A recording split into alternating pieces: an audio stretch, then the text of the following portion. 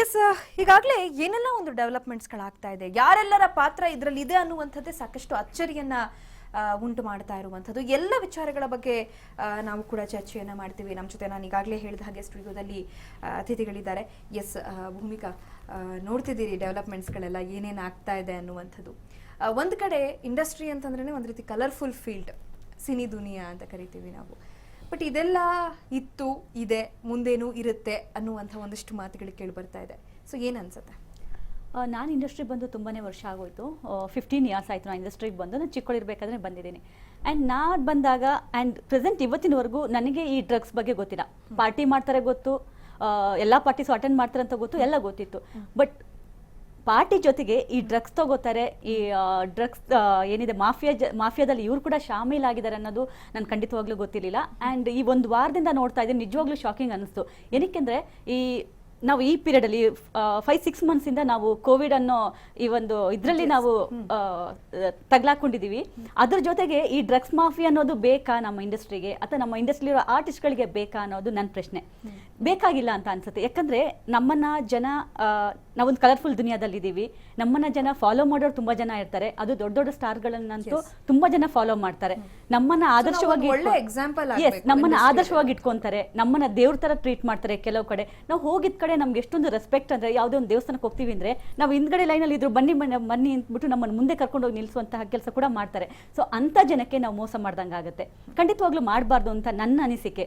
And ಈಗ ಏನಾಗಿದೆ ಅಂದರೆ, ಮೊದಲಿಂದಲೂ ಇತ್ತು ಮಡಿವಂತಿಕೆ, ಫ್ಯಾಮಿಲಿ ಒಳಗೆ ಮಡಿವಂತಿಕೆ ತುಂಬ ಇದೆ. ನಾವು ಯಾವುದೋ ಒಂದು ಮಡಿವಂತಿಕೆ ಫ್ಯಾಮಿಲಿಯಿಂದ ಬಂದಿರ್ತೀವಿ. ಏನಾಗುತ್ತೆ, ಇಂಡಸ್ಟ್ರಿ ಅಂತ ನಾವು ಸೇರ್ಕೊಂಡ್ಮೇಲೆ ನಮ್ಮ ಫ್ಯಾಮಿಲಿ ಬಿಟ್ಟು ಆಚೆ ನಮ್ಮನ್ನು ಮಾತಾಡೋದು ಬೇರೆ ಥರ ಇರುತ್ತೆ. ಇಂಡಸ್ಟ್ರಿಗೆ ಹೋಗಿದ್ದಾರೆ, ಅವರು ಹೆಣ್ಮಕ್ಳೇನು ಸರಿ ಇಲ್ವೇನೋ, ದಾರಿ ಬಿಟ್ಟು ಬೇರೆ ದಾರಿ ಹಿಡ್ದಿದ್ದಾರೇನೋ ಅನ್ನೋಂಥ ಮಾತುಗಳು ತುಂಬ ಕಡೆ ಇದೆ.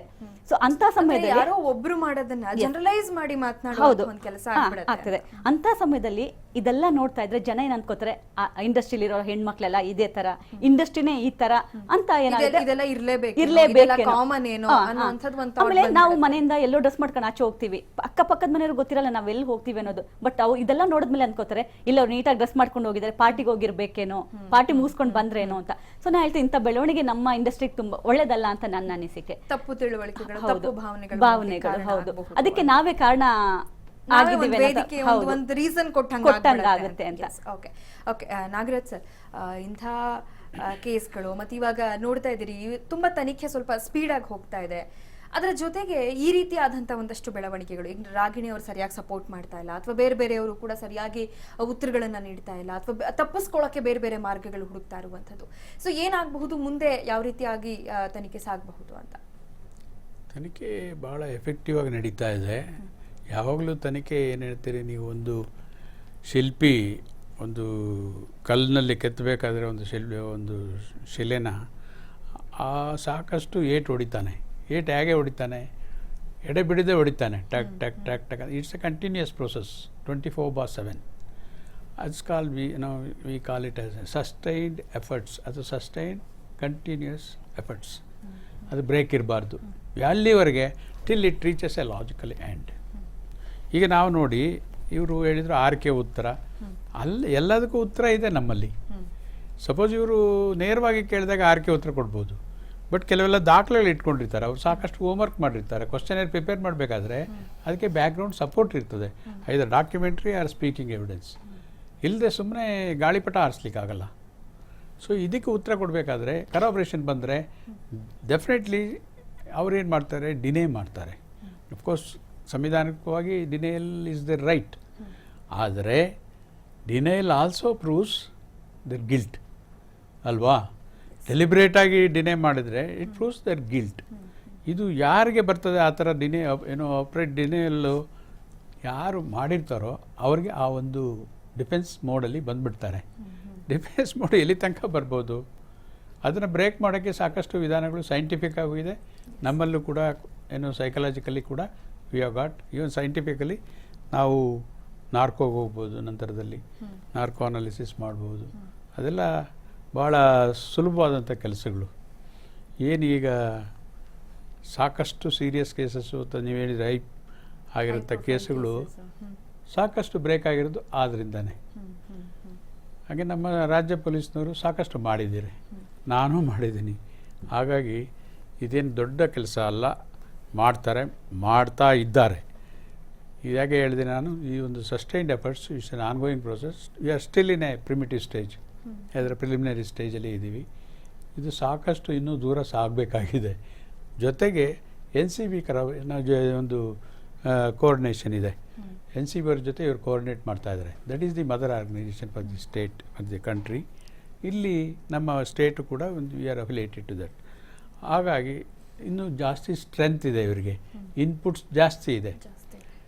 ಏನೋ ಒಂದು ಪೊಲೀಸ್ ಸ್ಟೇಷನ್ ಲೆವೆಲಲ್ಲಿ ಮಾಡ್ತಾ ಇದ್ದಾರೆ ಅಂದರೆ ಲಿಮಿಟೆಡ್ ರಿಸೋರ್ಸಸ್ ಇರ್ತವೆ. ಇಲ್ಲಿ CCB ಕನ್ಸಿಡರಬಲಿ better equipped and better resource ಇರ್ತಕ್ಕಂಥ ಆರ್ಗನೈಸೇಷನು ಸಿಟಿಯಲ್ಲಿ. ಹಾಗೆ ರಾಜ್ಯದಲ್ಲಿ ತಗೊಂಡ್ರೆ ಇನ್ನು CID ಆ ಥರದ್ದು ಇದ್ದಾವೆ. ಆ ಒಂದು ದಿಸೆಯಲ್ಲಿ ಈಗ ಪೊಲೀಸರದ್ದು ದೇ ಆರ್ 100% ಕಮಿಟೆಡ್. ಆ ಒಂದು ದಿಕ್ಕಿನಲ್ಲಿ ಹೋಗ್ತಾ ಇದ್ದಾರೆ ಅವರು. ಆ ಕಮಿಟ್ಮೆಂಟ್ ಅಷ್ಟರ ಮಟ್ಟಿಗೆ ಇದೆ ಅಂತ ಹೇಳಿದ್ರೆ 100% ಇದೆ. ಯಾಕೆಂದರೆ ಅದು ರಾಗಿಣಿಗೆ ಯಾಕೆ ಮುಟ್ತಾಯಿದ್ರು? ಎಲ್ಲರೂ ಏನು ಸಾಕಷ್ಟು ಪ್ರೆಷರು ಅದು ಇದು ಏನು ನೀವು ಹೇಳ್ದಂಗೆ ಹೈ ಪ್ರೊಫೈಲ್ ಬರೋದೇ ಈ ಥರ ಸೆಲೆಬ್ರಿಟೀಸು ಅಥವಾ ಪೊಲಿಟಿಷಿಯನ್ಸು ಆ ಥರದವರು ಸಿಕ್ಕಾಕೊಂಡಾಗ. ಆಗ ಎಲ್ಲ ರೀತಿಯ ಜನ ಅವರಿಗೆ ಸಪೋರ್ಟ್ ಇರ್ತಾರೆ. ಅಂಥ ಪ್ರೆಷರನ್ನು ಪೊಲೀಸರು ನಿಗ್ರಹಿಸೋದು ಅವರಿಗೆ ತರಬೇತಿ ಆಗಿರುತ್ತೆ. ಅದು ಪಾರ್ಟ್ ಆಫ್ ದೇರ್ ಪ್ರೊಫೆಷನ್ ಅನ್ನೋ ಮಾತುಗಳು ಕೂಡ ಕೇಳಿ ಬಂತು. ಆ ಪ್ರೆಷರ್ ವಿಲ್ ನಾಟ್ ವರ್ಕೌಟ್. ಈಗ ನಾನು ಹೇಳೋದು, ನಮ್ಮಲ್ಲಿ ನಾನು ಕೂಡ ಸಾಕಷ್ಟು ಹೈ ಪ್ರೊಫೈಲ್ ಕೇಸಸ್ ಡೀಲ್ ಮಾಡೋದ್ರಿಂದ ಸಬ್ಕೋಸನೋ ಆಪ್ಸೆಕರು ಅಂದರೆ ಯಾರ ಮಾತು ತೆಗೆದಾಕಬೇಡಿ. ಏನಾದ್ರು ಒಂದು ಇನ್ಪುಟ್ ಬಂದರೆ you verify it. If it is genuine ಅಂದರೆ ತಗೊಳ್ಳಿ, ಇಲ್ಲ ಅಂದರೆ ಬಿಟ್ಬಿಡಿ. ಬಟ್ ಎಲ್ಲರ ಮಾತು ಕೇಳಬೇಕು. ಯಾರಪ್ಪ ಮಾತಾಡಿದ್ರೆ ಅವ್ರ ಮಾತು ಆಲಿಸಲಿಲ್ಲ ಅಂತಂದರೆ ಅವನಿಗೆ ಒಂಥರ ಬೇಜಾರಾಗುತ್ತೆ. ಏನೋ ಪೊಲೀಸ್ನವರು ಇಲ್ಲಿ ಹುಕ್ಕಪ್ ಮಾಡ್ತಾಯಿದ್ದಾರೆ ಅಥವಾ ಮ್ಯಾನುಫ್ಯಾಕ್ಚರ್ ಮಾಡ್ತಾಯಿದ್ದಾರೆ ಅಂತ ಬರ್ತದೆ. ಆ ಥರ ಬರಬಾರ್ದು. ಇಂಪಾರ್ಷಿಯಲ್ ಎನ್ಕ್ವೈರಿ ಇರಬೇಕು, ಫರ್ಮ್ ಆಗಿರಬೇಕು, ಮತ್ತು ಇಟ್ಸ್ ಎ ಫೋಕಸ್ಡ್ ಇನ್ವೆಸ್ಟಿಗೇಷನ್ ಇರಬೇಕು. ಇಲ್ಲಿ ಫೋಕಸ್ಸು ಡ್ರಗ್ ಪೆಡ್ಲಿಂಗ್ ಇರ್ಬೋದು, ಡ್ರಗ್ ಟ್ರಾನ್ಸ್ಪೋರ್ಟ್ ಇರ್ಬೋದು, ಮಾರ್ಕೆಟಿಂಗ್ ಇರ್ಬೋದು, ಕನ್ಸಂಪ್ಷನ್ ಇರ್ಬೋದು, ವಾಟ್ ಎವರ್ ಮೇ ಬಿ, ಅಥವಾ for the sake of business ಮಾಡ್ತಾ ಇರ್ಬೋದು. ಇದೆಲ್ಲ ಆಯಾಮಗಳಲ್ಲೂ ಕೂಡ ಎಲ್ಲ ಒಂದು even harbouring of the person who is involved in this affair ಅದು ಕೂಡ ಅಫೆನ್ಸೇ. ಹಾಗಾಗಿ ಯಾವ ಒಂದು ಆಯಾಮದಲ್ಲಿ ತಗೊಂಡ್ರೂ ಕೂಡ ಅದರಲ್ಲಿ ಏನಾದ್ರು ಒಂದು ಲಿಂಕ್ ಸಿಕ್ಕಿದರೆ ಅವರಿಗೆ ಇಲ್ಲಿ ಬಂಧಿಸಲಿಕ್ಕೆ ಏನೋ ಚಾನ್ಸಸ್ ಇದೆ. ಬಿಕಾಸ್ ಲಾ NDPS ಆ್ಯಕ್ಟ್ ಇದೆಯಲ್ಲ, ಅದು ಇಟ್ಸ್ ವೆರಿ ವೆರಿ ಕ್ಲಿಯರ್. ಎಲ್ಲ ಆಸ್ಪೆಕ್ಟ್ಸನ್ನು ಕವರ್ ಮಾಡಿದ್ದಾರೆ. ಇತ್ತೀಚೆಗೆ ನಿಮ್ಗೆ ಹೇಳಬೇಕಾದ್ರೆ ಸುಪ್ರೀಂ ಕೋರ್ಟ್ ಅಬ್ಸರ್ವೇಷನ್ ಮಾಡಿದ್ದಾರೆ. ಅದರಲ್ಲಿ 3 ಕ್ಯಾಟಗರಿ ಮಾಡಿದರು. ಏನೋ ಸ್ಮಾಲ್ ಕ್ವಾಂಟಿಟಿ, ಮೀಡಿಯಮ್ ಕ್ವಾಂಟಿಟಿ ಅಥವಾ ಕಮರ್ಷಿಯಲ್ ಕ್ವಾಂಟಿಟಿ ಅಂತ. ಈಗ ಅದನ್ನಿಲ್ಲ. Any amount of use is punishable with similar of penalty ಅಥವಾ ಪನಿಷ್ಮೆಂಟ್ ಅಂತ. ಅದು ಒಂದು ಒಳ್ಳೆಯ move. But observation of Supreme Court is law until and unless it is amended. So ಆ ಆಸ್ಪೆಕ್ಟಲ್ಲಿ ಇನ್ವೆಸ್ಟಿಗೇಷನ್ ಮಾಡಿದರೆ ಎಂಥವೂ ಕೂಡ ಇಲ್ಲಿ ಕನಿಷ್ಠ 10 ವರ್ಷದ ಮೇಲ್ಪಟ್ಟು ಶಿಕ್ಷೆಗೆ ಗುರಿ ಆಗಬೇಕಾಗತ್ತೆ. ಆಮೇಲೆ ಸಾಕಷ್ಟು ಸುಲಭದಲ್ಲಿ ಎಸ್ಕೇಪ್ ಆಗೋಕ್ಕಾಗಲ್ಲ. ಕಾರಣ ಇನ್ನೊಂದೇನೆಂದರೆ ಇದೆಲ್ಲ scientific protocol of investigation is based on mostly scientific evidence. Yes, ಡ್ರಗ್ನ ಒಂದು ಆಳ ಅಗಲ, ಒಂದು ಜಾಲದ ಆಳ ಅಗಲ ಹೇಗಿದೆ ಅನ್ನುವಂಥದ್ರ ಬಗ್ಗೆ ಚರ್ಚೆಯನ್ನು ಮಾಡ್ತಾ ಇದ್ವಿ. ಎಸ್ ರೋಹಿತ್ ಸರ್, ಈಗಾಗಲೇ ಕಾನೂನಾತ್ಮಕವಾಗಿ ಈ ಒಂದು ವಿಚಾರಗಳನ್ನು ಯಾವ ರೀತಿಯಾಗಿ ನೋಡಲಾಗುತ್ತೆ ಅಂತ. ಯಾಕಂದರೆ ಡ್ರಗ್ ತಗೊಳ್ಳೋದು ಒಂದು ಕಡೆ, ಅಥವಾ ಡ್ರಗ್ ಸೇಲ್ ಮಾಡೋದು ಆ್ಯಸ್ ಅ ಬಿಸ್ನೆಸ್ ಕಮರ್ಷಿಯಲಿ ಅದನ್ನು ಮಾಡೋದು ಒಂದು ಕಡೆ. ಸೊ ಹೇಗೆ ಎಲ್ಲಕ್ಕೂ ಒಂದೇ ರೀತಿಯಾದಂಥ ಒಂದು ಶಿಕ್ಷೆ ಇರುತ್ತಾ, ಅಥವಾ ಎಲ್ಲರದ್ದೂ ಒಂದೇ ರೀತಿಯಾದಂಥ ಪಾತ್ರ ಇರುತ್ತಾ, ಅಥವಾ ಬೇರೆ ಬೇರೆಯಾಗಿ ನೋಡಲಾಗುತ್ತಾ ಅದನ್ನು? ಈ NDPS act is a central act. Central act enacted by the government of India in 1985 in persons of the single act of national ಎಲ್ಲ ನೇಷನ್ಸ್ಗಳು ಸೇರಿ ಒಂದು ಸಿಂಗಲ್ ಆ್ಯಕ್ಟ್ ಅಂತ ಮಾಡಿದರು. 1961ವರೆಗೆ ನಮ್ಮ ಭಾರತ ದೇಶದಲ್ಲಿ smoking of cannabis was legal.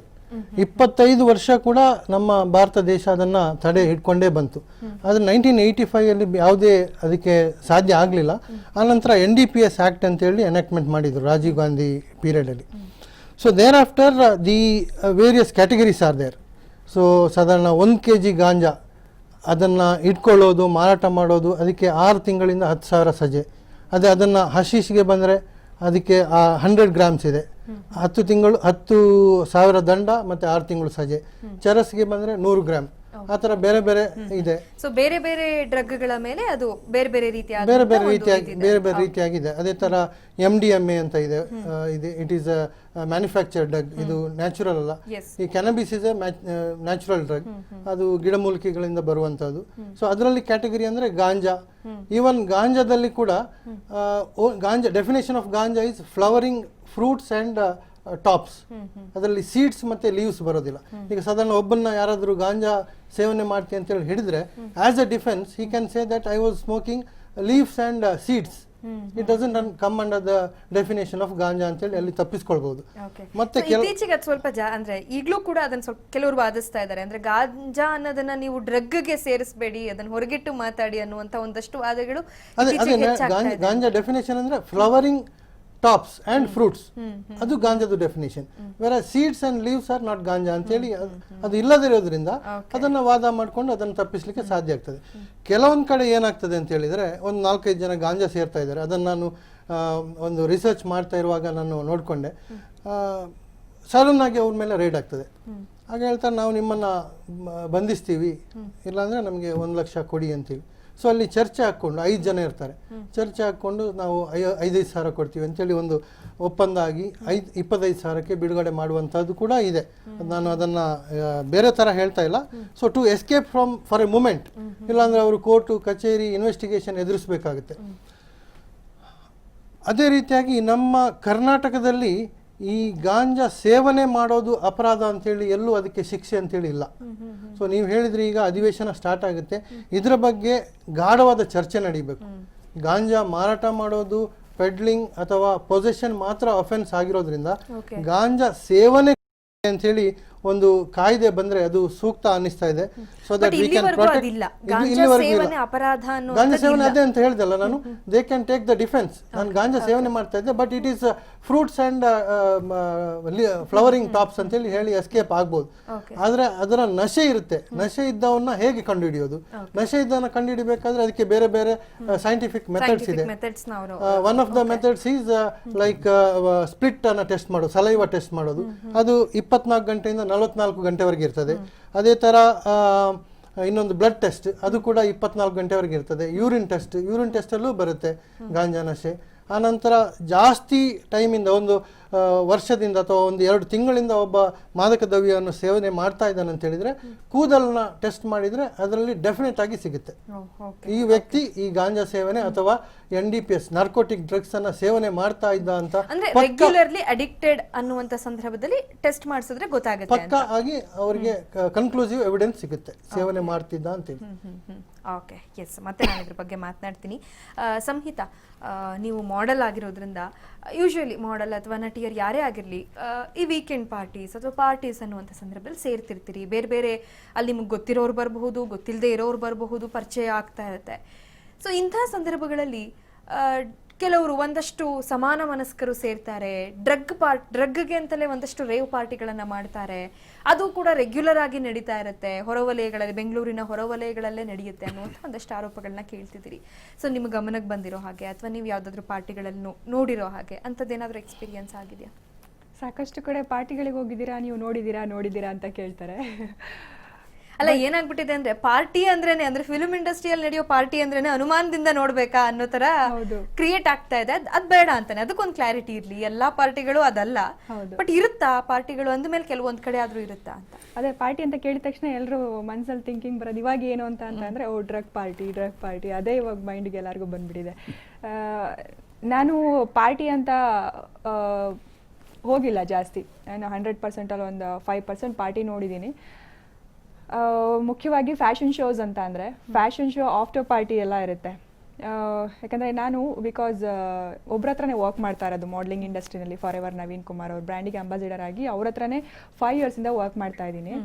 May be ಬೇರೆ designers ಜೊತೆ work ಮಾಡಿ ಇಲ್ಲ ಬೇರೆಯವ್ರ ಜೊತೆ ಸೇರ್ಕೊಂಡು ಏನಾದರೂ ಇದ್ದಿದ್ರೆ ರೆಗ್ಯುಲರ್ ಆಗಿ ಪಾರ್ಟಿ ಅಟೆಂಡ್ ಮಾಡ್ತಾ ಇದ್ನೇನೋ, ರೆಗ್ಯುಲರ್ ಆಗಿ ಏನಾದರೂ ಈ ಥರ ಕಾಣ್ತಾ ಇತ್ತೇನೋ. ಬಟ್ ನಾನು ಮಾಡಲಿಂಗ್ ಇಂಡಸ್ಟ್ರಿನಲ್ಲಿ ಒಬ್ಬರ ಹತ್ರನೇ ವರ್ಕ್ ಮಾಡೋದ್ರಿಂದ ಸೊ ಅದೊಂದು ರೂಲ್ಸ್ ರೆಗ್ಯುಲೇಷನ್ಸ್ ಎಲ್ಲ ಇರುತ್ತೆ. ಮತ್ತು ಇನ್ನೊಂದು ಮಾಡೆಲ್ಸ್ ಅಂತ ಅಂದರೆ ಅವರ ಮೇಂಟೈನ್ ಮಾಡಬೇಕು, ಡಯಟಿಂಗ್ ಆಗಲಿ ಪ್ರತಿಯೊಂದರಲ್ಲೂ ಮೇಂಟೈನ್ ಮಾಡಬೇಕಾಗಿರುತ್ತೆ. ಸೊ ಹಾಗಾಗಿ ನಾನು ಸಾಕಷ್ಟು ಪಾರ್ಟಿಗಳಿಗೆ ಹೋಗಿರೋದಂತೂ ಇಲ್ಲ. ಸೊ ಪಾರ್ಟಿಗಳು ನೋಡಿದ್ದೀನಿ, ಬಟ್ ಪಾರ್ಟಿಗಳ ಇದ್ರೂ ಕೂಡ ಅಲ್ಲಿ ಯಾರು ಎದುರುಗಡೆ ಆಪೋಸಿಟ್ ಯಾರು ಡ್ರಗ್ ತಗೊಳ್ಳೋದಿಲ್ಲಲ್ಲ, ಗೊತ್ತೇ ಆಗೋದಿಲ್ಲ ನಮಗೆ.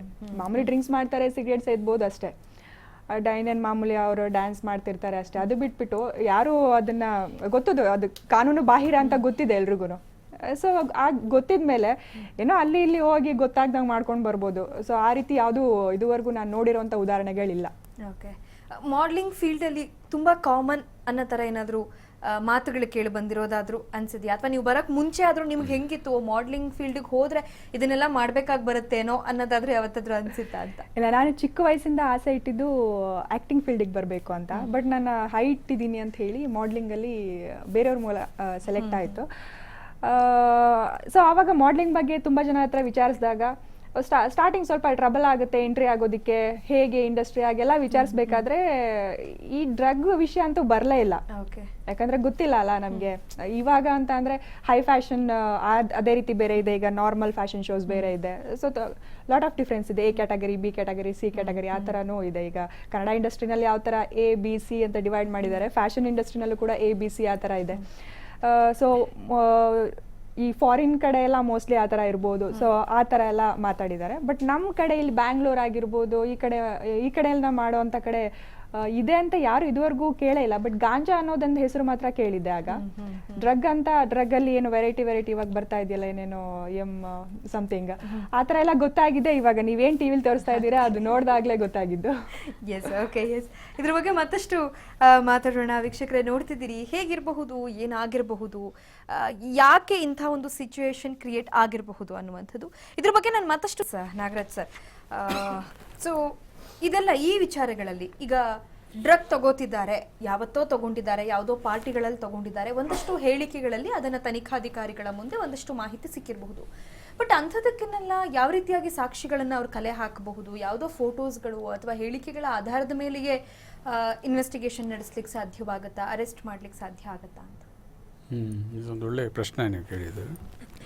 ಒಬ್ಬ ಕಳ್ತನ ಮಾಡಿದಾನೆ ಅಂದರೆ ಅವನು ಏನು ಕಳ್ತನ ಮಾಡಿದಾನೆ ಆ ವಸ್ತು ರಿಕವರಿ ಮಾಡಿದರೆ CRPC ಪ್ರಕಾರ ಅದು ಡಿಸ್ಕವರಿ ಆಗುತ್ತೆ. Discovery of fact or material is admissible law, because ಅವನು ಕನ್ಫೆಷನ್ ಮಾಡಿರ್ತಾನೆ ಪೊಲೀಸರ ಮುಂದೆ. ಆಮೇಲೆ ಸಬ್ಸಿಕ್ವೆಂಟಾಗಿ that can be used against the person. ಇಲ್ಲಿ ಬೇರೆ ಏನು ಹೇಳಿದ್ರು ಕೂಡ ಅದು ಅಡ್ಮಿಷನ್ ಆಗಲ್ಲ, because accused cannot speak against himself. ಆದ್ದರಿಂದ is a very important aspect of the investigation. ಇಲ್ಲಿ ಕೂಡ what is the evidence we can collect it from the accused the perpetrators ಅಂದರೆ ಆ ಡ್ರಗ್ ಕನೆಕ್ಟೆಡ್, ನಾವೇನು ಡ್ರಗ್ ಯೂಸ್ ಮಾಡಿದ್ದಾರೆ ಅಥವಾ ಇದು ಅಂತ ಹೇಳಿದರೆ ಪೊಸಿಷನ್ ಇರಬೇಕು, ಆ ಮೆಟೀರಿಯಲ್ ರಿಕವರ್ ಆಗಬೇಕು. ಸಬ್ಸಿಕ್ವೆಂಟಾಗಿ that has to be proved that is one of the enlisted narcotic drugs ಅಥವಾ ಸಬ್ಸ್ಟೆನ್ಸ್ ಅಂತ. ಅದೇ ಥರ ಯೂಸ್ ಮಾಡಿದರೆ it will have definitely, it will contaminate your normal blood.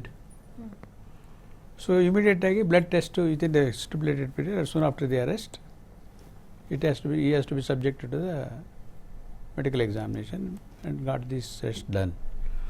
Adu, if it is proved subsequently that it possesses so and so material, then it is a question of admissibility. Admissibility to the extent of 27 Evidence Act ಅಲ್ಲಿ ಏನು ಬರ್ತದೆ ಅದು ಬರ್ತದಲ್ಲಿ. So ನಿಮ್ಮ ಬ್ಲಡ್ಡಲ್ಲಿ ನಾನು ಹಾಕಿಲ್ಲ ಏನು drug, it is natural. You are not a patient of any prescribed drug which is narcotic drug by any doctor for any ailment. ಆ ಥರ ಏಲ್ಮೆಂಟ್ಸ್ ನಿಮ್ಮಲ್ಲಿ ಇಲ್ಲ. You are a normal person. ಆಗಿದ್ದ ಮೇಲೆ you abuse the drug. It's not use, it's an abuse. Because normal, most of the drugs are used also. It can be used for medical purposes. ನಿಮಗೆ ಗೊತ್ತಿದೆ, especially cancer patients, even accidental ಕೇಸಸ್ಸಲ್ಲಿ. Accident ಕೇಸಲ್ಲಿ normally ಎಲ್ಲ fractures ಆದರೆ ಅದು ಎಮರ್ಜೆನ್ಸಿಗೆ ತಂದರೆ ಅವ್ರಿಗೆ ಎಲ್ಲ ಕಡೆ ಫ್ರ್ಯಾಕ್ಚರ್ ಆಗಿರೋದು ಸಿವಿಯರ್ ಪೇಯ್ನ್ ಇರುತ್ತೆ. ಆವಾಗ ಅವರು you has to be under drugs in order to kill the pain. ಆವಾಗ ಒಂದು ಪೇಯ್ನ್ ಮರೆದು ಟ್ರೀಟ್ಮೆಂಟ್ ಆಗಬೇಕಾದ್ರೂ ಕೂಡ ಕೊಯ್ತಾರೆ, ಮಾಡ್ತಾರೆ, ಸ್ಯೂಚರ್ ಮಾಡ್ತಾರೆ, ಏನೆಲ್ಲ ಮಾಡ್ತಾರೆ to stop the bleeding and other things. ಅದಕ್ಕೆ ಬೇಕೇ ಬೇಕು under prescription of the doctor.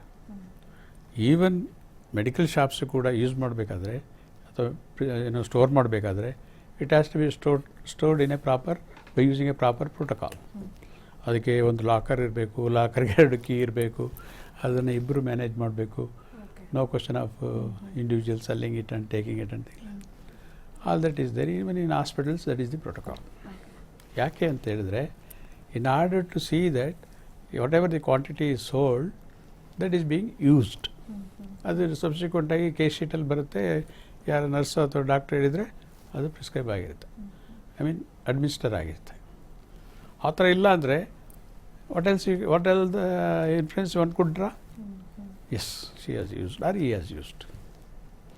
That is a very good question you asked and it's a very important part of the investigation. Okay sir, ಇದೇ ವಿಚಾರವಾಗಿ ಒಂದಿಷ್ಟು ವಾದಗಳಾಯಿತು. ಈಗೇನು arrest ಮಾಡಿದ್ದೀರಾ, ಇಂಡಸ್ಟ್ರಿಯವರೇ ಒಬ್ರು ಕೇಳಿದಂಥ ಪ್ರಶ್ನೆ ಇದು. ಈಗ ರಾಗಿಣಿನ ಅರೆಸ್ಟ್ ಮಾಡಿದ್ದೀರಾ, ವಿಚಾರಣೆ ನಡೆಸ್ತೀರಾ, ಯಾವತ್ತೋ ಏನೋ ತಗೊಂಡಿರ್ತಾರೆ ಯಾವುದೋ ಪಾರ್ಟಿನಲ್ಲಿ, ಇನ್ ಕೇಸ್ ಹಂಗಾಗಿದ್ರು ತಾನೇ ನೀವು ಹೆಂಗೆ ಪ್ರೂವ್ ಮಾಡೋಕ್ಕಾಗತ್ತೆ ಅದನ್ನು ತನಿಖಾಧಿಕಾರಿಗಳು ಅಂತ? ಎಷ್ಟು ದಿನದೊಳಗಡೆ ಅವ್ರನ್ನ ಟೆಸ್ಟ್ ಮಾಡ್ಲಿಕ್ಕೆ ಸಾಧ್ಯ ಆಯಿತು? ಇವರು 1 ವಾರ ಇದೆಲ್ಲ ವಿಚಾರಗಳು ಬಂದಾದ ನಂತರ ಅರೆಸ್ಟ್ ಮಾಡಿದ್ರು, CCB ನೋಟಿಸ್ ಕೊಡ್ತು, ಹೇಗೆ ಪ್ರೂವ್ ಮಾಡ್ತಾರೆ ಅಂತ? ನಿಜ, ಅಮೆಚ್ಯೂರ್ ಆದರೆ ಅದೇ ಸ್ಟಿಪ್ಯುಲೇಟೆಡ್ ಪೀರಿಯಡಲ್ಲಿ ಮಾಡಬೇಕಾಗತ್ತೆ. ಸಪೋಸ್ ಎಬಿಚುವಲ್ ಆಗಿದ್ರೆ, ಎಬಿಚುವಲ್ ಆದರೆ it will definitely the remnants ಅಥವಾ residues will deposit in sub parts. Nails ಎಲ್ಲ ಆಗ್ಬೋದು, ಏರ್ಸ್ ಎಲ್ಲ ಆಗ್ಬೋದು, ಇಲ್ಲೆಲ್ಲ ಇರ್ತದೆ. ಸೊ ಆಗ there are various other scientific methods. They will definitely extract the residues of the drug you have used. ಈಗ ನಮ್ಮಲ್ಲೂ ಕೂಡ ಎಷ್ಟೋ ಮೆಡಿಸಿನ್ಸ್, ಆಂಟಿಬಯೋಟಿಕ್ಸ್ ನಾವು ತೊಗೊಳ್ತೀವಿ ರೆಕ್ಲೆಸ್ ಆಗಿ, ಎಸ್ಪೆಷಲಿ ಆಂಟಿಬಯೋಟಿಕ್ಸು. ಅದು ನಾವು ಏನೋ ಒಂದು ಕಾಯಿಲೆಗೆ ತಗೊಂಡ್ರೆ ಆ ಕಾಯಿಲೆನ ವಾಸಿ ಮಾಡೋದಿಲ್ಲ ಕೆಲವು drugs. It will affect other organs and cause counter effects. ಈಗ ರೆಮಿಡಿ ಆಗೋ ಬದಲು ಕ್ರಿಯೇಟ್ಸ್ ಮೋರ್ ಪ್ರಾಬ್ಲಮ್ಸ್ ಅಲ್ವಾ? ಹಾಗೆ ಅದು ಯಾಕೆ ಆಯಿತು ಅಂತ ಡಾಕ್ಟರ್ ಸಬ್ಸಿಕ್ವೆಂಟಾಗಿ ಇನ್ವೆಸ್ಟಿಗೇಷನ್ ಮಾಡಿದಾಗ, because of the use of so medicine R the drug, it is proven and it is time tested method. ಅದಕ್ಕೆ ಡ್ರಗ್ಸ್ ಅಥವಾ ಮೆಡಿಸಿನ್ಸ್ ನೀವು ಯೂಸ್ ಮಾಡಬೇಕಾದ್ರೆ one should be very careful. Necessity ಇದ್ದಷ್ಟು, ನೆಸೆಸಿಟಿಗೆ ತಕ್ಕಷ್ಟು ಮಾತ್ರ ಯೂಸ್ ಮಾಡಬೇಕು. Suppose 3 ದಿವಸ ತೊಗೊಳ್ಳಿ ಅಂದರೆ ನಾವು 6 ದಿವಸ ತೊಗೊಳ್ಳೋದು, ಅಥವಾ ಕೆಲವೆಲ್ಲ ಡ್ರಗ್ಸ್ ಪ್ರೊಲಾಂಗ್ ಟ್ರೀಟ್ಮೆಂಟಿಗೆ 6 ತಿಂಗಳು ತೊಗೊಳ್ಳಿ ಅಂದರೆ ನಾವು 1 ವರ್ಷ 2 ವರ್ಷ ತೊಗೊಳ್ಳೋದು ವಿತೌಟ್ ಎನಿ ಮೆಡಿಕಲ್ ಅಡ್ವೈಸ್. ಅವೆಲ್ಲ ತಪ್ಪು. ಅವೆಲ್ಲ ಕೌಂಟರ್ ಎಫೆಕ್ಟ್ಸ್ ಭಾಳ ಇರ್ತವೆ. ಆಮೇಲೆ ಇನ್ನೊಂದು ಸೀರಿಯಸ್ ಡಿಸೀಸು ನಾವು ತುತ್ತಾಗ್ತೀವಿ. ಓಕೆ ಭೂಮಿಕಾ ಅವರೇ, ಇನ್ನು ಇಂಡಸ್ಟ್ರಿ ಅನ್ನುವಂಥ ವಿಚಾರ ಬಂದರೆ, ಇಂಡಸ್ಟ್ರಿ ಅನ್ನೋದಕ್ಕಿಂತ ಹೆಚ್ಚಾಗಿ ಈಗೆಲ್ಲ ಒಂದು ರೀತಿ ಏನಾಗಿದೆ ಅಂತಂದರೆ, ಎಲ್ಲರಿಗೂ ಹೈಫೈ ಲೈಫ್ ಬೇಕು, ಲಕ್ಸುರಿಯಸ್ ಲೈಫ್ಗಳು ಬೇಕು. ಒಬ್ರನ್ನೊಬ್ರು ನೋಡ್ತಾರೆ, ಸೋಷಿಯಲ್ ಮೀಡಿಯಾಗಳಲ್ಲಿ ಫಾಲೋ ಮಾಡ್ತಾರೆ. ಅದ್ರ ಹಿಂದೆ ಏನು ಹಾರ್ಡ್ ವರ್ಕ್ ಇರುತ್ತೆ, ಅವ್ರು ಎಷ್ಟು ವರ್ಷ ಕಷ್ಟಪಟ್ಟಿರ್ತಾರೆ, ಅದು ಯಾರಿಗೂ ಬೇಡ. ಫೈನಲ್ ರಿಸಲ್ಟ್ ಏನಿದೆ ಅದು ಎಲ್ರಿಗೂ ಬೇಕು. ಇವತ್ತು ಲೈಫ್ ಹಾಗಾಗ್ಬಿಟ್ಟಿದೆ. ಎಲ್ಲೋ ಒಂದು ಕಡೆ ಆ ತುಡಿತ ಅಥವಾ ಆದಷ್ಟು ಬೇಗ ದುಡ್ಡು ಮಾಡಿಬಿಡ್ಬೇಕು, ಆದಷ್ಟು ಬೇಗ ಆ ಒಂದು ಸೆಲೆಬ್ರಿಟಿ ಲೈಫ್ನ ಲೀಡ್ ಮಾಡಬೇಕು ಅನ್ನುವಂಥದ್ದಕ್ಕೆ ಇಂಥದ್ದನ್ನೆಲ್ಲ ಮಾರ್ಗ ಮಾಡ್ಕೊಳ್ತಾ ಇದ್ದಾರಾ? ಬೇರೆ ಬೇರೆ ಮಾರ್ಗಗಳನ್ನ ಹುಡುಕೊಳ್ತಾ ಇದ್ದಾರಾ? ಖಂಡಿತವಾಗ್ಲೂ ಅಂತ ಅನ್ಸುತ್ತೆ. ಇತ್ತೀಚೆಗೆ ಬರುವಂತಹ ಯಾರು ಇದ್ದಾರೆ ನಮ್ಮ ಇಂಡಸ್ಟ್ರಿಗೆ ಬರಬೇಕು ಅಂತ ಇರೋರು ಎಲ್ಲರೂ ಅದೇ ಥರ, ಲೈಕ್ ಪಾರ್ಟಿ ಅಟೆಂಡ್ಸ್ ಮಾಡಬೇಕು, ಸ್ಟೇಟಸ್ ಬಿಲ್ಡ್ ಆಗುತ್ತೆ, ಅಲ್ಲೊಂದಷ್ಟು ಜನ ಕಾಂಟ್ಯಾಕ್ಟ್ ಬೆಳೆಯುತ್ತೆ, ಆಮೇಲೆ ಯಾವುದೋ ಒಂದು ಪಕ್ಕ ಚಾನ್ಸ್ ಸಿಗುತ್ತೆ ಅನ್ನೋ ಇದಕ್ಕೆ ತುಡಿತಕ್ಕೊಳಗಾಗ್ತಾರೆ ಅಂತ ಹೇಳ್ತೀವಲ್ಲ. ಸೊ ಆ ಥರ ಅವ್ರಲ್ಲಿ ಹುಮ್ಮಸ್ಸು ಜಾಸ್ತಿ. ನಾನು ಏನು ಕೊಟ್ಟರು ಮಾಡ್ತೀನಿ, ನನಗೇನೇ ಆಗಲಿ ನನ್ನ ಚಾನ್ಸ್ ಬೇಕು ಅನ್ನೋ ಥರ ಇರ್ತಾರೆ. ಸೊ ಅಂಥವ್ರು ಈ ಥರ ಬಲಿಗೆ ತುತ್ತಾಗ್ತಾರೆ. ಯಾರೋ ಮಾಡಿದ ತಪ್ಪಿಗೆ ಇವ್ರು ಬಂದಿದ ತಕ್ಷಣ ಏನಾಗ್ತದೆ, ಅದೇ ನೀವು ಹೇಳ್ದಂಗೆ ಸ್ಟೇಟಸ್ ಮೇಂಟೈನ್ ಮಾಡೋದಕ್ಕೆ ಬಂದಿದ ತಕ್ಷಣ ಕೆಲವ್ರು ಏನಾಗ್ತದೆ, ನಾವೆಲ್ಲ ಮುಂಚೆ ಬಂದಾಗ ನಾವು 2 ವೀಲರ್ ಓಡಾಡ್ತಾ ಇದ್ವಿ, ಕ್ಯಾಬಲ್ಲಿ ಓಡಾಡ್ತಾ ಇದ್ವಿ, ಎಲ್ಲ ಓಡಾಡ್ತಾ ಇದ್ವಿ ನಾವು. ಬಟ್ ಇವಾಗಿನವ್ರು ಹಂಗಲ್ಲ. ಅವ್ರು ಬಂದಿದ ತಕ್ಷಣ ಇನ್ನೂ ಒಂದು ಸಿನಿಮಾನೂ ಮಾಡಿರಲ್ಲ, ಅಷ್ಟು ಬೇಗ ವೆಹಿಕಲ್ಸ್ ತಗೊಂತಾರೆ, ಮನೆ ತಗೊಂತಾರೆ. ಸೊ ಇಲ್ಲಿಂದ ಬರುತ್ತೆ. ನಿಜವಾಗ್ಲೂ ಅದ್ರ ಬಗ್ಗೆ ತನಿಖೆ ಮಾಡಲೇಬೇಕಾಗುತ್ತೆ. ಇವಾಗ ನಾನೊಬ್ಬ ಇಂಡಸ್ಟ್ರಿ ಇದ್ಕೊಂಡು, ಸೊ ಯಾರೇ ಆಗಲಿ ಅದನ್ನು ತನಿಖೆ ಮಾಡಲೇಬೇಕಾಗುತ್ತೆ. ತುಂಬ ವರ್ಷದಿಂದ ಮೊನ್ನೆ ಯಾರೋ ಒಬ್ರು ಟ್ವೀಟ್ ಮಾಡಿದ್ರು, ನಾವು ಇಷ್ಟು ವರ್ಷದಿಂದ ಇಂಡಸ್ಟ್ರಿಲಿ ಇದ್ದೀವಿ, ನಾವೇನು ಮಾಡಲಿಲ್ಲ, ನೆನ್ನೆ ಮೊನ್ನೆ ಬಂದವರಲ್ಲ ಏನೋ ಮಾಡ್ಬಿಟ್ರಲ್ಲ ಅನ್ನೋದು. ಹೌದು. ಸೊ ನಾವು ಅದನ್ನ ಹೇಳ್ಬಾರ್ದು. ಸೊ ಹೇಳ್ಬಿಡು, ಅದು ನಿಜ ಅಂತ ಅನ್ಸುತ್ತೆ. ಯಾಕೆ ನಾವು ಬಂದಾಗ ನಮಗೆ ಕೆಲಸ ಬೇಕು, ಕೆಲಸದಲ್ಲಿ ಏನು ಸಂಬಳ ಕೊಡ್ತಾರೆ, ಕೆಲಸ ಕಮ್ಮಿ ಪೇಮೆಂಟ್ ಅಂತ ನಾವು ಒಪ್ಕೊಳಕ್ ಹೋಗಲ್ಲ. ಬಟ್ ಇವಾಗ ನೋಡಿದ್ರೆ ಆ ಕಮ್ಮಿ ಕೆಲಸ ಬೇಕು, ಕೆಲಸ ಸಿಗ್ತಾ ಇಲ್ಲ, ಆ ಒಂದು ರೀಸನ್ಗೋಸ್ಕರ ಮಾಡ್ತೀವಿ. ಬಟ್ ಇವಾಗ ಬಂದವ್ರು ಹಾಗಲ್ಲ, ಅವ್ರಿಗೆ ಪೇಮೆಂಟ್ ಕೊಡದೇ ಇದ್ದು ಪರವಾಗಿಲ್ಲ, ಅವ್ರು ಮಾಡ್ತಾರೆ. ಏನಕ್ಕೆ ಅವ್ರಿಗೆ ಬೇರೆ ದಾರಿಗಳಿದೆ. ಆದಾಯದ ಮೂಲಗಳು ಆದಾಯದ ಬೇರೆ ಬೇರೆ ಮೂಲಗಳು ಮಾಡ್ಕೊಂಡಿದ್ದಾರೆ. ಬೇರೆ ಇದೆ. ಸೊ ಹಾಗಾಗಿ ನಾವು ಹೇಳ್ಬೋದು, ಯಾಕಂದ್ರೆ ನಾವು ಇದೇ ಇಂಡಸ್ಟ್ರಿಯಲ್ಲಿ ಇದೀವಿ, ನಾವು ಹೇಳೋದು ತಪ್ಪಾಗುತ್ತೆ. ಬಟ್ ಯಾಕಂದ್ರೆ ಅದು ನಡೀತಿರೋದಂತೂ ಸತ್ಯ. ಅವಕಾಶಗಳು ಜಾಸ್ತಿ ಸಿಗ್ತಾ ಇದೆ ಅವರಿಗೆ. ಸೊ ಅವ್ರಿಗೆ ಅವಕಾಶ ಜಾಸ್ತಿ ಸಿಕ್ಕಿ ಹಳಬ್ರು ಯಾರಿದ್ದಾರೆ ಅವ್ರಿಗೆ ಅವಕಾಶಗಳು ಕಮ್ಮಿ ಆಗ್ತಾ ಇದೆ. ಸೊ ನಾವೇನ್ ಮಾಡಿ ಏನೂ ಇಲ್ಲ, ಈ 5-6 months ಇಂದ ಕೆಲಸ ಇಲ್ಲದೆ ನಾವು ತುಂಬಾ ಒದ್ದಾಡಿದೀವಿ. ಯಾಕಂದ್ರೆ ಕೆಲವರು ಏನಂತಾರೆ, ಇಂಡಸ್ಟ್ರಿ ನಂಬ್ಕೊಂಡಿರೋರು ತುಂಬಾ ಜನ ಇದ್ದಾರೆ, ಅದೇ ಅವ್ರಿಗೆ ಆದಾಯ, ಅದು ಬಿಟ್ಟರೆ ಇನ್ನೇನು ಇಲ್ಲ. ನಾವು ಈ ಇಂಡಸ್ಟ್ರಿ ಬಿಟ್ಟು, ಈ ಸಿನಿಮಾ ಬಿಟ್ಟು ನಾವೆಲ್ಲೂ ಆಚೆ ಹೋಗೋಕ್ಕಾಗಲ್ಲ. ಯಾಕಂದ್ರೆ 4 ಜನ ನಾವೆಲ್ಲೋ ಹೋದ್ರೂ ಗುರುತಿಸ್ತಾರೆ. ನಾವು ಇನ್ನೊಬ್ರು ಕೈ ಕೆಳಗೆ ಕೆಲಸ ಮಾಡೋಕ್ಕಾಗಲ್ಲ, ನಮ್ಗೆ ತುಂಬಾ ಕಷ್ಟ ಆಗುತ್ತೆ. ಕೆಲಸ ಇಲ್ವಾ, ನಮ್ಮ ಮನೇಲೇ ಇರಬೇಕು. ಸೊ ಈ ಪರಿಸ್ಥಿತಿಗೆ ನಾವು ಬಂದಿದ್ದೀವಿ. ಸೊ ಇನ್ನು ಮುಂದೆ ಆದರೂ ನಮ್ಮ ಇಂಡಸ್ಟ್ರಿ ಸ್ವಲ್ಪ ಕ್ಲೀನ್ ಆಗಲಿ ಅನ್ನೋದು. ಯಾಕಂದ್ರೆ ನಮ್ಮ ಇಂಡಸ್ಟ್ರಿ ಅವ್ರದ್ದು ಕೆಲವು ತಪ್ಪಿದೆ. ಬೆಳೆಸೋರ್ನೇ ಬೆಳೆಸ್ತಾರೆ. ಯಾವುದೇ ಫಂಕ್ಷನ್ ಆಗಲಿ, ಯಾವುದೇ ಮತ್ತೊಂದಾಗಲಿ, ಎಲ್ಲದಕ್ಕೂ ಅವರೇ ಬೇಕು. ಈ ಥರ ಆದಾಗ ಒಬ್ಬರು ಬರ್ತಾ ಇಲ್ಲ, ಅವ್ರ ಪರವಾಗಿ ಮಾತಾಡ್ಬೋದಲ್ಲ. ಅದೆಲ್ಲ ಅವ್ರ ಪರವಾಗಿ ಕ್ಯಾಂಪೇನ್ ಮಾಡ್ತಾರೆ, ಎಲ್ಲ ಮಾಡ್ತಾರೆ. ಇಂಥ ಪರಿಸ್ಥಿತಿಯಲ್ಲಿ ಬರಬೇಕು, ಕೇಳಬೇಕು, ಅವ್ರ ಮುಂದೆ ಬಂದು ಏನಕ್ಕೆ ಈ ಥರ ಮಾಡಿದೆ ಅಂತ ಕೇಳಬೇಕು. ಯಾಕೆ ಕೇಳಲ್ಲ ಯಾರೂ? ಸೊ ನಾನು ಹೇಳ್ತೀನಿ, ಇನ್ನು ಮುಂದೆ ಒಳ್ಳೆತನಕ್ಕೆ ಎಲ್ರು ಅಪ್ಪ ಅಮ್ಮ ಅಂತಾರಲ್ಲ, ಹಂಗೆ ಯಾವ್ದಾದ್ರು ಒಂದ್ ಕೆಟ್ಟದ್ ಸಿಗಾಕೊಂಡಾಗ ಯಾರು ಇಲ್ಲ, ಅವ್ರಿಗೆ ಯಾರು ಗೊತ್ತೇ ಇಲ್ಲ. ಮೊನ್ನೆ ಬಂದಿರೋರು ಅವರೆಲ್ಲ ನಮ್ಮ ಇಂಡಸ್ಟ್ರಿ ಅವರ ಅಂತ ಪ್ರಶ್ನೆ ಮಾಡಿದವರು ಇದ್ದಾರೆ. ಅವ್ರು ನಮ್ಮ ಇಂಡಸ್ಟ್ರಿ ಅವರ, ನೀವು ಅವರೆಲ್ಲ ಇಂಡಸ್ಟ್ರಿ ಅಂತ ಕರೀತೀರಾ? ಏನು ಹೇಳ್ತಾರೆ, ತಪ್ಪು ಮಾಡಿದ ತಕ್ಷಣ ಅಯ್ಯೋ ಅವರೆಲ್ಲ ನೆನ್ನೆ ನಮ್ಗೆ ಗೊತ್ತೇ ಇಲ್ಲ, ಅವ್ರು ಯಾರು ಅಂತಾನೆ ಗೊತ್ತಿಲ್ಲ, ಅವ್ರ ಸಿನಿಮಾನೇ ನೋಡಿಲ್ಲ, ಇಂಡಸ್ಟ್ರಿ ಅಂತೀರಾ ಅಂತ ಪ್ರಶ್ನೆ ಮಾಡಿದವರು. ಇಂಡಸ್ಟ್ರಿ ಅನ್ನೋದು ತಪ್ಪು ಅಂದ್ರೆ ನಾವು ಎಲ್ರಿಗೂ ಹೇಳಕ್ ಆಗಲ್ಲ. ಒಂದು ಒಳ್ಳೆ ಕೆಲಸ ಮಾಡಿದಾಗ ನಾವ್ ಹೇಳ್ಕೊತೀವಲ್ವಾ ನಮ್ಮ ಇಂಡಸ್ಟ್ರಿ ಅವರು ಅಂತ. ಹೌದು. ಒಂದ್ ಕುಟುಂಬ ಅಂದ್ಮೇಲೆ ನೀವ್ ಕೆಟ್ಟ ಕೆಲಸ ಮಾಡ್ಲಿ, ಒಳ್ಳೆ ಕೆಲಸ ನಿಮ್ ಕುಟುಂಬದವರು ಅವರು, ಅದನ್ನ ಸರಿ ಮಾಡ್ಕೊಳ್ಳೇಬೇಕು. ತಿದ್ದಿ ಬುದ್ಧಿ ಹೇಳಿ ಮುಂದೆ ಎಲ್ಲಿ ತಪ್ಪಾಗಿದೆ ಅಲ್ಲೇ ಸರಿ ಮಾಡ್ಕೋಬೇಕು. ನನಗನ್ಸುತ್ತೆ ಇದೆಲ್ಲ ಮುಂಚೆನೆ ಎಲ್ರಿಗೂ ಗೊತ್ತಿತ್ತೋ ಗೊತ್ತಿಲ್ವೋ ಗೊತ್ತಿಲ್ಲ. ಗೊತ್ತಿದ್ರೆ ಕರ್ಸಿ ಹೇಳ್ಬೋದಾಗಿತ್ತು, ಈ ತರ ತಪ್ಪು ನಡೀತಾ ಇದೆ, ತಪ್ಪಾಗಿದೆ, ತಿದ್ಕೊಳ್ಳಿ. ಯಾಕಂದ್ರೆ ಮುಂದೆ ಈ ತಪ್ಪುಗಳನ್ನ ಮುಂದೆ ಬರೋ ಜನರೇಷನ್ ಮಾಡಬಾರ್ದು. ಈಗ ಹಂತ ಮೀರಿ ಹೋಗ್ಬಿಟ್ಟಿದೆ, ಇದು ತುಂಬಾ ಮುಂದಕ್ಕೆ ಹೋಗಿದೆ. ಸೊ ತನಿಖಾಧಿಕಾರಿಗಳೇ ಸರಿ ಮಾಡ್ಬೇಕು, ಮತ್ತು ಅದ್ರ ಮುಂದಿನ ಪ್ರೋಸೆಸ್ ಏನಿದೆ ಅದನ್ನ ಮಾಡ್ಬೇಕಾದಂತ ಒಂದು ಹಂತದಲ್ಲಿ ಈಗಿದೆ ಅನ್ನುವಂಥದ್ದು. ಏನ್ ಗೊತ್ತಾ, ನ್ಯಾಯ ಸಿಗ್ಲೇಬೇಕು ಈ ವಿಷಯದಲ್ಲಿ. ಯಾರು ತಪ್ಪು ಮಾಡಿದಾರೆ ಅವ್ರಿಗೆ ಶಿಕ್ಷೆ ಆಗ್ಲೇಬೇಕು ಅಂತ ಹೇಳ್ತೀನಿ. ಯಾಕಂದ್ರೆ ಮುಂದೆ ಬರೋರು ಈ ತಪ್ಪುಗಳನ್ನ ಮಾಡಬಾರ್ದು. ಒಂದು ಎಚ್ಚರಿಕೆ ಎಲ್ಲ ಫಿಲ್ಮ್ ಫೀಲ್ಡ್ ಅಂತಲ್ಲ, ಯಾರೇ ಪ್ರತಿಯೊಂದು ಯಂಗ್ ಜನರೇಷನ್ ಗೆ ಒಂದು ಎಚ್ಚರಿಕೆ. ಆಮೇಲೆ ಈ ಡ್ರಗ್ಸ್ ಬಗ್ಗೆ ನೀವು ಹೇಳಿದ್ರೆ, ಡ್ರಗ್ಸ್ ಬಗ್ಗೆ ನಮ್ಗೆ ಗೊತ್ತಿಲ್ಲ, ಅದ್ರಲ್ಲಿ ಏನೇನ್ ಕ್ಯಾಟಗರಿ ಇದೆ. ಅವ್ರು ಆಗ್ಲೇ ಹೇಳ್ದಂಗೆ ABCD ಏನೇನೋ ಕ್ಯಾಟಗರಿ, ನಮ್ಗೆ ಅದ್ರ ಬಗ್ಗೆ ಏನೂ ಗೊತ್ತಿಲ್ಲ. ಏನದು ಗಾಂಜಾ ಬಗ್ಗೆ ಅಷ್ಟೇ ಗೊತ್ತಿತ್ತು. ಯಾಕಂದ್ರೆ ಗಾಂಜಾ ಅನ್ನೋದೇ ದೊಡ್ಡ ವಿಷಯ ನಮ್ಗೆ. ಗಾಂಜಾ ತಗೊಂತಾರ ಅನ್ನೋದೇ ದೊಡ್ಡ ವಿಷಯ ಆಗಿತ್ತು. ಈಗ ನೋಡಿದ್ರೆ ಇಷ್ಟೊಂದು ಇದೆ, ಅದ್ರಲ್ಲಿ ತುಂಬಾ ಇದೆ, ಅಂದ್ರೆ ಗಾಂಜಾ ಯಾವ ಲೆಕ್ಕನೂ ಅಲ್ಲ ಅನ್ನೋ ತರ ಆಗಿದೆ. ಓಕೆ, ಎಸ್ ವೀಕ್ಷಕರೇ, ಎಸ್ ಈಗ ಇಷ್ಟೆಲ್ಲ ವಿಚಾರಗಳನ್ನ ನಾವು ನೋಡ್ತಾ ಇದ್ದೀವಿ. ರೋಹಿತ್ ಅವರೇ, ಈ ಕೇಸ್ಗಳಲ್ಲಿ ಈಗ ಒಂದು ಇಲ್ಲಿ ರಾಗಿಣಿ ಅವರು ಡ್ರಗ್ ತಗೋತಾ ಇದ್ರ ಅಥವಾ ಡ್ರಗ್ ಸಪ್ಲೈ ಮಾಡ್ತಾ ಇದೆಯಾ ಅಥವಾ ಅವರು ಡ್ರಗ್ ಪೆಡ್ಲರಾ ಅನ್ನುವಂಥದ್ರ ಬಗ್ಗೆ ಈಗ ತನಿಖೆ ನಡೀತಾ ಇದೆ. ಅದಾದ ನಂತರದಲ್ಲಿ ಒಂದು ಸ್ಪಷ್ಟ ಚಿತ್ರಣ ಸಿಗುತ್ತೆ ಅನ್ನುವಂಥದ್ದು. ಒಂದು 12 ಜನರ ವಿರುದ್ಧ ಒಂದು FIR ದಾಖಲಾಗಿದೆ. ಎಲ್ಲರೂ ಕೂಡ ಒಂದಲ್ಲ ಒಂದು ರೀತಿಯಲ್ಲಿ ತುಂಬಾ ಇನ್ಫ್ಲೂಯೆನ್ಸ್ ಇರುವಂತಹ ವ್ಯಕ್ತಿಗಳು, ಬೇರೆ ಬೇರೆ ಕಡೆ ಎಲ್ಲ ಇದು ಜಾಲ ಹೋಗಿದೆ ಅಂತ ಹೇಳಿ. ಸೊ ಈ ವಿಚಾರಗಳಲ್ಲಿ ಈಗ ಯಾವ ರೀತಿಯಾಗಿ ಏನು ಆಪ್ಷನ್ಸ್ ಏನಿರುತ್ತೆ ಅಂತ. ಈಗ ರಾಗಿಣಿ ಅವರಿಗೆ 3 ದಿನ ಕಸ್ಟಡಿ ಕೊಟ್ಟಿದ್ರು. ಈಗ ಕಸ್ಟಡಿ ಮುಗಿತಾ ಇದೆ. ಕಸ್ಟಡಿ ಮುಗಿಯೋವರೆಗೂ ಅವರು ಕೂಡ ಒಂದಷ್ಟು ಟೈಮ್ ಮುಂದಕ್ಕೆ ಹಾಕ್ತಾ ಇದ್ದಾರೆ ಅಂತ ಹೇಳಿ. ಯಾಕಂದ್ರೆ ತನಿಖೆಗೂ ಕೂಡ ಅವ್ರು ಸಹಕರಿಸ್ತಾ ಇಲ್ಲ, ಯಾವುದೇ ಪ್ರಶ್ನೆಗಳಿಗೆ ಸರಿಯಾದಂಥ ಮಾಹಿತಿಯನ್ನ ನೀಡ್ತಾ ಇಲ್ಲ. ಈಗ ಅದೇ ಆಧಾರದ ಮೇಲೆ ಮತ್ತಷ್ಟು ದಿನ ಅವರು ಕಸ್ಟಡಿಗೆ ತಗೋಬಹುದಾ, ಕೊಡಬಹುದಾ, ಹೇಗೆ ನಡೆಯುತ್ತೆ ಮುಂದೆ? ಈಗ ಒಂದ್ಸಲ ಅರೆಸ್ಟ್ ಮಾಡಿದ ನಂತರ ಅದಕ್ಕೆ ಭಾರತೀಯ ದಂಡ ಸಂಹಿತೆ 57ರ ಪ್ರಕಾರ ಪೊಲೀಸರಿಗೆ 24 ಗಂಟೆ ಅವಕಾಶ ಇದೆ ಕಸ್ಟಡಿ ಇಟ್ಕೊಳ್ಳೋದಕ್ಕೆ. ಆನಂತರ ಕೋಡ್ ಆಫ್ ಕ್ರಿಮಿನಲ್ ಪ್ರೊಸೀಜರ್, ಆನಂತರ ಅವ್ರನ್ನ ಮ್ಯಾಜಿಸ್ಟ್ರೇಟ್ ಮುಂದೆ ಪ್ರೊಡ್ಯೂಸ್ ಮಾಡ್ತಾರೆ. ಮ್ಯಾಜಿಸ್ಟ್ರೇಟ್ ಪ್ರೊಡ್ಯೂಸ್ ಮಾಡಿದಾಗ ಅವರು ರಿಮ್ಯಾಂಡ್ ಅಪ್ಲಿಕೇಶನ್ ಫೈಲ್ ಮಾಡ್ತಾರೆ, ನಮಗೆ ಪೊಲೀಸ್ ಕಸ್ಟಡಿ ಬೇಕು ಅಂತೇಳಿ. ಸಾಧಾರಣವಾಗಿ 14 ದಿನ ಕೇಳ್ತಾರೆ. ಮ್ಯಾಜಿಸ್ಟ್ರೇಟ್ ಏನು ಮಾಡ್ತಾರೆ, ಅವರ ಫ್ಯಾಕ್ಟ್ಸ್ ಆ್ಯಂಡ್ ಸರ್ಕಮ್ಸ್ಟಾನ್ಸಸ್ ನೋಡಿಕೊಂಡು ಎಷ್ಟು ದಿನ ಕೊಡ್ಬೋದು ಅಂತೇಳಿ ಅವರೊಂದು ಡಿಸೈಡ್ ಮಾಡಿ ಕೊಟ್ಟಿರ್ತಾರೆ. ಈಗ 3 ದಿನ ಕೊಟ್ಟಿದ್ದಾರೆ. ಮುಂದಕ್ಕೆ ಬೇಕಾದರೆ ನಮ್ಮದು ಇನ್ಕಂಪ್ಲೀಟ್ ಆಗಿದೆ ಇನ್ವೆಸ್ಟಿಗೇಷನ್, ನಮಗೆ ಇನ್ನೂ ಹಲವಾರು ದಿನ ಬೇಕು ಅಂತ ಕೇಳಿದರೆ ಕೊಡುವ ಸಾಧ್ಯತೆ ಕೂಡ ಇದೆ. ಈಗ ಇಷ್ಟು 3 ದಿನದಲ್ಲಿ ಈ ರಾಗಿಣಿಯವರು ಯಾವುದೇ ತ್ರುಟಿ ಬಿಚ್ಚಿಲ್ಲ, ಯಾವುದೇ ಪ್ರಶ್ನೆಗಳಿಗೆ ಸಮರ್ಪಕವಾದ ಉತ್ತರವನ್ನು ಕೊಟ್ಟಿಲ್ಲ ಅಂತ ಹೇಳಬೇಕಾದ್ರೆ ಅವ್ರಿಗೆ ಕೂಡ ಸಂವಿಧಾನದ ಅಡಿಯಲ್ಲಿ ರೈಟ್ ಟು ರಿಮೈನ್ ಸೈಲೆಂಟ್ ಅಂತೇಳಿ ಒಂದು ಪ್ರೊವಿಷನ್ ಕೂಡ ಇದೆ. ಅವ್ರು ಕೇಳಿದ ಪ್ರಶ್ನೆಗಳಿಗೆಲ್ಲ ಉತ್ತರ ಕೊಡಬೇಕಾದ ಅವಶ್ಯಕತೆ ಇಲ್ಲ.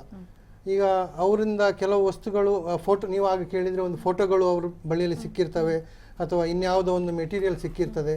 ಅದು ಅವರು ನನ್ನದೇ ಅಥವಾ ನನಗೆ ಸಂಬಂಧಪಟ್ಟದ್ದು ಅಂತೇಳಿ ಒಪ್ಕೊಳ್ಳೋದಿದ್ದಾಗ ಅವರು ದಟ್ ಈಸ್ ನಾಟ್ ಅಡ್ಮಿಸಿಬಲ್. ಅದು ಅವ್ರದೇ ಅಂತ ಹೇಳಿ ಪ್ರೂವ್ ಆಗಬೇಕು. ಒಬ್ಬ ಸೆಲೆಬ್ರಿಟಿ ಆಗಿರೋದ್ರಿಂದ ಅವ್ರು ಹೇಳ್ಬೋದು ನನ್ನ ಜೊತೆ ಫೋಟೋ ಏನು ಯಾರು ಬೇಕಾದರೂ ಬಂದು ತಗೊಳ್ತಾರೆ, ನನ್ನ ಫ್ಯಾನ್ಸ್ ಅವರು ಬಂದು ತಗೊಂಡ್ರು, ಅದು ಹೆಂಗೆ ನನಗೆ ಸಂಬಂಧಪಟ್ಟಿರೋದಾಗತ್ತೆ ಅನ್ನೋ ಪ್ರಶ್ನೆ ಅವರು ಇಡ್ಬೋದು. ಅದನ್ನು ಹೇಳ್ತಾ ಇದ್ದೀನಿ ನಾನು. Just because somebody says that ಇವ್ರು ನಿನ್ನ ಜೊತೆ ಇದ್ದಾರೆ ಅಂತ ಹೇಳಿದ್ರೆ ಅದು ಎವಿಡೆನ್ಸ್ ಅಲ್ಲ. ಅದು the person just she is accused of an offence until proved and pronounce by the competent court guilty ಅಂತೇಳಿ she is presume to be innocent. So ಈಗ ನಮ್ಮ ಭೂಮಿಕಾ ಅವರು ಹೇಳಿದರು ನಮ್ಮ ಇಂಡಸ್ಟ್ರಿಗೆ ಕೆಟ್ಟ ಹೆಸರು ಬಂದಿದೆ ಅಂತೇಳಿ. ಇದು ಬರೀ ಇಂಡಸ್ಟ್ರಿಗೆ ಅಂತ ಅಲ್ಲ, ಒಂದು ನಮ್ಮ ಕರ್ನಾಟಕ ರಾಜ್ಯಕ್ಕೆ, ನಮ್ಮ ಸಮಾಜಕ್ಕೆ ಕೂಡ ಇದು ಕೆಟ್ಟ ಹೆಸರು. ಇದನ್ನ ಜನ ನೋಡ್ತಾ ಇದ್ದಾರೆ. ಸೆಲೆಬ್ರಿಟಿಗಳು ಅಂತ ಹೇಳಿದ್ರೆ ಜನ ಕೆಲವರು ದೇವರಾಗಿ ಪೂಜೆ ಮಾಡೋರು ಕೂಡ ಇದ್ದಾರೆ, ಫಾಲೋ ಮಾಡೋರು ಇದ್ದಾರೆ. ಅದು ಪೂಜೆ ಮಾಡೋರು ಇದ್ದಾರೆ ಅಂತ ಯಾಕೆ ಹೇಳ್ತೇನೆ ಅಂತ ಹೇಳಿದ್ರೆ, ಮೊದಲು ನಮ್ಮ ಡಾಕ್ಟರ್ ರಾಜ್ಕುಮಾರ್ ಇದ್ರು, ನಟ ಸಾರ್ವಭೌಮ, ಅವ್ರನ್ನ ಎಷ್ಟೋ ಜನ ಪೂಜೆ ಮಾಡೋರು. ವಿಷ್ಣುವರ್ಧನ್ ಇದ್ರು, ಅಂಬರೀಷ್ ಅವರಿದ್ರು, ಅವ್ರನ್ನ ಎಷ್ಟೋ ಜನ ಪೂಜೆ ಮಾಡೋರು, ಅವರ ಅಭಿಮಾನಿಗಳು ಇದ್ರು, ಈಗಲೂ ಇದ್ದಾರೆ. ಕೆಲವು ಸೆಲೆಬ್ರಿಟಿಗಳಿದ್ದಾರೆ, ಅವರಿಗೆ ಕೂಡ ಅವ್ರನ್ನ ಫಾಲೋ ಮಾಡ್ತಾರೆ. ಅವ್ರು ಏನು ಮಾಡ್ತಾರೆ ಅದನ್ನೇ ಫಾಲೋ ಮಾಡ್ತಾರೆ. ಯಾರೋ ಒಬ್ಬ ಸಿಗರೇಟ್ ಸೇದೋದು, ಟಿ ವಿಯಲ್ಲಿ ಬಂದು ಸಿಗರೇಟ್ ಸೇದ ಅದೇ ಸ್ಟೈಲಲ್ಲಿ ಸಿಗರೇಟ್ ಸೇತಾನೆ, ಕೋಕ್ ಕುಡಿಯೋದಿದ್ರೆ ಅದೇ ಸ್ಟೈಲಲ್ಲಿ ಕೋಕ್ ಕುಡಿತಾನೆ, ಅದನ್ನು ಫಾಲೋ ಮಾಡಿ. ಅದಕ್ಕೋಸ್ಕರ ಇದು ಸಮಾಜದ ಪ್ರಶ್ನೆ, ಬರೀ ಇಂಡಸ್ಟ್ರಿಗೆ ಪ್ರಶ್ನೆ ಅಲ್ಲ, ಇದು ಸಮಾಜದ ಪ್ರಶ್ನೆ, ಮಕ್ಕಳ, ನಮ್ಮ ದೇಶದ ಮುಂದಿನ ಭವಿಷ್ಯದ ಪ್ರಶ್ನೆ. ಇದಕ್ಕೆ ನಾನು ಆವಾಗಲೇ ಹೇಳಿದೆ, ಸೂಕ್ತವಾದ ಪರಿಹಾರವನ್ನು ಕಂಡುಹಿಡಿಯಬೇಕು. ನೆಕ್ಸ್ಟ್ ಯಾವಾಗ ನಮ್ಮ ಸೆಷನ್ ಸ್ಟಾರ್ಟ್ ಆಗ್ತದೆ ಅದರಲ್ಲಿ ಈ ಲೆಜಿಸ್ಲೇಟರ್ಸ್ ಇದಕ್ಕೆ ಸೂಕ್ತವಾದ ಒಂದು ಪರಿಹಾರನ ಕಂಡುಹಿಡಿಕಿ ಈ ಗಾಂಜಾ ಅಥವಾ ಯಾವುದೇ ಡ್ರಗ್ಸ್ ಸೇವನೆ ಕೂಡ ಅಪರಾಧ, ಅಂಥವ್ರಿಗೆ ಕೂಡ ಜೈಲು ಶಿಕ್ಷೆ ಅಥವಾ ದಂಡ ಇದೆ ಅಂತೇಳಿ ಅವರು ಅದನ್ನು ಪರಿಗಣನೆ ಮಾಡಬೇಕು. ಅದೇ ಥರ ನಮ್ಮ ನೆರೆಯ ರಾಜ್ಯವಾದ ಮಹಾರಾಷ್ಟ್ರದಲ್ಲಿ ಮಹಾರಾಷ್ಟ್ರ ಪ್ರೊಹಿಬಿಷನ್ ಆ್ಯಕ್ಟ್ ಅಂತ ಇದೆ, ನಮ್ಮ ಕರ್ನಾಟಕದಲ್ಲಿ ಇಲ್ಲ. ಅಂಥ ಒಂದು ಆ್ಯಕ್ಟನ್ನು ಇಲ್ಲಿ ಕೂಡ ಅದನ್ನು ಎನಾಕ್ಟ್ಮೆಂಟ್ ಮಾಡಬೇಕು ಅಂತೇಳಿ ನಂದು ಈ ಒಂದು ರಿಕ್ವೆಸ್ಟ್. ಅದರಲ್ಲಿ ಏನಿದೆ ಅಂತೇಳಿ ಆ ಆ್ಯಕ್ಟಲ್ಲಿ ಏನಿದೆ ಅಂತ ಹೇಳಿದರೆ, no person shall manufacture liquor, construct or work any distillery or brewery. ಆದ ನಂತರ ಡ್ರಗ್ಸ್ಗಳ ಬಗ್ಗೆನೂ ಕೂಡ ಇದೆ. ಅಲ್ಲಿ ತಾಲೂಕು ಪಂಚಾಯತ್, ಗ್ರಾಮ ಪಂಚಾಯತ್ ಮತ್ತು ಈ ಜಿಲ್ಲಾ ಪಂಚಾಯತ್ ಅಂತಹ ಅಧಿಕಾರಿಗಳಿಗೆ ಕೂಡ ಒಂದು ಪವರ್ ಕೊಟ್ಟಿದ್ದಾರೆ. ಯಾರಾದರೂ ಒಬ್ಬ ಮಾಹಿತಿ ಕೊಟ್ಟರೆ, ಅಪರಿಚಿತ ವ್ಯಕ್ತಿ ಇಂಥ ಒಬ್ಬ ವ್ಯಕ್ತಿ ಗಾಂಜಾ ಕುಡಿದಿದ್ದಾನೆ ಅಥವಾ ಗಾಂಜಾ ಸೇವನೆ ಮಾಡಿದ್ದಾನೆ ಅಂತೇಳಿ ಮಾಹಿತಿ ಕೊಟ್ಟರೆ ಇಮಿಡಿಯೇಟ್ ಆಗಿ ಆ ಗಾಂಜಾ ಸೇವನೆ ಮಾಡಿದಂಥ ವ್ಯಕ್ತಿಯನ್ನು ಅರೆಸ್ಟ್ ಮಾಡಿ ಅವನನ್ನು ಕಾನೂನಿನ ಚೌಕಟ್ಟಿನಲ್ಲಿ ಏನು ಮಾಡಬೇಕು ಅದನ್ನು ಮಾಡ್ತಾರೆ. ನಾನು ಇವಾಗ ಹೇಳಿದಾಗೆ ಸೈಂಟಿಫಿಕ್ ಎವಿಡೆನ್ಸ್, ನಾಗರಾಜ್ ಸಾಹೇಬ್ ಹೇಳಿದ್ರು, ಸೈಂಟಿಫಿಕ್ ಎವಿಡೆನ್ಸ್ ಬಗ್ಗೆ ಈಗ ನಾನು ಒಪ್ಕೊಳ್ಳದೆ ಇದ್ದಾಗ, ಈಗ ರಾಗಿಣಿಯವರು ಒಪ್ಕೊಂಡಿಲ್ಲ, ಏನೂ ಒಪ್ಕೊಂಡಿಲ್ಲ, ಸೈಂಟಿಫಿಕ್ ಎವಿಡೆನ್ಸ್ ಇದೆ. ಸೈಂಟಿಫಿಕ್ ಎವಿಡೆನ್ಸ್ ಅಂದರೆ ಅದು ನಾರ್ಕೋ ಅನಾಲಿಸಿಸ್ ಟೆಸ್ಟ್ ಆಗ್ಬೋದು, ಅಥವಾ ಪಾಲಿಗ್ರಾಫ್ ಟೆಸ್ಟ್ ಆಗ್ಬೋದು, ಅಥವಾ BEAP ಅಂತ ಇದೆ, P300. ಅಲ್ಲಿ ಏನಾಗ್ತದೆ ಅಂತ ಹೇಳಿದರೆ, ನಾರ್ಕೋ ಅನಾಲಿಸಿಸಲ್ಲಿ ಇಂಟ್ರಾವಿನಸ್ ಇಂಜೆಕ್ಷನ್ ಕೊಡ್ತಾರೆ, ಸೋಡಿಯಂ ಪೆಂಥಾಲಾಲ್. ಅದನ್ನು ಕೊಟ್ಟಾಗ ಈ ಒಬ್ಬ ವ್ಯಕ್ತಿ ನಾರ್ಕೋ ಅನಾಲಿಸಿಸಲ್ಲಿ ಅವ್ನಿಗೆ ಏನು ಪ್ರಶ್ನೆ ಕೇಳ್ತಾರೆ ಅದಕ್ಕೆಲ್ಲ ಉತ್ತರ ಕೊಡ್ತಾ ಬರ್ತಾನೆ. ಅನಂತರ ಈ ಪಾಲಿಗ್ರಾಫ್ ಟೆಸ್ಟ್, ಅವನ ದೇಹಕ್ಕೆ ಬೇರೆ ಬೇರೆ ಕಾರ್ಡಿಯೋಗ್ರಾಫ್, ನ್ಯೂಮೋಗ್ರಾಫ್, ಕಾರ್ಡಿಯೋ ಕಫ್ಸ್ ಎಲ್ಲ ಅಳವಡಿಸ್ತಾರೆ. ನಾರ್ಮಲಲ್ಲಿ ಮಾತಾಡುವಾಗ, ನಾರ್ಮಲ್ ಸರ್ಕಮ್ಸ್ಟೆನ್ಸಲ್ಲಿ ಮಾತಾಡುವಾಗ ನೀವು ಪ್ರಶ್ನೆ ಕೇಳ್ತಾ ಇದ್ರೆ ನಾನು ನಾರ್ಮಲ್ ಆಗಿ ಉತ್ತರ ಕೊಡ್ತೀನಿ. ನಾನೇನಾದ್ರು ಸುಳ್ಳು ಹೇಳಿದರೆ ವೇರಿಯೇಷನ್ ಆಗ್ತದೆ, ಬ್ಲಡ್ ಪ್ರೆಷರ್ ವೇರಿಯೇಷನ್ ಆಗ್ತದೆ, ಸ್ಟಿಮ್ಯುಲಸ್ ವೇರಿಯೇಷನ್ ಆಗ್ತದೆ. ಅದೇ ಥರ BEP, brain electrical activation profile, ಇಲ್ಲಿ ಕೂಡ ಈ ಸ್ಕ್ಯಾನ್, ಈ ನಾರ್ಮಲ್ ಸೀನಲ್ಲಿ ಏನು ಒಂದು ಪಿಕ್ಚರ್ಗಳನ್ನು ತೋರಿಸ್ತಾರೆ, ಪಿಕ್ಚರ್ಗಳನ್ನು ತೋರಿಸಿ ಶಬ್ದಗಳನ್ನು ತೋರಿಸ್ತಾರೆ. ಆಗ ವ್ಯಕ್ತಿ ಹೇಗೆ ಸ್ಪಂದಿಸ್ತಾನೆ ಅದನ್ನು ರೆಕಾರ್ಡ್ ಆಗ್ತಾ ಇರ್ತದೆ. ಸಪೋಸ್ ನಾನು ತಪ್ಪು ಮಾಡಿದ ವ್ಯಕ್ತಿ ಆದರೆ ಈ ಫೋಟೋಗಳನ್ನು ನೋಡುವಾಗ, ಕ್ರೈಮ್ ಸೀನ್ ನೋಡಿದಾಗ, ಅದು ನೀವು ಹೇಳಿದಾಗೆ ಬೇರೆಯವರ ಫೋಟೋಗಳನ್ನು ನೋಡಿದಾಗ ನನ್ನ ವೇರಿಯೇಷನ್ ಆಗ್ತದೆ. ಆ ವೇರಿಯೇಷನ್ ಪ್ರಕಾರ ಯಾರು ಈ ಎಕ್ಸಾಮಿನ್ ಮಾಡ್ತಾರೆ, ಎಕ್ಸಾಮಿನರ್, ಅವರು he can draw certain inferences. Based on that the evidence can be collected. ಆದರೆ ಇಲ್ಲೂ ಕೂಡ ಏನಾಗ್ತದೆ ಅಂತ ಹೇಳಿದರೆ, ಈ 2010ನೇ ಇಸ್ವಿಯಲ್ಲಿ ಸುಪ್ರೀಂ ಕೋರ್ಟ್ ಏನು ಹೇಳಿದೆ ಅಂತ ಹೇಳಿದರೆ, ಈ ಟೆಸ್ಟ್ಗಳನ್ನು ಮಾಡಬೇಕಾದ್ರೂ ಕೂಡ person has to give his consent. ಅದನ್ನು ಬಲಾತ್ಕಾರವಾಗಿ ಮಾಡಲಿಕ್ಕಾಗಲ್ಲ. ನಾನು ನಿಮ್ಮನ್ನು ಈಗ ನಾರ್ಕೋ ಅನಾಲಿಸಿಸ್ ಟೆಸ್ಟ್ ಮಾಡ್ತೇನೆ ಅಂತೇಳಿ ಹೇಳ್ಕೊಂಡೋಗಿ ನಾರ್ಕೋ ಅನಾಲಿಸಿಸ್ ಟೆಸ್ಟ್ ಮಾಡಲಿಕ್ಕಾಗಲ್ಲ. Only if the person consents, ಆಯಿತು ನನಗೆ ಮಾಡಿ ಈ ಟೆಸ್ಟನ್ನು ಮಾಡಿ ಅಂತೇಳಿ ಬಂದಾಗ ಮಾತ್ರ ಮಾಡಲಿಕ್ಕೆ ಸಾಧ್ಯತೆ, ಇಲ್ಲಾಂದರೆ ಸಾಧ್ಯ ಇಲ್ಲ. ಸೊ ಇಲ್ಲಿ ಈ ರಾಗಿಣಿಯವರು ಏನು ಈ ಸಮರ್ಪಕವಾದ ಉತ್ತರವನ್ನು ಕೊಡ್ತಾ ಇಲ್ಲ, ಅವರಿಗೆ ಈ ಟೆಸ್ಟ್ಗಳನ್ನ ಮಾಡುವ ಸಾಧ್ಯತೆ ಇದೆ, ಆದರೆ ಅವರ ಕನ್ಸೆಂಟ್ ಬೇಕು. ಸೊ ಇದು ಕಾನೂನಿನ ಚೌಕಟ್ಟಿಯಲ್ಲಿ ಇರುವಂತಹ ವಿಷಯಗಳು. Okay, S. ಸಂಹಿತಾ, ಈ ವಿಚಾರಗಳಿಗೆ ಸಂಬಂಧಪಟ್ಟಂತೆ ಈಗ ನೀವು ಹೇಳಿದ್ರಿ ಎಲ್ಲ ಪಾರ್ಟಿಗಳಲ್ಲೂ ಕೂಡ ಅದೇ ರೀತಿಯಾಗಿರೋದಿಲ್ಲ ಅಂತ ಹೇಳಿ. ಆದರೆ ಒಂದಷ್ಟು ಅವಕಾಶಗಳು ಬೇಕು ಅಥವಾ ಕಾಂಟ್ಯಾಕ್ಟ್ಗಳು ಬಿಲ್ಡ್ ಆಗಬೇಕು ಅಂತಂದರೆ ಪಾರ್ಟಿಗಳನ್ನ ಅಟೆಂಡ್ ಮಾಡಲೇಬೇಕು, ಜನರ ಜೊತೆ ಬೆರೀಲೇಬೇಕು, ಅದು ತುಂಬ ಅವಶ್ಯಕ ಅನ್ನೋ ರೀತಿಯಲ್ಲಿ ಇದೆಯಾ ಮಾಡೆಲಿಂಗ್ ಫೀಲ್ಡ್ ಅಥವಾ? ಬಟ್ ನನ್ನ ಪರ್ಸ್ನಲ್ ಹೇಳಬೇಕು ಅಂತ ಅಂದರೆ ನಾನು ಆ ರೀತಿ ವೀಕ್ಲಿ ಪರ್ಸನ್ಸ್ನ ಮೀಟ್ ಮಾಡಬೇಕು ಆ ಥರ ಎಲ್ಲೂ ಹೋಗಿದ್ದಿಲ್ಲ. ಯಾಕಂದರೆ ನಿಮಗೆ ಆವಾಗಲೇ ಹೇಳಿದೆ ನಾನು ಒಬ್ಬರ ಹತ್ರನೇ ವರ್ಕ್ ಮಾಡ್ತಾ ಇರೋದು. So regular party girl. So regular ನನಗೆ ಶೋಸ್ ಇದ್ದೇ ಇರುತ್ತೆ. ನಾನು ಅವ್ರ ಹತ್ರ ವರ್ಕ್ ಮಾಡ್ತಿರೋದ್ರಿಂದ ನನಗೆ ರೆಗ್ಯುಲರ್ ಮಂತ್ಲಿ, ಈ ಕೊರೋನಾ ಟೈಮಲ್ಲಿ ಏನೂ ಇಲ್ಲ ಶೋಸ್, ಅದಕ್ಕೆಲ್ಲ ಮುಂಚೆ ಎಲ್ಲ ಮಂತ್ಲಿ 2-3 ಶೋಸ್ ಇರ್ತಾ ಇತ್ತು. ಸೊ ಹಂಗಾಗಿ ನನಗೆ ಬೇರೆ ಕಾಂಟ್ಯಾಕ್ಟ್ ಯಾರ್ದು ಅದು ಇದು ಅಂತ ಅದರಲ್ಲೇ ಟೈಮ್ ಹೋಗ್ಬಿಡುತ್ತೆ. ಅದರಲ್ಲೇ ಟೈಮ್ ಹೋಗ್ತಾ ರಿಹರ್ಸಲ್, ಓಕೆ ಅದರಲ್ಲೇ ಟೈಮ್ ಹೋಗ್ತಾ ಇತ್ತು. ದೆನ್ ಒಬ್ಬರ ಹತ್ರನೇ ವರ್ಕ್ ಮಾಡಿರೋದ್ರಿಂದ ನನಗೆ ಬೇರೆಯವ್ರ ಕಾಂಟ್ಯಾಕ್ಟ್ ಬೇಡ ಇತ್ತು. ಯಾಕಂದರೆ ಇವ್ರ ಹತ್ರನೇ 5 ಇಯರ್ಸಿಂದ ನಾನು ವರ್ಕ್ ಮಾಡ್ಕೊಂಡು ಹೋಗಿದ್ದೀನಿ, ಕಂಫರ್ಟೇಬಲ್ ಇದ್ದೆ ಎಲ್ಲ ರೀತಿಯಲ್ಲೂ, ಕಾಸ್ಟ್ಯೂಮ್ಸ್ ಆಗಿರ್ಬೋದು ಪ್ರತಿಯೊಂದು ಕೂಡ. ಸೊ ಹಾಗಾಗಿ ಬೇರೆಯವ್ರು ನಾನು ಹೇಳೋದು ಕೇಳಿದ್ದೀನಿ, ಕಾಂಟ್ಯಾಕ್ಟ್ ಬೆಳಿಬೇಕು ಅಂತ ಅಂದರೆ ಹೋಗಲೇಬೇಕು, ಇಲ್ಲ ಅಂತಂದರೆ ನನಗೆ ಶೋಸ್ ಸಿಗಲ್ಲ, ಆ ರೀತಿ ಎಲ್ಲ ಇದೆ. ಬಟ್ ನನ್ನ ಪರ್ಸ್ನಲ್ ಹೇಳಬೇಕು ಅಂದರೆ ನಾನು ಆ ರೀತಿ ಇದು ಮಾಡಿಲ್ಲ. ಯಾಕಂದರೆ ಅದೇ ಹೇಳಿದ್ನಲ್ಲ ಆಗಲೇ, ಸಾಕಷ್ಟು ಕಡೆ ಬೇರೆಯವ್ರ ಜೊತೆ ವರ್ಕ್ ಮಾಡ್ತಾ ಇದ್ದಿದ್ರೆ ಒಂದು ವೇಳೆ ಇವ್ರ ಜೊತೆ ವರ್ಕ್ ಮಾಡಿದೆ, ಸೊ ಅವ್ರು ಶೋ ಕೊಡೋದಿಲ್ಲ, ನೆಕ್ಸ್ಟ್ ಇನ್ನೊಬ್ರ ಜೊತೆ ಮೀಟ್ ಮಾಡಲೇಬೇಕು, ಪಾರ್ಟಿ ಅಟೆಂಡ್ ಮಾಡಲೇಬೇಕಪ್ಪ. ಸೊ ಆ ರೀತಿ ಏನಾದರೂ ಮನಸ್ಥಿತಿ ಬಂದರೂ ಬರ್ಬೋದಿತ್ತೇನೋ, ಏನಾದರೂ ನಾನು ಆ ಥರ ಇರಲಿಲ್ಲ ಅಂದಿದ್ರೆ. ಅಂತಹ ಸಿಚುವೇಶನ್ಗಳು ಕ್ರಿಯೇಟ್ ಆಗಿಲ್ಲ, ಹೌದು, ಬೇಕಾಗಿ ಬರಲಿಲ್ಲ.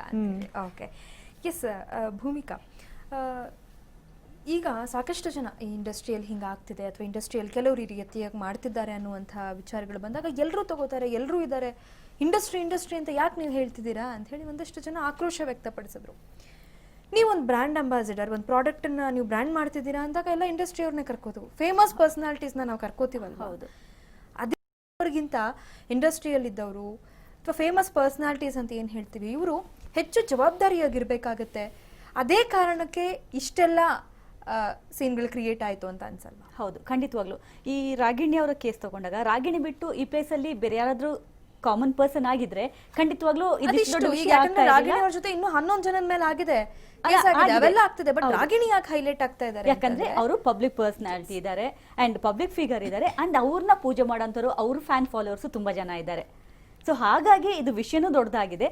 ಅಂಡ್ ನಾವು ಆಗ್ಲೇ ಹೇಳ್ದಾಗೆ ನಾವು ಮಾದರಿಯಾಗಿರ್ಬೇಕು, ನಮ್ಮನ್ನ ಫಾಲೋ ಮಾಡೋರು ತುಂಬಾ ಜನ ಇರ್ತಾರೆ, ನಾವು ಇನ್ನೊಬ್ಬರಿಗೆ ರಾಂಗ್ ಇನ್ಫಾರ್ಮೇಶನ್ ಕೊಡಬಾರ್ದು, ತಪ್ಪು ದಾರಿಲಿ ನಡೆಯೋ ತರ ನಾವು ಅವಕಾಶಗಳನ್ನ ಕೊಡಬಾರ್ದು.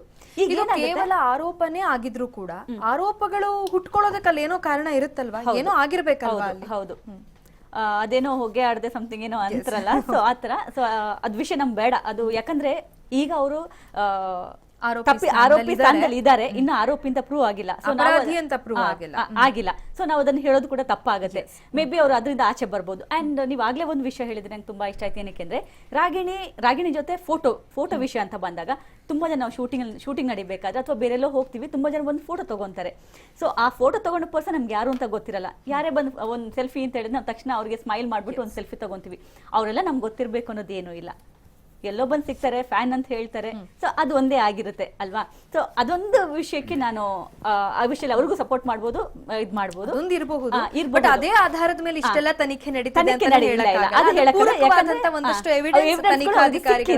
ಹಾಗಾಗಿ ಅದನ್ನ ತನಿಖೆ ನಡೀತಾ ಇದೆ. ಸೊ ನಾನು ಹೇಳ್ತೀನಿ, ಇಷ್ಟು ದೊಡ್ಡ ವಿಷಯ ಆಗೋದು ಬೇಕಾಗಿರ್ಲಿಲ್ಲ. ಅಂಡ್ ಅವ್ರಿಗೆ ಏನ್ ಕ್ವೆಶ್ಚನ್ ಮಾಡ್ತಾರೆ ಅದಕ್ಕೆ ಆನ್ಸರ್ ಇರೋ ವಿಷಯ ಹೇಳಿದಿದ್ರೆ ಮೋಸ್ಟ್ಲಿ ಇಷ್ಟೊಂದು ದೊಡ್ಡ ವಿಷಯನೂ ಆಗ್ತಾ ಇರ್ಲಿಲ್ಲ ಅನ್ಸುತ್ತೆ. ಇವಾಗ ಏನೂ ಇಲ್ಲ, ಏನೂ ಆಗಿಲ್ಲ ಅಂದ್ಮೇಲೆ ಏನಿದೆ ಅದನ್ನ ಅಲ್ವಾ, ಮುಚ್ಚು ಬರಲ್ದೆ ಹೇಳ್ಬಿಟ್ರೆ ಇಷ್ಟು ದೊಡ್ಡ ವಿಷಯನೂ ಆಗಲ್ಲ ಅನ್ಸುತ್ತೆ. ಇವಾಗ ಇನ್ನೂ ಅವ್ರಿಗೆ ಸಮಯಾವಕಾಶ ಇದೆ, ಚಾನ್ಸ್ ಇದೆ. ಏನ್ ಮಾಡಿದೀನಿ, ತಪ್ಪಿದ್ಯೋ ಇಲ್ವೋ ಅದನ್ನ ಹೇಳ್ಬಿಟ್ರೆ ಇದು ದೊಡ್ಡ ವಿಷಯ ಆಗಲ್ಲ. ಆಮೇಲೆ ನಾಳೆ ಅವ್ರಿಗೆ ಮತ್ತೆ ಕಮ್ ಬ್ಯಾಕ್ ಆಗ್ಬೇಕು ಅಂದ್ರೆ ಕಷ್ಟ ಆಗ್ಬಿಡುತ್ತೆ. ಇದು ಪ್ರೂವ್ ಆಗಿ ಮತ್ತೊಂದಾದ್ರೆ ನಾಳೆ ಅವ್ರಿಗೆ ಇಂಡಸ್ಟ್ರಿಲಿ ತುಂಬಾನೇ ಕಷ್ಟ ಆಗ್ಬೋದು ಕಮ್ ಬ್ಯಾಕ್ ಆಗೋದಕ್ಕೆ. ಅಂಡ್ ಜನ ಕೂಡ ಅಷ್ಟು ಬೇಗ ರಿಸೀವ್ ಮಾಡ್ಕೊಳ್ಳಲ್ಲ. ಎಸ್, ಇನ್ನಷ್ಟು ನಾನು ಇದ್ರ ಬಗ್ಗೆ ಮಾತನಾಡ್ತೀನಿ. ನಾಗರಾಜ್ ಸರ್, ಈಗ ಈ ವಿಚಾರಗಳೆಲ್ಲ ನಡೀತಾ ಇರುವಾಗ ಒಂದಷ್ಟು ಪ್ರಶ್ನೆಗಳು, ಅಲ್ಲಿ ರೇವ್ ಪಾರ್ಟಿ ನಡೆದಿತ್ತಂತೆ, ಇಲ್ಲಿ ರೇವ್ ಪಾರ್ಟಿ ನಡೆದಿತ್ತಂತೆ, ಅಲ್ಲಿ ಡ್ರಗ್ ತಗೊಂಡಿದ್ರಂತೆ, ಇಲ್ಲಿ ಡ್ರಗ್ ತಗೊಂಡಿದ್ರಂತೆ, ಆ ಎಲ್ಲಾ ದಾಖಲೆಗಳು ತನಿಖಾಧಿಕಾರಿಗಳಿಗೆ ಸಿಕ್ಬಿಟ್ಟಿದೆಯಂತೆ.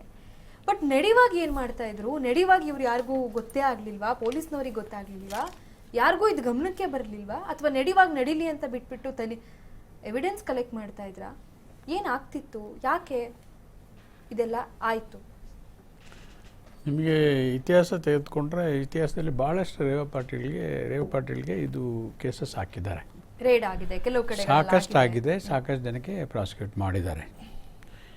ಈಗ ನೋಡಿ, ಜನ ಏನು ಹೇಳ್ಕೊಳ್ತಾರೆ, ಒಂದು ಅಭಿಪ್ರಾಯ ಇದೆ, ಪೊಲೀಸು ಎಲ್ಲ ಸಂದರ್ಭದಲ್ಲೂ ಎಲ್ಲ ಕಡೆ ಇರಬೇಕು ಅಂತ. ಈ should be like an omnipotent and omnipresent ಅಂತ, ದೇವ್ರ ಥರ. ಸಾಧ್ಯನಾ? ಹಾಗಲ್ಲ. ಆಮೇಲೆ ಲಿಮಿಟೇಷನ್ಸ್ ಇದೆ. ಈಗ ನೀವು ಕೋವಿಡ್ ಗಲಾಟೆಯಲ್ಲಿ ಏನು ಮಾಡಿದ್ದಾರೆ, ಪೊಲೀಸವ್ರಿಗೆ 50 ಮೇಲಿನವರು ಮನೆಯಿಂದ ಕೆಲಸ ಮಾಡಿ ಅಂತ ಹೇಳಿದ್ದಾರೆ. ನಿಮ್ಮಲ್ಲಿ 35% ಏನೋ ವೇಕೆನ್ಸಿ ಇದೆ. ಇದನ್ನಲ್ಲೇ ನೀವು ಎಲ್ಲನೂ ಕೋವಿಡ್ ಮ್ಯಾನೇಜ್ ಮಾಡಬೇಕು, ಇಲ್ಲಿ ಡ್ರಗ್ ಮ್ಯಾನೇಜ್ ಮಾಡಬೇಕು, ಅಲ್ಲಿ ಅದು ಡಿಜೆಲಿ ಗಲಾಟೆ ಮ್ಯಾನೇಜ್ ಮಾಡಬೇಕು.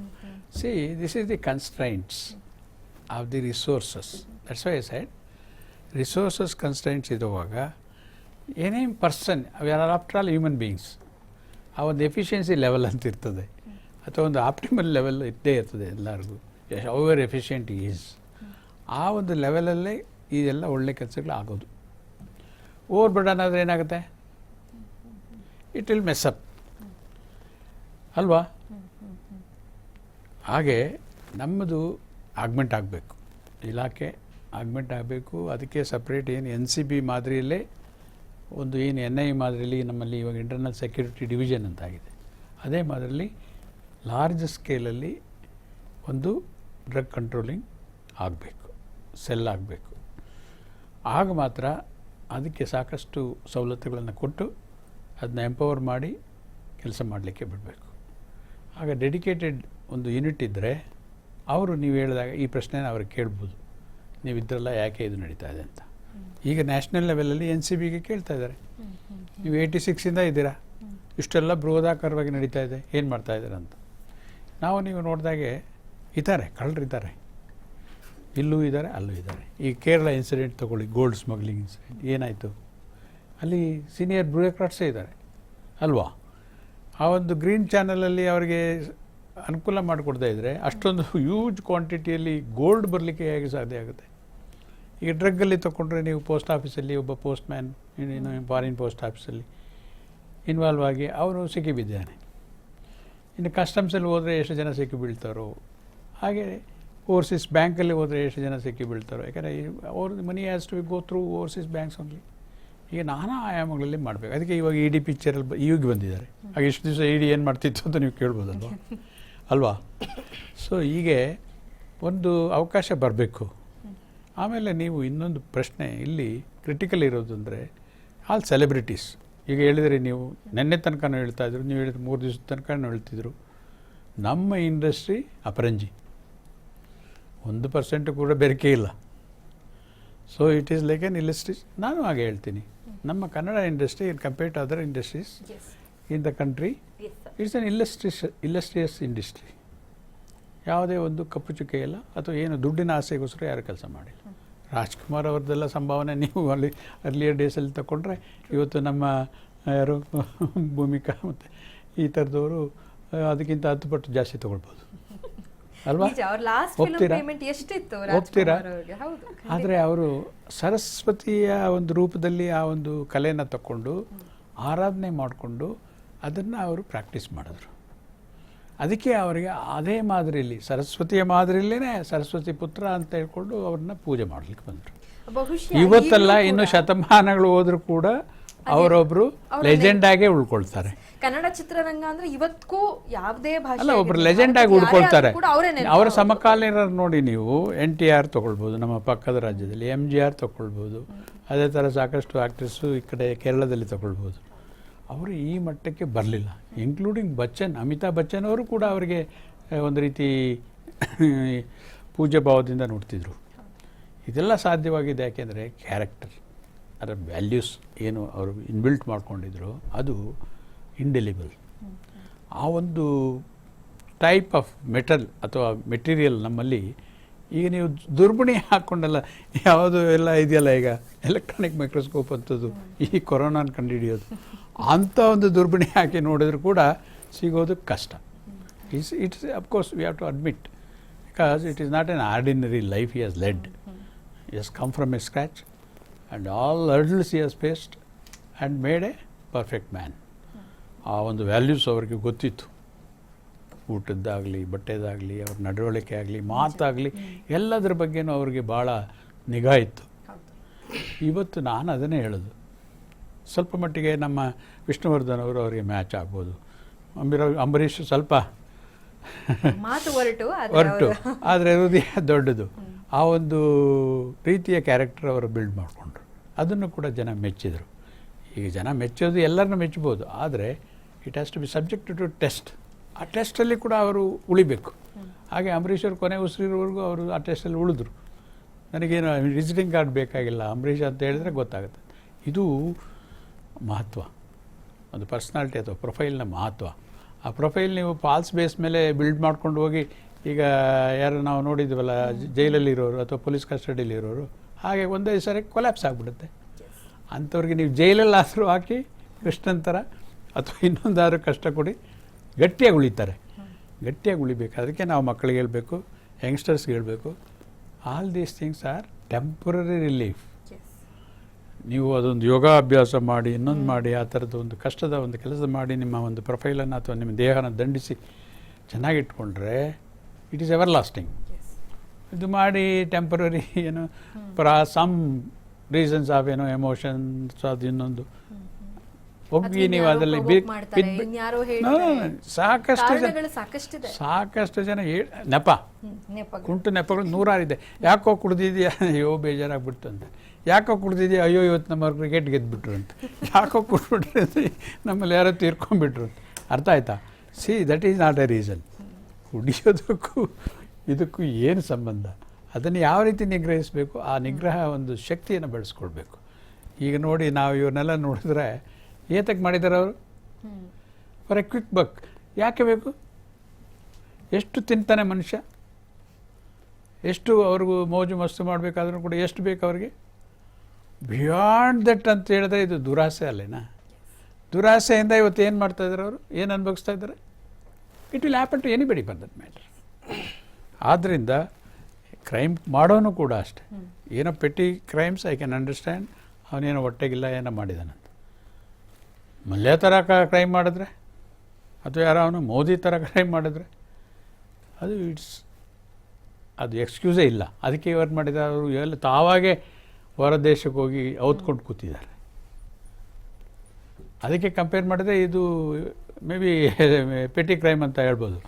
ಆದರೂ ಗಂಭೀರವಾಗಿ ತಗೊಂಡ್ರೆ ಅದಕ್ಕಿಂತ ದೊಡ್ಡದಿದು. ಯಾಕೆಂದರೆ ಯುವಕರ ಮೇಲೆ ಭಾಳ ಗಂಭೀರವಾದಂಥ ಪ್ರಭಾವ ಇದು ಬೀಳ್ತದೆ.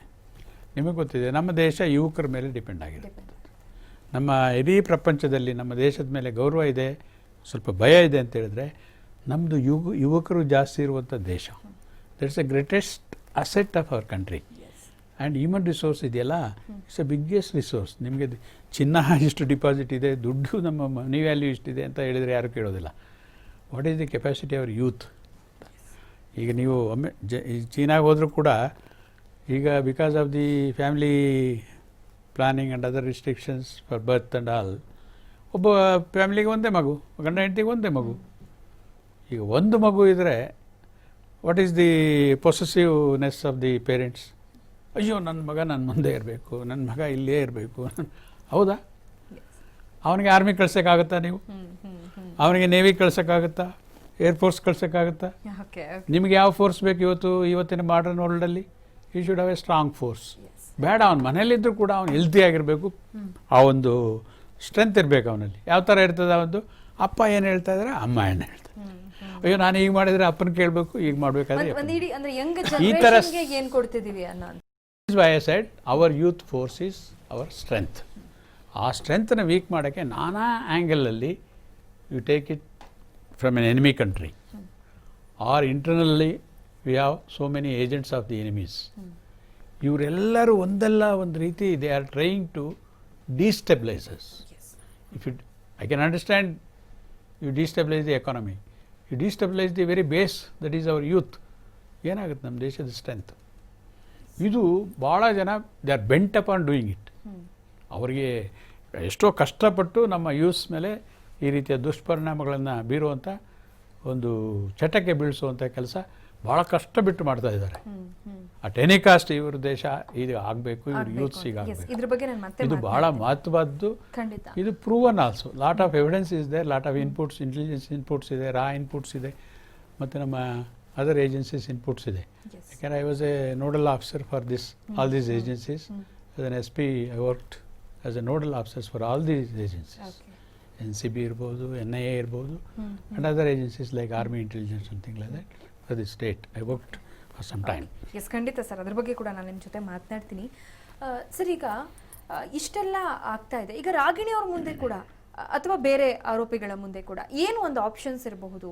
ಈಗ ರಾಗಿಣಿ ಅವ್ರು ನಿನ್ನೆಯಿಂದ ಕೇಳ್ತಾ ಇದ್ದಾರಂತೆ, ನಾನು ಕೊರೋನಾ ಡ್ಯೂಟಿಯಲ್ಲಿದ್ದೆ, ಲೈಕ್ ಕೊರೋನಾ ವಾರಿಯರ್ಸ್ಗೆ ಅವರು ಒಂದು ಊಟ ಸಪ್ಲೈ ಮಾಡುವಂಥದ್ದು ಅಂತ ಒಂದಷ್ಟು ಒಳ್ಳೆ ಕೆಲಸಗಳನ್ನು ಕೊರೋನಾ ಟೈಮಲ್ಲಿ ಮಾಡ್ತಾ ಇದ್ರು. ಸೊ ಅಂಥ ಒಂದಷ್ಟು ಕೆಲಸಗಳೆಲ್ಲ ಪೆಂಡಿಂಗ್ ಉಳ್ಕೊಂಡ್ಬಿಟ್ಟಿದೆ, ನನಗೆ ಸ್ವಲ್ಪ ಸಮಯಾವಕಾಶ ಕೊಡಿ. ಸೊ ಬೇರೆ ಬೇರೆ ನೆಪಗಳನ್ನು ಅವ್ರು ಇಡ್ತಾ ಇದ್ದಾರೆ. ಸೊ ಅವ್ರ ಮುಂದೆ ಇದೆ ಈಗ ಏನು ಆಪ್ಷನ್ಸ್ಗಳಿರಬಹುದು, ಏನು ಮಾಡಬಹುದು? ಅಂದರೆ ಅವರ ಈ ಇದರಿಂದ ಎಸ್ಕೇಪ್ ಆಗ್ಲಿಕ್ಕೆ, ಅಂದ್ರೆ ಈಗ ಅವ್ರು ಬೇಲ್ಗೆ ಹಾಕೋದಿರಬಹುದು, ಇದರಿಂದ ಹೊರಗೆ ಬರೋಕ್ಕಾಗಿರಬಹುದು, ಈಗ ಅವ್ರ ಮುಂದೆ ಏನು ಆಪ್ಷನ್ಸ್ ಇದೆ ಅಂತ? ಭೂಮಿಕಾ ಅವ್ರು ಹೇಳಿದಾಗೆ Ragini is a role model. So she said initially film ಇಂಡಸ್ಟ್ರಿಯವರು ಒಳ್ಳೆತನ ಮಾಡಿದಾಗ ಮುಂದೆ ಬರ್ತಾರೆ, ಸಪೋರ್ಟ್ ಮಾಡ್ತಾರೆ. ಒಂದು ಕೆಟ್ಟ ವಿಷಯ ಗಳಿಗೆ ಸಂಭವಿಸಿದಾಗ ಯಾರೂ ಬರ್ತಾ ಇಲ್ಲ. Initially industry might have thought, ನಾವು ಈ ಸಂದರ್ಭದಲ್ಲಿ ನಮಗೆ ಕೆಟ್ಟ ಹೆಸರು ಬರ್ತಾ ಇದೆ, ಒಂದು ಪ್ರಾಜೆಕ್ಷನ್ ಆಗ್ತಾ ಇದೆ, ಕೆಟ್ಟ ಹೆಸರು ನಮ್ಮದು, ಈ ಸಂದರ್ಭದಲ್ಲಿ ನಾವೇನಾದರೂ ಸಪೋರ್ಟ್ ಮಾಡಲಿಕ್ಕೆ ಹೋದರೆ ಇನ್ನೂ ಜಾಸ್ತಿ ಕೆಟ್ಟ ಹೆಸರು ಬರ್ಬೋದು, ಅದಕ್ಕೋಸ್ಕರ ನಾವು ಸುಮ್ಮನೆ ಇರ್ತೀವಿ ಅಂತೇಳಿ ಅಂಥ ಒಂದು ಅಪ್ರೆನ್ಷನ್ ಇದ್ಕೊಂಡು ಸುಮ್ಮನೆ ಇದ್ದಾರೋ ಏನೋ ಅಂಥ ಒಂದು ಸಂಭವನೀಯತೆ ಕೂಡ ಇರ್ಬೋದು. ಆದರೆ ಇನ್ನೊಂದು ವಿಚಾರ ಹೇಳಿದರು, ರಾಗಿಣಿ ಅವರು ಈಗ ಅಡ್ಮಿಷನ್ ಮಾಡಿಕೊಂಡು ಹೌದು ನಾನು ತಪ್ಪು ಮಾಡಿದ್ದೀನಿ, ತಪ್ಪು ಒಪ್ಪಿಕೊಂಡು ಅವ್ರಿಗೆ ಶಿಕ್ಷೆ ಕಡಿಮೆ ಆಗ್ಬೋದು ಅಥವಾ ಅವ್ರನ್ನ ಬೇಲ್ ಸಿಗಲಿಕ್ಕೆ ಅವರಿಗೆ ಒಂದು ಈಸಿ ವೇ ಆಗ್ಬೋದು. ಆದರೆ this is not question of Ragini alone. ಅದರಲ್ಲಿ ಇನ್ನೂ ಹಲವಾರು ಜನರು 12 ಜನ ಇದ್ದಾರೆ. Apart from them, this is the question of elimination of biggest social evil. This narcotics drugs ಏನಿದೆ, this is a social evil. ಇದನ್ನು ಎಲಿಮಿನೇಟ್ ಮಾಡಬೇಕು. ಇವರು ಒಬ್ಬರು ತಪ್ಪು ಒಪ್ಕೊಂಡು ಅಥವಾ 10 ಜನಕ್ಕೆ ಶಿಕ್ಷೆ ಆಗಿ ಅವ್ರನ್ನ ಜೈಲನ್ನು ಇಟ್ಕೊಂಡ್ರೆ ಬೇರೆಯವರು ಇದ್ದಾರೆ ಇದರ ಹಿಂದೆ, ಈ ಜಾಲ ದೊಡ್ಡದು, ಬೇರೆಯವರು ಇದ್ದಾರೆ, ಅವ್ರನ್ನ ಕಂಡು ಹಿಡಿದು ಶಿಕ್ಷೆಗೆ ಒಳಪಡಿಸಬೇಕು ಮತ್ತು ನಮ್ಮ ಸಮಾಜವನ್ನು ನಾವು ಪ್ರೊಟೆಕ್ಟ್ ಮಾಡಬೇಕು. ನಾಗರಾಜ್ ಸರ್ ಹೇಳಿದರು, ನಾವು ಪೊಲೀಸರು ನಾವು ಪೊಟೆಂಟ್ ಆಗಿ ಇರಲಿಕ್ಕಾಗಲ್ಲ, ಎಲ್ಲಿ ಬೇಕಾದಲ್ಲಿ ಇರಲಿಕ್ಕಾಗಲ್ಲ, ನಮಗೆ ಬೇರೆ ಬೇರೆ ಕರ್ತವ್ಯಗಳು ಇದ್ದಾವೆ. General public, this is the general public is equivalent to police in certain extent. ನಮ್ಮ ಡ್ಯೂಟಿ ಜನರದ್ದು ಏನು ಡ್ಯೂಟಿ ಇದೆ, whenever there is an offence, intimate the concerned authorities. ಈ criminal law to be can be set into motion by anybody. ಅದಕ್ಕೆ ಇಂಥ ಕಂಪ್ಲೇನೆಂಟೇ ಆಗಬೇಕಂತ ಏನು ಅವಶ್ಯಕತೆ ಇಲ್ಲ. Anybody can set into law the criminal action. So ಇದರಲ್ಲಿ ನಮ್ಮ ಸಂವಿಧಾನದಲ್ಲಿ ಕೂಡ ಇದಕ್ಕೊಂದು ಆರ್ಟಿಕಲ್ ಇದೆ, article 51J. What it says is duty of every citizen to work constantly towards the upliftment of the nation.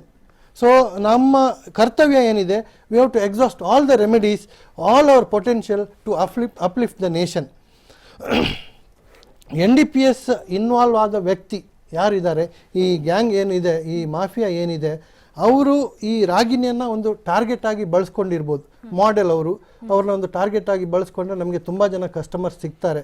ಒಂದು ಹೂವು ಅರಳಿದರೆ ಅದು ದುಂಬಿಗಳನ್ನು ಸೆಳೆಯುತ್ತೆ. ಸೊ ಆ ಥರ ಈ ರಾಗಿಣಿಯನ್ನು ಅವರು ಟಾರ್ಗೆಟ್ ಮಾಡಿ ಅವರಿಂದ ಬೇರೆ ಕಸ್ಟಮರ್ಸನ್ನು ಸೆಳೀಲಿಕ್ಕೆ ಪ್ರಯತ್ನ ಮಾಡಿರ್ಬೋದು. ಸಪೋಸ್ ರಾಗಿಣಿಗೆ ಒಂದು ಎಕ್ಸಾಂಪಲ್ 1000 ಜನ ಫಾಲೋವರ್ಸ್ ಇದ್ದಾರೆ, ಆ ಫಾಲೋವರ್ಸ್ ಎಲ್ಲ ಇವರಿಗೆ ಪ್ರೇ ಆಗ್ತಾರೆ ಅಂತೇಳಿ ಅವರ ಒಂದು ಅಪ್ರೆನ್ಷನ್ ಇರ್ಬೋದು. ಈ ಒಬ್ಬ ವ್ಯಕ್ತಿ ಸಾಮಾನ್ಯ ಕ್ರಿಮಿನಲ್ ಅಥವಾ ಬೇರೆ ಯಾವುದೇ ಒಂದು ಅಪರಾಧ ಮಾಡಿರ್ತಾನೆ, ಕೊಲೆನೇ ಮಾಡಿರ್ತಾನೆ ಅಂತ ತಿಳ್ಕೊಳ್ಳಿ.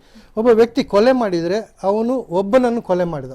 ಆದರೆ ಈ NDPS ಏನಿದೆ, ಈ ರಾಗಿಣಿ ವಿಚಾರದಲ್ಲಿ ಹೇಳಿದೆ ನಾನು ಎಕ್ಸಾಂಪಲ್ ಆಗಿ, 1000 ಜನ ಇದ್ದಾರೆ. 1000 ಜನ ದಿನಾಲೂ ಈ ಡ್ರಗ್ಸ್ ಸೇವನೆ ಮಾಡಿದರೆ, so Ragini is instigating and killing 1000 people every day. So ಒಬ್ಬ ವ್ಯಕ್ತಿ ಕೊಲೆ ಮಾಡಿದರೆ ಒಬ್ಬನನ್ನು ಕೊಲೆ ಮಾಡಿದ, ಒಂದೇ ಸಲ ಮಾಡಿದ. ಆದರೆ this is continuous process. So this has to be eliminated. So ಇದ್ರ ಬಗ್ಗೆ ಬೇರೆ ಬೇರೆ ಥರದ ಕಾನೂನಿನಲ್ಲಿ ಅವಕಾಶಗಳನ್ನು ಕಲ್ಪಿಸಿಕೊಂಡು ಜನರಲ್ಲಿ ಒಂದು ಸೆನ್ಸ್ ಆಫ್ ಕಾಷನ್ ಮೂಡಿಸಬೇಕು ಅಂತೇಳಿ ನನ್ನ ಒಂದು ವಾದ. ಎಸ್. ಸೊ ಅದ್ರ ಜೊತೆಗೆ ಈಗ ಇಂಥ ಕೇಸ್ಗಳು ಬಂದಂತಹ ಸಂದರ್ಭದಲ್ಲಿ ಸಹಜವಾಗಿ ಜನಗಳಲ್ಲಿರುವಂತಹ ಒಂದು ಇವರೆಲ್ಲ ದೊಡ್ಡವರು ಒಂದೆರಡು ದಿನ ಇದೆಲ್ಲ ನಡೆಯುತ್ತೆ, ಆಮೇಲೆ ಈಸಿಯಾಗಿ ಇವರೆಲ್ಲ ಎಸ್ಕೇಪ್ ಆಗ್ಬಿಡ್ತಾರೆ ಅನ್ನೋಂಥದ್ದು ಒಂದು ಮನೋಭಾವನೆ ಇದ್ದೇ ಇದೆ. ಸೊ ಅದ್ರ ಬಗ್ಗೆ ಕೂಡ ಮಾತನಾಡ್ತೀನಿ. ಎಷ್ಟು ಸ್ಟ್ರಾಂಗ್ ಆಗಿದೆ ಈಗಿರುವಂತಹ ಒಂದು ಎವಿಡೆನ್ಸ್ಗಳು, ಅಥವಾ ಈಗ ತಪ್ಪಿಸ್ಕೊಳ್ಳಿಕ್ಕಾಗದೇ ಇರುವಂತಹ ಒಂದು ಪರಿಸ್ಥಿತಿ ನಿರ್ಮಾಣವಾಗಿದೆಯಾ ಅನ್ನುವಂಥದ್ದು. ಎಸ್, ಯಾವ ರೀತಿಯಾಗಿ ಈ ಒಂದು ಜಾಲ ಬೆಳ್ಕೊಂಡು ಹೋಗಿರಬಹುದು ಅಂತ. ಯಾಕಂದ್ರೆ ಒಬ್ಬಿಬ್ಬರನ್ನ ಅರೆಸ್ಟ್ ಮಾಡಿ ನಾವು ಕಂಪ್ಲೀಟ್ ಡ್ರಗ್ ಮುಕ್ತ ಮಾಡಿಬಿಡ್ತೀವಿ ಅಂತಂದ್ರೆ ನಿಜಕ್ಕೂ ಸಾಧ್ಯವಾಗದಲ್ಲೇ ಇರೋ ಮಾತು. ಯಾಕಂದ್ರೆ ಅಷ್ಟು ಬೃಹದಾಕಾರವಾಗಿ ಈ ಒಂದು ಜಾಲ ಇರುವಂಥದ್ದನ್ನು ಎಲ್ಲರೂ ಕೂಡ ಒಪ್ಕೊಳ್ಳೇಬೇಕಾದಂಥ ಒಂದು ವಾಸ್ತವ ಪರಿಸ್ಥಿತಿ. ಈಗ ಸದ್ಯದ ವಿಚಾರಗಳ ಬಗ್ಗೆ ನಾವು ಚರ್ಚೆಯನ್ನು ನಡೆಸ್ತಾ ಇದ್ವಿ. ಎಸ್, ಈಗ ನೀವು ಹೇಳ್ತಾ ಇದ್ರಿ ಪಾರ್ಟಿಗಳಿಗೆಲ್ಲ ನಾನು ಜಾಸ್ತಿ ಹೋಗೋದಿಲ್ಲ ಅಂತ. ಬಟ್ ಸ್ಟಿಲ್ ಸೆಲೆಬ್ರಿಟೀಸ್ ಅಥವಾ ಮಾಡೆಲ್ಸ್ ಅನ್ನುವಂಥ ಸಂದರ್ಭದಲ್ಲಿ ಯಾವ ರೀತಿಯಾಗಿ, ಯಾಕಂದರೆ ಜನ ನಿಮ್ಮನ್ನು ನೋಡುವಂತಹ ಒಂದು ದೃಷ್ಟಿಗೆ ಬೇರೆಯಾಗಿರುತ್ತೆ. ಏನೋ ನನ್ನ ರೋಲ್ ಮಾಡೆಲ್ಲು ಅಥವಾ ನಾವು ಹಿಂಗಾಗ್ಬೇಕು, ಎಲ್ರಿಗೂ ಅದೊಂದಿರುತ್ತೆ. ಇವ್ರಂಗೆ ನಾವು ಆಗ್ಬೇಕಪ್ಪ, ಒಂದು ಕಲರ್ಫುಲ್ ಲೈಫ್ ಲೀಡ್ ಮಾಡ್ತಾ ಇದ್ದಾರೆ ಇವರು, ತುಂಬ ಬಿಂದಾಸಾಗಿದೆ ಇವ್ರ ಲೈಫು ಅನ್ನುವಂಥದ್ದು ಒಂದು ಥಾಟ್ ಇದ್ದೇ ಇರುತ್ತೆ. ಸೊ ಹೀಗೆಲ್ಲ ಮಾಡಿಬಿಟ್ಟಾಗ ಜನಗಳಿಗೊಂದು ತಪ್ಪು ಭಾವನೆ, ಇವ್ರು ಹೀಗೆಲ್ಲ ಮಾಡೇ ಈ ಥರ ಲೈಫ್ ಲೀಡ್ ಮಾಡ್ತಾ ಇದ್ರ ಅಂತ. ಈ ಕಷ್ಟಪಟ್ಟು ಜೀವನ ಮಾಡ್ತಿರುವಂಥವ್ರು ಇರ್ತಾರೆ, ಬಟ್ ಎಲ್ರೂ ಒಂದು ರೀತಿ ಅನುಮಾನ ದೃಷ್ಟಿಯಿಂದ ನೋಡುವಂಥದ್ದು ಅಥವಾ ಎಲ್ರೂ ಬೆಟ್ ಮಾಡಿ ತೋರಿಸುವಂಥ ಒಂದು ಪರಿಸ್ಥಿತಿ ನಿರ್ಮಾಣವಾಗುತ್ತಾ? ಇಂಡಸ್ಟ್ರಿ ಬಿಟ್ಟು ಹೊರಗೆ ಎಲ್ಲ ಸೇರಿ ಹೇಳ್ತಾ ಇದ್ದೀನಿ ಟೋಟಲಿ. ರೋಲ್ ಮಾಡೆಲ್ ಅಂತ ಅಂದರೆ ಎಲ್ಲರೂ ಬರೋದಿಲ್ಲ, ಗೊತ್ತು ನಿಮಗೆ. ನಮ್ಮ ಸ್ಯಾಂಡಲ್ವುಡ್ ಇಂಡಸ್ಟ್ರಿನಲ್ಲಿ ಹೇಳಬೇಕಂತ ಅಂದರೆ ಅವ್ರದ್ದು ದೊಡ್ಡ ದೊಡ್ಡ ಚರಿತ್ರೆನೇ ಇದೆ. ಡಾಕ್ಟರ್ ರಾಜ್ಕುಮಾರ್ ಸರ್ದಾಗಿರ್ಬೋದು, ಅಂಬರೀಷ್ ಸರ್ದಾಗಿರ್ಬೋದು, ಅವ್ರದ್ದೆಲ್ಲ ಹೇಗೆಲ್ಲ ಇಂಡಸ್ಟ್ರಿಗೆ ಬಂದರು, ವಿಷ್ಣು ಸರ್ ಆಗಿರ್ಬೋದು, ಜಗ್ಗೇಶ್ ಸರ್ ಆಗಿರ್ಬೋದು, ಹೇಗೆಲ್ಲ ಇಂಡಸ್ಟ್ರಿಗೆ ಬಂದರು, ಅವ್ರದ್ದೆಲ್ಲ ಒಂದು ದೊಡ್ಡ ಜೀವನ ಚರಿತ್ರೆನೇ ಇದೆ. ಅದನ್ನೆಲ್ಲ ಓದಿದಾಗ ಏನನ್ಸುತ್ತೆ, ಅದನ್ನೆಲ್ಲ ನೋಡಿದಾಗ, ಅದನ್ನೆಲ್ಲ ಕೇಳಿದಾಗ, ಬೇರೆಯವರಿಂದ ಸೆಟ್ಟಲ್ ಹೇಗಿದ್ರು, ಅವರ ಜೀವನದಲ್ಲಿ ಏನೇನಾಯಿತು, ಮತ್ತು ಚಿಕ್ಕ ಚಿಕ್ಕ ಕಷ್ಟಗಳಿರ್ಬೋದು, ಆ ಟೈಮಲ್ಲೆಲ್ಲ ಏನೇನಾಯಿತು ಅಂತ ಕೇಳಿದಾಗ ನಮಗನ್ಸೋದೇನು ಅಂತಂದರೆ ಇಷ್ಟೆಲ್ಲ ಕಷ್ಟಪಟ್ಟಿದ್ದಾರೆ. ಬಟ್ ಇವಾಗ ಹೇಗೆ ನಡೀತಾ ಇದೆ, ಇವಾಗೆಲ್ಲ ತುಂಬ ಈಸಿಯಾಗಿ ಸಿಗ್ತಾ ಇದೆ ಎಲ್ಲ. ಮುಂಚೆ ಎಲ್ಲ ಅವರೆಲ್ಲ ಅಷ್ಟು ಕಷ್ಟಪಟ್ಟು ಇಂಡಸ್ಟ್ರಿಗೆ ಬಂದರು, ಮತ್ತು ಜನಗಳನ್ನೆಲ್ಲ ಅವ್ರನ್ನ ಪೂಜಿಸ್ತಾ ಇದ್ರು, ಅವ್ರನ್ನ ನೋಡೋದಕ್ಕೆ ಮುಗಿ ಬೀಳ್ತಾ ಇದ್ರು. ಇವಾಗಂತ ಅಂದರೆ ರೋಡಲ್ಲಿ ಅಲ್ಲಲ್ಲಿ ಹೋಗ್ತಾ ಇರ್ತಾರೆ. ಇವಾಗ ಅಪ್ಕಮಿಂಗ್ ಹೀರೋಯಿನ್ಸ್ ಆಗಿರ್ಬೋದು, ಎಲ್ಲ ಯಾರ್ಯಾರು ಬರ್ತಾ ಇದ್ದಾರೆಲ್ಲ. ಬಟ್ ಆವಾಗಿದ್ದಿದ್ದು ಬೆಲೆ ಇವಾಗಿಲ್ಲ, ಆವಾಗಿದ್ದಿದ್ದು ಗೌರವ ಇವಾಗಿಲ್ಲ, ಆವಾಗಿದ್ದಿದ್ದು ಅಭಿಮಾನ ಇವಾಗ ಅಷ್ಟಿಲ್ಲ. ಯಾಕಂದರೆ ಕಂಪ್ಲೀಟಾಗಿ ಚೇಂಜ್ ಆಗೋಗಿದೆ ಆವಾಗಿನ ಇಂಡಸ್ಟ್ರಿಗೂ ಇವಾಗಿರೋ ಇಂಡಸ್ಟ್ರಿಗೂ. ಸೊ ಯಾಕೆ ಹೀಗಾಯಿತು ಅಂತ ನೋಡಿದಾಗ ಯಾವುದು ಉತ್ತರ ಸಿಗ್ತಾ ಇಲ್ಲ, ಏನಕ್ಕೆ ಹೀಗಾಯಿತು ಅಂತ ಹೇಳಿದಾಗ. ಮತ್ತು ಇನ್ನೊಂದು, ಇವಾಗಿನ ಜನ್ರೇಷನ್ ನೋಡ್ಬೇಕಂತ ಅಂದರೆ ಒಂದು ಮಾಡೆಲ್ಸ್ ಅಂತ ಅಂದರೆ, ಇಲ್ಲ ಅಂತಂದರೆ ಒಂದು ಹೀರೋಯಿನ್ಸ್ ಅಂತ ಅಂದರೆ, ಅವ್ರೇನಾದರೂ ಸ್ವಲ್ಪ ಶಾರ್ಟ್ ಡ್ರೆಸ್ ಹಾಕ್ಕೊಂಡಿದ್ರೆ, ಏನೋ ಸ್ವಲ್ಪ ಏನಾದರೂ ಅರ್ಧಂಬರ್ಧ ಬಟ್ಟೆ ಆ ಥರ ಏನಾದರೂ ಹಾಕ್ಕೊಂಡಿದ್ರೆ ಏನಂತ ಅನ್ಕೋತಾರೆ, ಇವ್ರು ಇವಾಗಿನ ಸಿಚುವೇಶನ್ ಹೇಳ್ತಾ ಇದ್ದೀರಿ, ಇವ್ರು ಹಿಂಗಿದಾರಾ, ಓಕೆ ಇವರು ಮೋಸ್ಟ್ಲಿ ಡ್ರಗ್ ತಗೋಬಹುದು, ಆ ರೀತಿ ಒಂದು ಮೆಂಟಾಲಿಟಿ ಸ್ಟಾರ್ಟ್ ಆಗುತ್ತೆ. ಹೌದು, ಆ ಥರದ ಒಂದು ಕಲ್ಪನೆ ಬಂದ್ಬಿಡಬಹುದು. ಆ ಶಾರ್ಟ್ ಡ್ರೆಸ್ ಅಂತ ಅಂದ್ರಲ್ಲ, ಆ ವಿಷಯದಲ್ಲಿ ನಾನು ಹೇಳ್ತೀನಿ. ರೀಸೆಂಟ್ ಆಗಿ ನಾನು ಕೂಡ ತುಂಬಾ ಟ್ರೋಲ್ ಆಗಿದ್ದೆ. ಟಿಕ್ಟಾಕ್ ಅಲ್ಲಿ ತುಂಬಾ ಎದುರಿಸಿದ್ರಿ, ನಾನು ಕಂಪ್ಲೇಂಟ್ ಮಾಡಿದೆ, ಎಲ್ಲ ಮಾಡಿದೆ. ಶಾರ್ಟ್ ಡ್ರೆಸ್ ಹಾಕಿದ್ದೀನಿ, ಶಾರ್ಟ್ ಡ್ರೆಸ್ ಅಲ್ಲ ನಾನು ಹಾಕಿರೋದು ಗಾಗ್ರಾ, ಬರೀ ಇಷ್ಟು ಕಾಣಿಸ್ತಾ ಇತ್ತು, ಅದನ್ನ ಟ್ರೋಲ್ ಮಾಡ್ಬಿಟ್ರು. ಯಾವ ಲೆವೆಲಿಗೆ ಟ್ರೋಲ್ ಮಾಡಿದ್ರು ಅಂದ್ರೆ, ನಾವು ಕೆಲವು ಪದಗಳನ್ನ ಕೇಳಿರಲ್ಲ, ಅಷ್ಟು ಅಸಹ್ಯ ಪದಗಳನ್ನ ಬಳಸಿ ಒಂದು ಹೆಣ್ಮಕ್ಳಿಗೆ ಅಷ್ಟು ಮಾತಾಡಬಾರ್ದು ಅಂತ ಕೀಳ್ಮಟ್ಟದ ಪದಗಳೆಲ್ಲ ನಾನು ಇದು ಮಾಡಿದೆ. ಸೊ ಅದು ನಿಜವಾಗ್ಲೂ ಆ ಒಂದು ವಿಷಯದಲ್ಲಿ ಯಾವತ್ತು ನಾನು ಹೇಳ್ತೀನಿ, ಬಟ್ಟೆ ಯಾವತ್ತು ನಾವೇನ್ ಡ್ರೆಸ್ ಹಾಕೊಂತೀವಿ ಅದ್ರ ಮೇಲೆ ಹುಡುಗಿನ ಜಡ್ಜ್ ಮಾಡಬಾರ್ದು. ಹೌದು ಹೌದು, ಎಸ್. ಅದ್ರ ಜೊತೆಗೆ ಈಗ ಕೆಲವೊಂದು ಕೇಳಿ ಬರ್ತಾ ಇರುವಂತಹ ಮಾತುಗಳು ಅಂತಂದ್ರೆ, ಈಗ ಇಂಡಸ್ಟ್ರಿಯಲ್ಲಿ ಇರಬೇಕು ಅಂತಂದ್ಮೇಲೆ ಅದು ನಟ ಆಗಿರಬಹುದು, ನಟಿ ಆಗಿರಬಹುದು, ಅವ್ರು ಹೀಗೆ ಇರಬೇಕು, ಪಾತ್ರಕ್ಕೆ ತಕ್ಕಂತೆ ಅವರು ಒಂದಷ್ಟು ಬದಲಾವಣೆಗಳನ್ನ ಮಾಡ್ಕೊಳ್ಬೇಕು, ಫಿಟ್ನೆಸ್ ಮೇಂಟೈನ್ ಮಾಡಬೇಕು, ಬ್ಯೂಟಿ ಮೇಂಟೈನ್ ಮಾಡಬೇಕು, ಇಂಥ ಕಾರಣಗಳಿಗೂ ಕೂಡ ಡ್ರಗ್ ಕನ್ಸ್ಯೂಮ್ ಮಾಡ್ತಾರೆ ಅನ್ನುವಂಥದ್ದು. ಹೌದಾ? ಇಂಥದ್ದೆಲ್ಲಾದ್ರೂ ಕೇಳಿದ್ದೀರಾ? ನಾನು ಅಥವಾ ಯಾರಾದ್ರೂ ಸಜೆಸ್ಟ್ ಮಾಡಿದೀರಾ, ನೀನ್ ಬ್ಯೂಟಿ ಮೇಂಟೈನ್ ಮಾಡ್ಬೇಕಾ, ನೀನು ಬಾಡಿ ಮೇಂಟೈನ್ ಮಾಡ್ಬೇಕಾ? ಇಂಡಸ್ಟ್ರಿಯಲ್ಲಿ ಯಾವುದೇ ಡೈರೆಕ್ಟರ್ಸ್ ಆಗಲಿ, ಪ್ರೊಡ್ಯೂಸರ್ಸ್ ಆಗಲಿ, ಚಬ್ಬಿ ತರ ಇದ್ರೆ ಸ್ವಲ್ಪ ಸಣ್ಣ ಆಗಿ ಸ್ವಲ್ಪ ಡಯಟ್ ಮಾಡಿ ಅಂತ ಹೇಳ್ತಾರೆ. ಇಂಡಸ್ಟ್ರಿಯಲ್ಲಿ ಹೇಳ್ತಾರೆ ಅಂತ ನಾವು ಹೇಳ್ತಿಲ್ಲ, ಬಟ್ ಆ ತರ ಕನ್ಸ್ಯೂಮ್ ಮಾಡ್ತಾರೆ, ಅದಕ್ಕೂ ಬಳಕೆ ಮಾಡ್ಕೊಳ್ತಾರೆ. ಇಲ್ಲ, ಆತರ ಯಾವ್ದು ಇಲ್ಲ. ಸಂಹಿತ ಅವಾಗ್ಲೇ ಹೇಳಿದ್ರು ಪಾರ್ಟಿ, ನಾನು ಯಾವತ್ತು ಪಾರ್ಟಿ ಅಟೆಂಡ್ ಮಾಡೋದಿಲ್ಲ. ನಾನು ಪಾರ್ಟಿ ಕೂಡ ಇವತ್ತಿನವರೆಗೂ, ನೀವು ನಂಬ್ತಿರೋ ಬಿಡ್ತೀರಾ, ಅಬ್ಬಬ್ಬಾ ಅಂದ್ರೆ ಒಂದೆರಡು ಪಾರ್ಟಿ, ನಮ್ಮ ಸಿನಿಮಾ ಪಾರ್ಟಿ ಬಿಟ್ರೆ ಇನ್ಯಾವ ಪಾರ್ಟಿ ಇವತ್ತಿನವರೆಗೂ ನಾನು ಅಟೆಂಡ್ ಮಾಡಿಲ್ಲ. ನಾನು ಪಾರ್ಟೀಸ್ಗೂ ಹೋಗಲ್ಲ. ನಾನು ಶೂಟಿಂಗ್ ಇದೆಯಾ, ಶೂಟಿಂಗ್ ಮುಗಿಸ್ಕೊಂತೀನಿ, ಮನೆಗೆ ಬರ್ತೀನಿ, ನಾನು ಓನ್ ವೆಹಿಕಲ್ ಅಲ್ಲಿ ಹೋಗ್ತೀನಿ, ನಾನು ವಾಪಸ್ ಬರ್ತೀನಿ. ಸೊ ಇದು ಇವತ್ತಿನವರೆಗೂ ಮಾಡಿರೋದು. ಅಂಡ್ ನಾನು ಮುಂಚೆ ಜಿಮ್ಗೆ ಹೋಗ್ತಾ ಇದ್ದೆ, ಈಗ ಜಿಮ್ಗೆ ಹೋಗೋದು ಬಿಟ್ಟಿದ್ದೀನಿ. ನಾನು ಮನೇಲೆ ವರ್ಕೌಟ್ ಮಾಡ್ತೀನಿ, ಸೈಕ್ಲಿಂಗ್ ಮಾಡ್ತೀನಿ, ವಾಕ್ ಮಾಡ್ತೀನಿ, ಫುಡ್ ಕಂಟ್ರೋಲ್ ಮಾಡ್ತೀನಿ. ಸೊ ಇಷ್ಟೇ ಬಿಟ್ರೆ ಅದು ಬಿಟ್ಟು ನನ್ನ ಎಕ್ಸ್ಟ್ರಾ ಅದು ಇದು ಅಂತ ಏನು ಮಾಡಕ್ ಹೋಗ್ತಾ ಇಲ್ಲ. ಹಾ ಅಂಡ್ ಸೊ ಏನೇ ಇದ್ರು ನ್ಯಾಚುರಲಿ ಹೌದು, ಅಷ್ಟು ಸಾಕಾಗುತ್ತೆ. ಇವಾಗ ಏನಾಗಿದೆ ಅಂದ್ರೆ ಎಲ್ಲರೂ ಅಪ್ಡೇಟ್ ಆಗ್ತಾ ಇದ್ದಾರೆ, ಅಪ್ಗ್ರೇಡ್ ಆಗ್ತಾ ಇದೆ. ಸೊ ನಾವು ಎಲ್ಲರೂ ತರ ಜಿಮ್ಗೆ ಹೋಗ್ಬೇಕು, ದೊಡ್ಡ ದೊಡ್ಡ ಜಿಮ್ಗೆ ಹೋಗ್ಬೇಕು, ಗೋಲ್ಸ್ಗೆ ಹೋಗ್ಬೇಕು, ಮತ್ತೊಂದು ಹೋಗ್ಬೇಕು ಅಂತ ಜನ ಅನ್ಕೋತಾರೆ. ಅವೆಲ್ಲ ಸುಮ್ಮನೆ ಅನ್ಸುತ್ತೆ. ನಾವು ಮನೇಲಿ ಮಾಡಿದ್ರೆ ಸಾಕು. ಅಥವಾ ಸ್ಟ್ರೆಸ್ ಬಸ್ಟರ್ ಆಗಿ ಸ್ಟ್ರೆಸ್ ರಿಲೀಫ್ ಆಗಬೇಕು. ಈಗ ಡ್ರಿಂಕ್ಸ್ ಮಾಡೋರೆಲ್ಲ ಸರ್ ಹೇಳ್ದಾಗೆ ಒಂದಷ್ಟು ನೆಪಗಳು ಹುಡ್ಕೊಳ್ತಾರೆ, ನನಗೇನೋ ಟೆನ್ಷನ್ ಅಂತ ಹೇಳಿ. ಸೊ ಟೆನ್ಷನ್ ಜಾಸ್ತಿ ಇರೋರು ಅಥವಾ ಅಂಥದ್ದೇ ನೆಪಗಳನ್ನ ಕೂಡ ಈ ಡ್ರಗ್ ತುಂಬಾ ಜನ ಇದ್ದಾರೆ ನಮ್ಮ ಇಂಡಸ್ಟ್ರಿಯಲ್ಲಿ, ತುಂಬಾ ಜನ ಇದ್ದಾರೆ.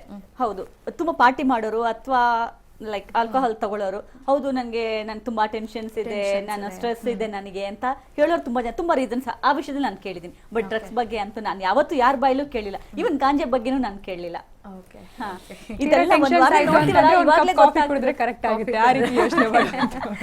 ಕಾಫಿ ಹಾಲಿಕ್ಸ್ ಗಳಾದ್ರೆ ಅದನ್ನ ಯೋಚನೆ ಇರಬಹುದು. ಅವ್ರವ್ರ ಅಭ್ಯಾಸಗಳು ಹೇಗಿರುತ್ತೆ ಅದ್ರ ಮೇಲೆ ಅವರು ರಿಲೀಫ್ಗೆ ದಾರಿಗಳನ್ನ ಹುಡ್ಕೊಳ್ತಾರೆ ಅಂತ ಅನ್ಸುತ್ತೆ. ಎಸ್ ನಾಗರಾಜ್ ಸರ್, ಇಂತಹ ಕೇಸ್ಗಳಲ್ಲಿ ಈಗೆಲ್ಲ ಹೈ ಪ್ರೊಫೈಲ್ ಕೇಸ್ಗಳೇ. ಈಗ ಡ್ರಗ್ ವಿಚಾರ ಯಾವಾಗಲೇ ಕೇಳಿ ಬಂದರೂ ಕೂಡ ಅದರಲ್ಲಿ ಹೈ ಪ್ರೊಫೈಲ್ ಜನನೇ ತಗ್ಲಾಕೊಂಡಿರ್ತಾರೆ. ಯಾರು ಬಡವ್ರ ಮಕ್ಕಳು ಅಥವಾ ಕಷ್ಟಪಟ್ಟು ಇನ್ನೊಂದು ಮಾಡ್ತಿರೋ ಅಂಥವ್ರು ಯಾರ ಹೆಸರು ನಾವು ಕೇಳೋದೇ ಇಲ್ಲ. ಎಲ್ಲ ದೊಡ್ಡ ದೊಡ್ಡ ಪೊಲಿಟಿಷಿಯನ್ಸ್ ಮಕ್ಕಳು ಇರ್ತಾರೆ. ಮತ್ತು ಈ ವಿಚಾರದಲ್ಲಿ ಒಂದಷ್ಟು ಹೈಯರ್ ಅಫಿಷಿಯಲ್ಸ್, ಪೊಲೀಸ್ ಆಫೀಸರ್ಸ್ ಮಕ್ಕಳ ಹೆಸರು ಕೂಡ ಇರಬಹುದು ಅನ್ನುವಂಥ ಒಂದು ಶಂಕೆ ಕೂಡ ಇದೆಯಂತೆ. ಅಂದರೆ ಗಳು ಸಿಗಲ್ಲ, ಅದನ್ನ ಡೀಲ್ ಮಾಡೋರು ಕೂಡ ದೊಡ್ಡ ಮಟ್ಟದಲ್ಲಿ ಹಣದ ಒಂದು ವ್ಯವಹಾರಗಳಾಗಬೇಕಾಗತ್ತೆ. ಅದ್ರ ಜೊತೆಗೆ ಆ ಪ್ರೆಷರ್ ಕೂಡ ಬಂದೇ ಬರುತ್ತೆ. ಇವತ್ತು ಎಷ್ಟೋ ಜನ ಪೊಲಿಟಿಷಿಯನ್ಸ್ ಮುಂದೆ ನಿಂತು ಹೇಳ್ತಾ ಇದ್ದಾರೆ, ಯಾವುದೇ ಒತ್ತಡ ಇಲ್ಲ ಅಧಿಕಾರಿಗಳ ಮೇಲೆ, ಮುಕ್ತವಾಗಿ ಅವರು ತನಿಖೆ ನಡೆಸಲಿ ಅನ್ನುವಂಥದ್ದು. ಬಟ್ ಒಳಗೊಳಗೆ ಯಾರು ಏನು ಪ್ರೆಷರ್ ಹಾಕ್ತಿದ್ದಾರೋ ಯಾರಿಗೂ ಗೊತ್ತಿಲ್ಲ ಇಲ್ಲಿ. ಸೊ ಇಂಥ ಕೇಸ್ಗಳನ್ನ ಹ್ಯಾಂಡಲ್ ಮಾಡುವಂಥ ಸಂದರ್ಭದಲ್ಲಿ ಹೇಗಿರಬಹುದು ಸರ್? ಪ್ರೆಷರ್ ಬರ್ತಿರುತ್ತಾ, ಒತ್ತಡಗಳು ಇದ್ದೇ ಇರುತ್ತಾ, ಅಥವಾ ಏನೂ ಇಲ್ಲದೆ ತನಿಖೆ ಮಾಡುವಂಥ ಒಂದು ವಾತಾವರಣ ನಿರ್ಮಾಣವಾಗಬಹುದಾ, ಹೇಗೆ ಅಂತ? ಹೌದು, ನೀವು ಹೇಳಿದಾಗೆ ಪ್ರೆಷರು ಎಲ್ಲ ಕಡೆಯಿಂದ ಬರ್ಬೋದು. ಪ್ರೆಷರ್ ಎಲ್ಲ ಕಡೆಯಿಂದ ಬಂದಾಗ ಬಗ್ಬಿಟ್ರೆ ಅದು ಫ್ಲೆಕ್ಸಿಬಿಲಿಟಿ ಅಂತಾರೆ. ಬಗ್ದೇ ಇದ್ದರೆ ಈಸ್ ನಾಟ್ ಫ್ಲೆಕ್ಸಿಬಲ್ ಅಂತಾರೆ. ನಾಟ್ ಫ್ಲೆಕ್ಸಿಬಲ್ ಅಂತವ್ರು ಎಷ್ಟು ಜನ ಇದ್ದಾರೆ? Come what may I do this. ಅಯ್ಯೋ ಯಾಕಪ್ಪ, ನನಗೆ ನೆನ್ನೆ ಹೋದ ವಾರ ಬಂದೆ, ಟ್ಯಾಚ್ ತೊಗೊಂಡೆ, ಅಥವಾ ಒಂದು ತಿಂಗಳಾಯಿತು ಬಂದು ಚಾರ್ಜ್ ತೊಗೊಂಡೆ, ಇನ್ನೂ ನಾನು ಸ್ವಲ್ಪ ದಿವಸ ಇಲ್ಲೇ ಉಳಿಬೇಕು ಚೇರಲ್ಲಿ ಅಂತಂದರೆ ಅದು ಫ್ಲೆಕ್ಸಿಬಲ್. ಆ ರೀತಿ ಮಾಡಿದ್ರೆ ಕೊನೆಗೆ ಅವರೂ ಸಿಗಾಕೋಬೋದು. ನೀವು ನೋಡಿದರೆ ಎಷ್ಟೋ ಜನ ಸಫರ್ಡ್. ಈ ಥರ ಕೇಸುಗಳಲ್ಲಿ ಇದೀ ನಮ್ಮ ರೋಹಿತ್ ಅವ್ರು ಹೇಳಿದಾಗೆ ಸಮಾಜದ ಮೇಲೆ ಭಾಳ ಅಗಾಧವಾದಂಥ ದುಷ್ಪರಿಣಾಮ ಉಂಟು ಮಾಡುತ್ತೆ. ಕೊನೆಗೆ ಅವ್ರ ಮಕ್ಕಳೇ ಇನ್ವಾಲ್ವ್ ಆಗ್ಬೋದು. ನೀವು ಹೇಳಿದರೆ ಯಾರೋ ಪೊಲೀಸವ್ರ ಮಕ್ಕಳು ಇರ್ಬೋದು. ಪೊಲೀಸವ್ರ ಮಕ್ಕಳಲ್ಲ, you see the pages of page 3 pages ನೋಡಿ, ಎಷ್ಟು ಜನ ಸರ್ವಿಂಗ್ ಪೊಲೀಸ್ ಆಫೀಸರ್ಸು ಬರ್ತಾರೆ ಹೋಗ್ತಾರೆ. ಅಲ್ಲಿ ಒಂದು ಕಾರ್ನರಲ್ಲಿ ಇದು ನಡೀತದಂತ ಸಾಕಷ್ಟು ಈಗಾಗಲೇ ಸುದ್ದಿ ಆಗಿದೆ. ಹಾಗಾದರೆ ಏನು, ಅದೊಂದು ಪ್ರಿಟೆಸ್ಟ್, ಇಲ್ಲಿ ಪೊಲೀಸರು ಬಂದಿದ್ದಾರೆ, ಇಲ್ಲೇನು ಅನಾಹುತ ನಡೆಯೋದಿಲ್ಲ, ಲೋಕಲ್ ಪೊಲೀಸ್ ಹೋಗೋದಿಲ್ಲ ಹಾಗೆ ಅಂತ. ಅದೊಂದು ಡಿಫೆನ್ಸ್ ಕೂಡ ತೊಗೊಂಡಿರ್ತಾರೆ, ಕವರ್ ತೊಗೊಂಡಿರ್ತಾರೆ. Other under cover these things happens. ಇದು ಪಾರ್ಟಿಗಳಲ್ಲೇ ಇಷ್ಟೊಂದು ನಾಜೂಕಾಗಿ ಅವರು ಕವರ್ ತೊಗೊಂಡು ಮಾಡುವಾಗ ಅಲ್ಲಿ ಏನೋ ಒಂದಿದೆ. ಇಲ್ಲಾಂದರೆ ಅವ್ರಿಗೆ ಯಾಕೆ ಪೇಜ್ 3ಗೆ ಹೋಗಬೇಕು ಸೀನಿಯರ್ ಪೊಲೀಸ್ ಆಫೀಸರ್ಸು? ಆ ಫೋಟೋ ಬರಲಿಕ್ಕ ಅಥವಾ ಬೇರೆ? ಅಫ್ಕೋರ್ಸ್ ಅದು ಕ್ರೇಜ್ ಇರುತ್ತೆ. ಬಿಹೈಂಡ್ ದ್ಯಾಟ್ ಈ ಕವರ್ ಏನಾದರೂ ಇದೆಯಾ ಅಂತ ನಾನೇ ಹೋದರೂ ಕೂಡ we must check doubly, make sure and then go. ಇಲ್ಲ ಅಂದರೆ ಸೋಷಿಯಲೈಸೇಷನ್ ಬೇಕು, but not to become a victim of the so called socialisation. Victim ಆದರೆ ಇವತ್ತು ನೋಡಿ, ಅವರ ಪ್ರೊಫೆಷನ್ಗೂ ಕೆಟ್ಟ ಹೆಸರು, ಅವ್ರಿಗೂ ಕೆಟ್ಟ ಹೆಸರು. ಬಿಡಿ, ನಿಮ್ಮನ್ನು ನಂಬ್ಕೊಂಡಿರೋದು ಸಮಾಜಕ್ಕೂ ಕೂಡ ಕೆಟ್ಟದಾಗುತ್ತಲ್ಲ. ಆದ್ದರಿಂದ socialisation especially in police is completely not allowed. ಇದೆಯಾ, ನಿನ್ನ ಫ್ಯಾಮಿಲಿ ಜೊತೆ ಹೋಗು, ಇಲ್ಲ ನಿನ್ನ ಒಂದು ನೋನ್ ಸರ್ಕಲಲ್ಲಿ if you are sure that they are good, you be with them. Otherwise it is an adverse ಇದು ಒಂದು ಬಿಹೇವಿಯರ್ ಅಥವಾ ಇಂಡಿಸಿಪ್ಲಿನು. ಈಗ ನೋಡಿದ್ದೀರಾ ನೀವು ಎಷ್ಟೋ ಸಾರಿ police officer was found in such and such a den or purse in whatever. ಅದು ತಪ್ಪು ಅವ್ರಿಗೆ ಅಲ್ಲ, ಆ ತಪ್ಪು ಮೆಸೇಜು ಅವ್ರು ನೋಡಿದವರು ಕೂಡ ಹೋಗುತ್ತೆ. ಹೇಗೆ ಇವತ್ತು ನೀವು ಸಿನಿಮಾ ಸೆಲೆಬ್ರಿಟೀಸ್ ಅವ್ರು ನೋಡ್ತಿರೋ ಹಾಗೆ ಒಳ್ಳೆ ಪೊಲೀಸ್ ಆಫೀಸರ್ ಒಂದು ಇರಬಾರ್ದು ಜಾಗದಲ್ಲಿ ಇದ್ದರೆ ಅವ್ರಿಗೂ ಕೂಡ ಒಂದು ಇಮೇಜು ಹಾಳಾಗುತ್ತೆ. ಇಮೇಜ್ ಹಾಳಾಗೋದ್ರಲ್ಲಿ ಪೊಲೀಸ್ ಮೇಲೆ ಇರ್ತಕ್ಕಂಥ ನಂಬಿಕೆ ಕೂಡ ಹಾಳಾಗುತ್ತೆ. ಈ ನಂಬಿಕೆ ಯಾವ ಥರ ಬಿಲ್ಡಪ್ ಮಾಡ್ತಾರೆ ಅಂದರೆ, ನಾವು ಹೇಳಿದ್ರೆ ರಾಜ್ಕುಮಾರ್ ಅವರೆಲ್ಲ ಎಷ್ಟು ಕಷ್ಟಪಟ್ಟು ಅವರ ಒಂದು ಪ್ರೊಫೈಲನ್ನು ಬಿಲ್ಡ್ ಮಾಡಿಕೊಂಡು ಆ ಲೆವೆಲಿಗೆ ಬಂದರು. ಆ ಲೆವೆಲ್ಗೆ ನಮ್ಗೆ ಗೊತ್ತಿಲ್ಲ ಇನ್ನು ಮುಂದೆ ಎಷ್ಟು ಜನ ರೀಚ್ ಆಗ್ತಾರೋ ಇಲ್ಲೋ, ಏನು ನಮ್ಮ ಕಣ್ಣಲ್ಲಿ ಮುಂದೆ ಯಾರೂ ರೀಚ್ ಆಗಂಗೆ ಕಾಣಲಿಲ್ಲ. ಸೊ ಮುಂದಿನ ದಿವಸಗಳಲ್ಲಿ ಏನಾದ್ರು ಮರುಜನ್ಮ ಅಂತಿದ್ರೆ ಕರ್ನಾಟಕದಲ್ಲೇ ಹುಟ್ಟಿ ಬಂದರೆ, ಅಣ್ಣವರು ಹುಟ್ಟು ಬಂದಿದ್ರೆ ಅಷ್ಟೊತ್ತಿಗೆ ನಾವೇನೋ ನೋಡ್ಬೋದೇನೋ. Otherwise it is impossible to see one more Rajkumar. ಈಗ ಗೊತ್ತಿಲ್ಲ ಎಷ್ಟು ಸೆಂಚುರೀಸ್ ಬೇಕು ಏನೋ, ಇದು ಬೇಕಾಗಿರೋದು. ಒನ್ ಮೋರ್ ಗಾಂಧೀಜಿ ನೋಡ್ಬೇಕಾದ್ರೆ ನಾವು ಇನ್ನೆಷ್ಟು ಸೆಂಚುರೀಸ್ ಹೊಟ್ಟು ಬರಬೇಕು ಗೊತ್ತಿಲ್ಲ. ಅದು ಗಾಂಧೀಜಿ ಸುಮ್ಮನೆ ಆದ್ರೇನಾ, ಇದು ಬೇಕಾಗಿರೋದು. ಅವರು ಕೂಡ ಈ ಡ್ರಗ್ಸ್ ಬಗ್ಗೆ ಹೋರಾಟ ಮಾಡಿದ್ದಾರೆ. ಎಂಥದ್ದು ಮಾಫಿಯಾಗಳು ಅವ್ರಿಗೂ ಟ್ಯಾಕಲ್ ಮಾಡಿದ್ದಾರೆ. ಇದೆಲ್ಲವನ್ನು ನೋಡಿದ್ರೆ ಮಾಫಿಯಾ ಬರೀ ಬೆಂಗಳೂರಿಗೆ ಸೀಮಿತ ಆಗಿಲ್ಲ, ಕರ್ನಾಟಕಕ್ಕೆ ಸೀಮಿತ ಆಗಿಲ್ಲ. Is a global phenomena, all over world ಇದೆ. ಈ ಮಾಫಿಯಾ ಕಿಂಗ್ಸ್ ಎಲ್ಲಿದ್ದಾರೆ ಅಂತಂದರೆ ನಮ್ಮಲ್ಲಿಲ್ಲ. They are sitting somewhere in overseas, ಅದರಲ್ಲಿ ಯುರೋಪಿಯನ್ ಕಂಟ್ರೀಸ್ ಅಥವಾ ಇಂಡಸ್ಟ್ರಿಯಲಿ ಡೆವಲಪ್ಡ್ ಕಂಟ್ರೀಸಲ್ಲಿ ಇದ್ದಾರೆ. ಅವರು they are playing a bigger role. ಯಾವ ರೀತಿ ಅಂತ ಹೇಳಿದ್ರೆ, ಈಗ ವಿಟ್ನೆಸ್ಸು ಅಥವಾ ಸಾಕ್ಷಿನೋ who is bent up on ಏನೋ ಅವ್ರನ್ನೇನೋ ಇಡಿಸ್ಬೇಕು, ಹಾಗೆ ಮಾಡಬೇಕು ಹೀಗೆ ಮಾಡಬೇಕಂತೆಲ್ಲ. ಈಗ go to any casino it is that. ಎಲ್ಲಿದ್ದಾವೆ ಎಲ್ಲ ಯೂಜ್ ಏನೋ ಕ್ಯಾಸಿನೋಸ್? ನಮ್ಮ ಇಂಡಿಯಾದಲ್ಲಿ ಇರೋದು very few. If you go abroad, every major city has got 1 or 2 ಏನೋ notable, world wide notable casinos ಇರ್ತದೆ. ಅಲ್ಲಿಗೆ they transport people who are indulging in gambling and other things and other things also. in a larger scale. They are the bigger markets. ಇದೇನು ನಾವು ನೋಡ್ತಾ ಇದ್ವಿ may be petty market. ನನಗೆ ಗೊತ್ತಿರುವ ಹಾಗೆ, ಯಾಕೆಂದರೆ ನಾನು I worked in United Nation mission and I am aware of it. International peddling ಹೇಗಾಗುತ್ತೆ, ಸ್ಮಗ್ಲಿಂಗ್ ಹೇಗಾಗುತ್ತೆ, who are used. Normally woman folk are more used in this type of peddling. ಅದರಲ್ಲಿ ನಾನಾ ಕಾರಣಗಳಿಂದ ಅವರು ನೋಡೋಕ್ಕೆ ಚೆನ್ನಾಗಿರ್ತಾರೆ, ಬಟ್ ಎಜುಕೇಷನ್ ಇರಲ್ಲ. ಅವ್ರಿಗೇನೋ ಒಂದು ಜಾಬ್ ಕೊಡಿಸ್ತೀವಿ, ನೀವು ಒಂದು ಪದಾರ್ಥ ತೊಗೊಂಡೋಗಿ ಅಲ್ಲಿ ನಮ್ಮ ಇರ್ತಾನೆ, ಅವರೆಲ್ಲ ಪಾಸ್ಪೋರ್ಟ್ ಮಾಡಿ ಕೊಡ್ತಾನೆ, ವೀಸಾ ಮಾಡಿ ಕೊಡ್ತಾನೆ, ಅಲ್ಲಿಂದ ಕೆಲಸನ ಕೊಡಿಸ್ತಾನೆ ಅಂತ ತೊಗೊಂಡ್ಬರ್ತಾರೆ. Especially Russian girls are more victims in this particular. ಗೊತ್ತಾ ಇದ್ದೀವಿ ಎಷ್ಟೆಲ್ಲ ರೀತಿಯಾಗಿ, ಯಾವ್ಯಾವ ರೀತಿಯಾಗಿ ಏನೇನು ನಡೀಬಹುದು, ಅಥವಾ ಇನ್ನು ಮುಂದೆ ತನಿಖೆಯ ಒಂದು ಹಾದಿ ಯಾವ ರೀತಿಯಾಗಿ ಸಾಗಬಹುದು ಅನ್ನುವಂಥದ್ದು.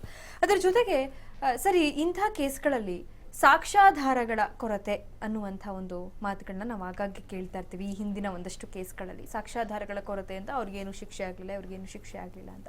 ಸೊ ಅದು ಹೇಗೆ, ಇಂಥ ಕೇಸ್ಗಳಲ್ಲಿ ಯಾವ ರೀತಿಯಾದಂಥ ಒಂದು ಸಾಕ್ಷ್ಯಾಧಾರಗಳು ಬೇಕಾಗುತ್ತೆ, ಯಾವ ರೀತಿಯಾದಂಥ ಒಂದು ಕೊರತೆ ಎದುರಾಗಬಹುದು ಅಂತ? ಸಾಕ್ಷ್ಯಾಧಾರಗಳು ಇದರಲ್ಲಿ ಏನಂತ ಹೇಳಿದರೆ, ಒಂದು ಅವರ ಕೈಯಿಂದ ರಿಕವರಿ ಏನಾಗಿದೆ, then the statement of witnesses important. Recovery ಆಗುವ ಟೈಮಲ್ಲಿ ಪಂಚನಾಮೆಯಲ್ಲಿ ಭಾಗವಹಿಸಿದಂತಹ ವಿಟ್ನೆಸ್ಗಳು ದೇ ಶುಡ್ ಬಿ ಫರ್ಮ್. ಅವರು ಆನಂತರ ಕೋರ್ಟಿಗೆ ಹೋಗಿ ಅಲ್ಲಿ ಹಾಸ್ಟೈಲ್ ಆಗೋದು, ಅಲ್ಲಿ ಸಾಕ್ಷ್ಯಾಧಾರದ ನಾಶ ಆಗ್ತದೆ. ಇನ್ನೊಂದು ನಾನು ಹೇಳ್ದಂಗೆ ದಿ ನಾರ್ಕೋ ಅನಾಲಿಸಿಸ್ ಟೆಸ್ಟ್ ಮಾಡಿದಾಗ ಏನು ಸ್ಯಾಂಪಲ್ಸಲ್ಲಿ ಏನು ರಿಪೋರ್ಟ್ ಬರುತ್ತೆ ಅದ್ರ ಮೇಲೆ ಡಿಪೆಂಡ್ ಆಗುತ್ತೆ ಸಾಕ್ಷ್ಯಾಧಾರಗಳು.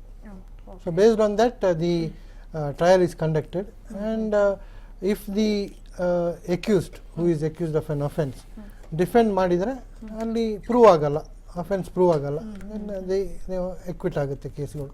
So if it is proved based on the evidence collected, documentary as well as oral evidence, then there are chances of conviction. ಇಲ್ಲಿ ರಾವತ್ ಅವರು ಹೇಳಿದಕ್ಕೆ ಒಂದು ಸ್ವಲ್ಪ ನಾನು ಆಡ್ ಮಾಡಲಿಕ್ಕೆ ಬಯಸ್ತೇನೆ. ಏನು ಹೇಳಿದರೆ, ಒಂದು ಸೆಟ್ ಪ್ಯಾಟ್ರನ್ ಇದೆ. ಆ ಪ್ಯಾಟರ್ನಲ್ಲಿ ಪ್ರೋಟೋಕಾಲ್ ಹೇಗಿರುತ್ತೆ ಅಂದರೆ, source information that need not be disclosed.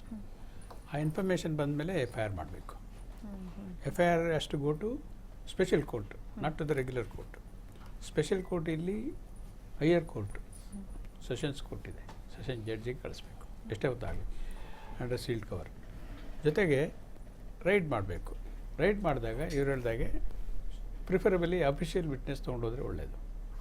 Official witness ಹೇಗೆ ಪ್ರಿವೆನ್ಷನ್ ಆಫ್ ಕರಪ್ಷನ್ ಆ್ಯಕ್ಟಲ್ಲಿ ತೊಗೊಂಡು ಹೋಗ್ತೀವಲ್ಲ ಆ ಮಾದರಿಯಲ್ಲಿ ಅವ್ರು ತೊಗೊಂಡು ಹೋದ್ಮೇಲೆ ಏನು ನಡೀತದೆ ಪ್ರೊಸೀಡಿಂಗ್ಸ್ಗೆ ಅವರು ಚೆನ್ನಾಗಿ ಗಮನಿಸ್ತಾರೆ. Because is an official.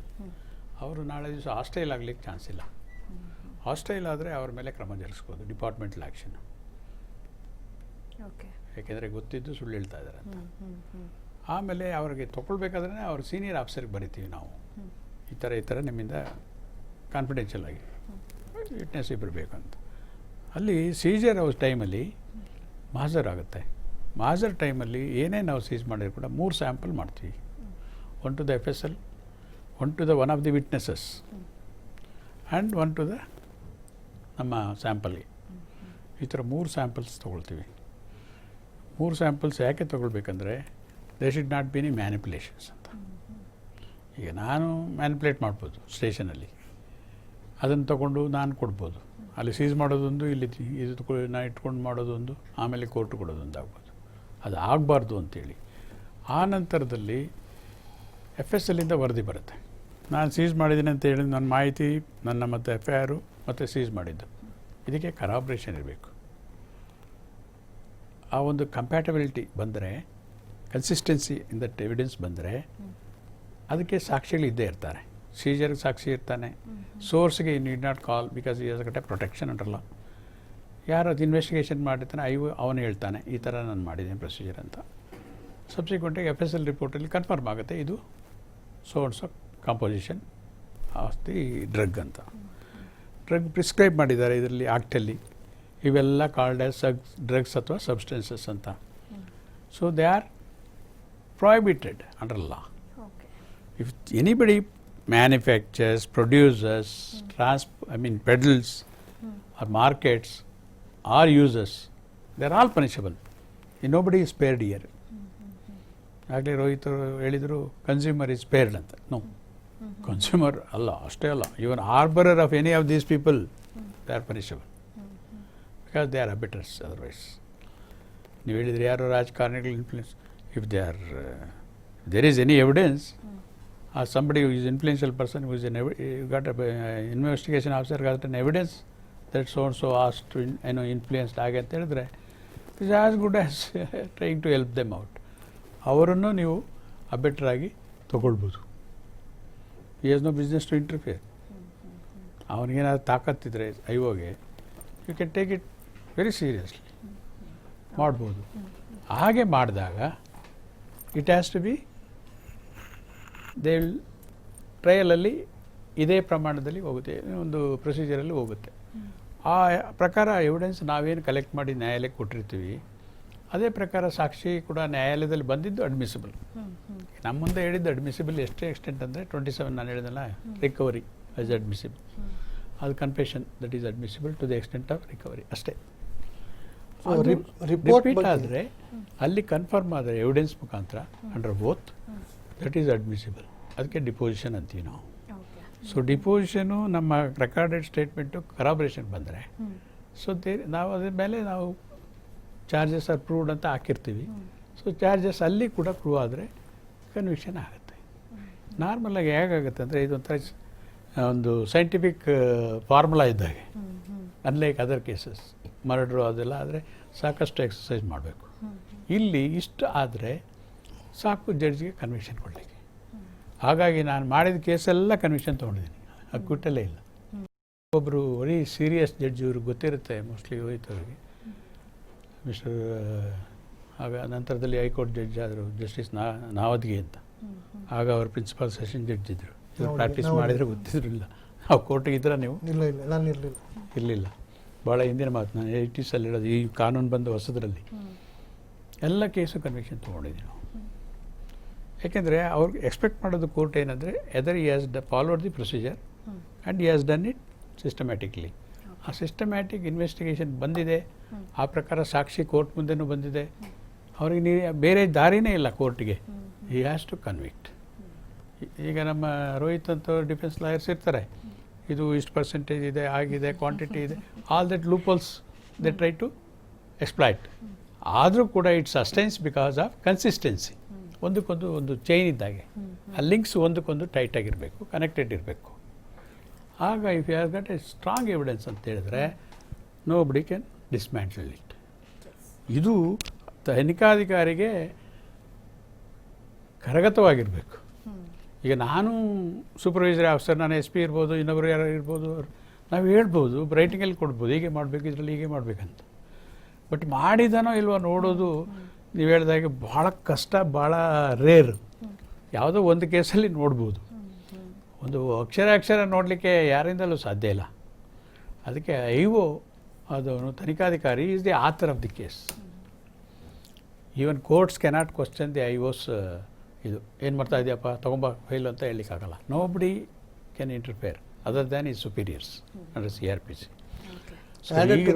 added to what sir has said, ಒಂದು ಸೆಕೆಂಡ್. see, ಆಗಿರುವಾಗ ಆ ಒಂದು ಪ್ರಿವಿಲೇಜನ್ನು ಅವರು ಒಂದು ಪ್ರೊಫೆಷ್ನಲ್ ಎಥಿಕ್ಸ್ ಮೇಲೆ ಮಾಡಬೇಕು.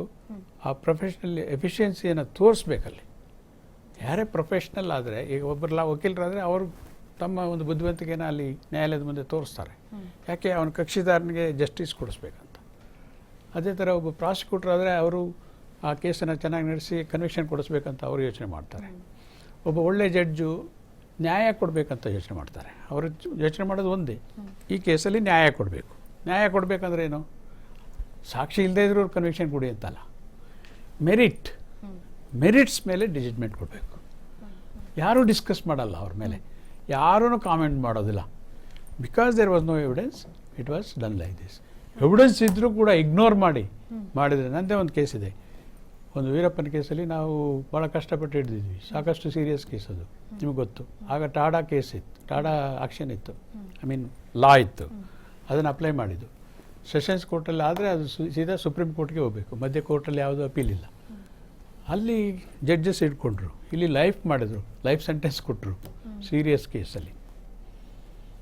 ಹಾಗೆ ಅವರು ಓದುವಾಗ ಡಿಪೋಸಿಷನ್, ನಾನು ಹೇಳ್ದಲ್ಲ ನಿಮಗೆ, ನ್ಯಾಯಾಲಯದ ಮುಂದೆ ಬಂದಂಥ ಡಿಪೋಸಿಷನ್ ಓದಿದರು. ಆ ಲಾಯರು ಮಾಡಿದಂಥ, ಡಿಫೆನ್ಸ್ ಲಾಯರ್ ಮಾಡಿದಂಥ ಆರ್ಗ್ಯುಮೆಂಟ್ಸ್ ಓದಿದರು, ನಮ್ಮ ಪ್ರಾಸಿಕ್ಯೂಷನ್ ಆರ್ಗ್ಯುಮೆಂಟ್ಸ್ ಓದಿದರು. ಎಲ್ಲೂ ಕೂಡ ಜಡ್ಜ್ಮೆಂಟಲ್ಲಿ ಬರೆದಂಥ ಪಾಯಿಂಟಿಗೆ ಉತ್ತರ ಇರಲಿಲ್ಲ. In the sense, defence advocate ಆ ಪಾಯಿಂಟ್ ತೊಗೊಂಡು ಆರ್ಗ್ಯೂ ಮಾಡಿಲ್ಲ, ಡಿಪೋಸಿಷನಲ್ಲಿ ಆ ಪಾಯಿಂಟ್ ಬಂದಿಲ್ಲ ಸಾಕ್ಷಿಗಳಲ್ಲಿ ಅಥವಾ ಅಕ್ಯೂಸ್ಡ್ ಸ್ಟೇಟ್ಮೆಂಟ್ಗಳಲ್ಲಿ ಇದ್ದಾಗ ಅದನ್ನು ಹೇಗೆ ಇವರು ಪ್ರೆಸ್ಯೂಮ್ ಮಾಡಿಕೊಂಡು ಈ ಜಡ್ಜ್ಮೆಂಟನ್ನು ಜಾಸ್ತಿ ಕೊಡೋದನ್ನು ರೆಡ್ಯೂಸ್ ಮಾಡಿ ಕೊಟ್ಟಿದ್ದಾರೆ ಅಂತ. ಆಮೇಲೆ ಏನು ಮಾಡಿದ್ರು supreme court, enhance the punishment. ಇದು ಸ್ಟೇಟ್ ಅಪೀಲ್ ಅಲ್ಲ, ಅಕ್ಯೂಸ್ಡ್ ಅಪೀಲು.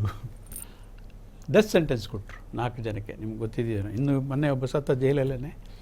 ಆಮೇಲೆ it was committed to jail because of various other reasons, because of delay, inordinate delay. 10 ವರ್ಷ 11 ವರ್ಷ ಆದಮೇಲೆ ಪ್ರೆಸಿಡೆಂಟ್ ಇಟ್ಕೊಂಡು 2-3 ಪ್ರೆಸಿಡೆಂಟ್ ಹೋದ್ಮೇಲೆ, ಈಗ ಮೊನ್ನೆ ತೀರ್ಕೊಂಡ್ರಲ್ಲ ಪ್ರೆಸಿಡೆಂಟ್ ಅವರು ಅದನ್ನ ಅಪ್ರೂವ್ ಮಾಡಿ ಕಳಿಸಿದರು. ಅಷ್ಟೊತ್ತಿಗಾಗಲೇ ಅವರಿಂದ 2 ಪ್ರೆಸಿಡೆಂಟ್ಸ್ ಹೋಗಿದ್ದು. 10, 12, 13 ವರ್ಷ ಆಗಿತ್ತು.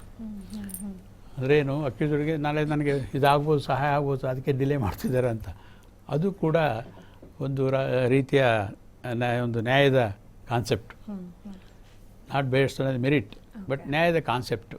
ನಾವು ಅವರಿಗೆ ನಿರಾಸೆಗೊಳಿಸಬಾರ್ದಿತ್ತು. ಏನಿದ್ರೆ ಕ್ವಿಕ್ ಡಿಸಿಷನ್ ಆಗಬೇಕಾಗಿತ್ತು ಅಂತ. ಅದಕ್ಕೆ ಈಗ ಕ್ವಿಕ್ಕಾಗಿ ಆಗ್ತಾ ಇದ್ದಾವೆ ಅಂಥದ್ದು ಮ್ಯಾಟರ್ಸ್. ಇದು ನಾರ್ಮಲ್ಲಾಗಿ ಒಬ್ಬ ನುರಿತ ತನಿಖಾಧಿಕಾರಿ ಮಾಡೋದು. ಅದಕ್ಕೆ ಇಲ್ಲಿ ಏನು ಮಾಡಿದ್ದಾರೆ, ಯಾವುದೇ ತನಿಖೆನ ಇಲ್ಲಿ ಮಾಡಬೇಕಾದ್ರೆ ಒಬ್ಬ ಗೆಸ್ಟೆಡ್ ಪೊಲೀಸ್ ಆಫೀಸರ್ ತನಿಖೆ ಮಾಡಬೇಕು ಈ ಕೇಸುಗಳಲ್ಲಿ. ಈಗ ನಾರ್ಮಲಾಗಿ ನಾವು ಒಂದು ASIಗೂ ಕೊಡ್ತೀವಿ, ಹೆಡ್ ಕಾನ್ಸ್ಟೇಬಲ್ಗೂ ಕೊಡ್ತೀವಿ, ಸಬ್ ಇನ್ಸ್ಪೆಕ್ಟ್ರ್ ಮಾಡ್ತಾರೆ. ಯಾಕೆಂದರೆ ಅವರು ಅಷ್ಟೊಂದು ಕೇಸುಗಳು ತನಿಖೆ ಮಾಡಿ ಅನುಭವ ಇರೋದಿಲ್ಲ. ಒಬ್ಬ ಇನ್ಸ್ಪೆಕ್ಟರ್ ಅಂದರೆ ಸಾಕಷ್ಟು ಕೇಸುಗಳನ್ನು ತನಿಖೆ ಮಾಡಿರ್ತಾರೆ. ಆ ಒಂದು ತನಿಖಾ ಬ್ಯಾಕ್ಗ್ರೌಂಡ್ ಬೇಕು, ಎಕ್ಸ್ಪರ್ಟೀಸ್ ಬೇಕು. ಆ ಒಂದು ಎಕ್ಸ್ಪರ್ಟೀಸ್ ಇರೋರಿಗೆ ಈ ಥರ ಕೇಸುಗಳನ್ನ ತನಿಖೆ ಕೊಡ್ತಾರೆ. ಸೊ ಫೇಲ್ಯೂರು ಕಡಿಮೆ ಇರ್ತವೆ ಅಂತ ಒಂದು ಭಾವನೆ, ಗೊತ್ತಿಲ್ಲ ಅವು ಹೇಗೆ ಹೋಗುತ್ತೆ ಅನ್ನುವಂಥದ್ದು ಗೊತ್ತಿಲ್ಲ. ಬಟ್ ಆದರೂ ಹಾಗಿರಲಿ, ಯಾವುದೇ ತೊಂದರೆಗಳು ಕೊರತೆಗಳಾಗದೇ ಇರಲಿ ಅನ್ನುವಂಥದ್ದಷ್ಟೇ. ರೋಹಿತ್ ಅವರೇ, ನೀವು ಹೇಳ್ತಿದ್ರಿ ಈ ಸಾಕ್ಷ್ಯಾಧಾರಗಳ ಕೊರತೆ ಅನ್ನುವಂಥದ್ದು ಹೇಗಾಗಬಹುದು, ಏನಾಗಬಹುದು? ಅದೇ ಪ್ರೊಫೆಷನಲಿಸಮ್ ಇನ್ ಇನ್ವೆಸ್ಟಿಗೇಷನ್ ಆಫೀಸರ್ ಏನಿದ್ದಾರೆ ಅವರು ಯಾವ ಥರ ಕನ್ಸಿಸ್ಟೆನ್ಸಿ ಆಗಿ ಇನ್ವೆಸ್ಟಿಗೇಷನ್ ಮಾಡ್ತಾರೆ, ಅದು important. Every criminal trial is voyage in search of truth. ಸತ್ಯಾಂಶ ಏನಿದೆ ಅದನ್ನು ಈಚೆ ತಂದು chaff has to be separated from grain. Accused ಈಗ ಈ ಎವಿಡೆನ್ಷಿಯರಿ ವ್ಯಾಲ್ಯೂ ಈ ರಿಕವರಿ ಏನಾಗ್ತದೆ ಅದರ ಮೇಲೆ ಹೊಂದ್ಕೊಂಡಿದೆ. ಆರೋಪಿಯಿಂದ ಏನು ರಿಕವರಿ ಆಗಿದೆ ಅದ್ರ ಮೇಲೆ entire evidence is based. So recovery ಆದ ತಕ್ಷಣ ಸಪೋಸ್ ಒಂದು ಕಾಂಟ್ರಾಬ್ಯಾಂಡ್ ರಿಕವರಿ ಆಗಿದೆ ಒಂದು ಆರೋಪಿಯಿಂದ, ಸೊ ಇಮ್ಮಿಡಿಯೇಟ್ಲಿ ಅದನ್ನು 3 ಪಾರ್ಟ್ ಮಾಡ್ತಾರೆ. One has to be sent to the FSL lab. ಅಲ್ಲಿ within 15 days there are 2 test, ಒಂದು qualitative test and quantitative test.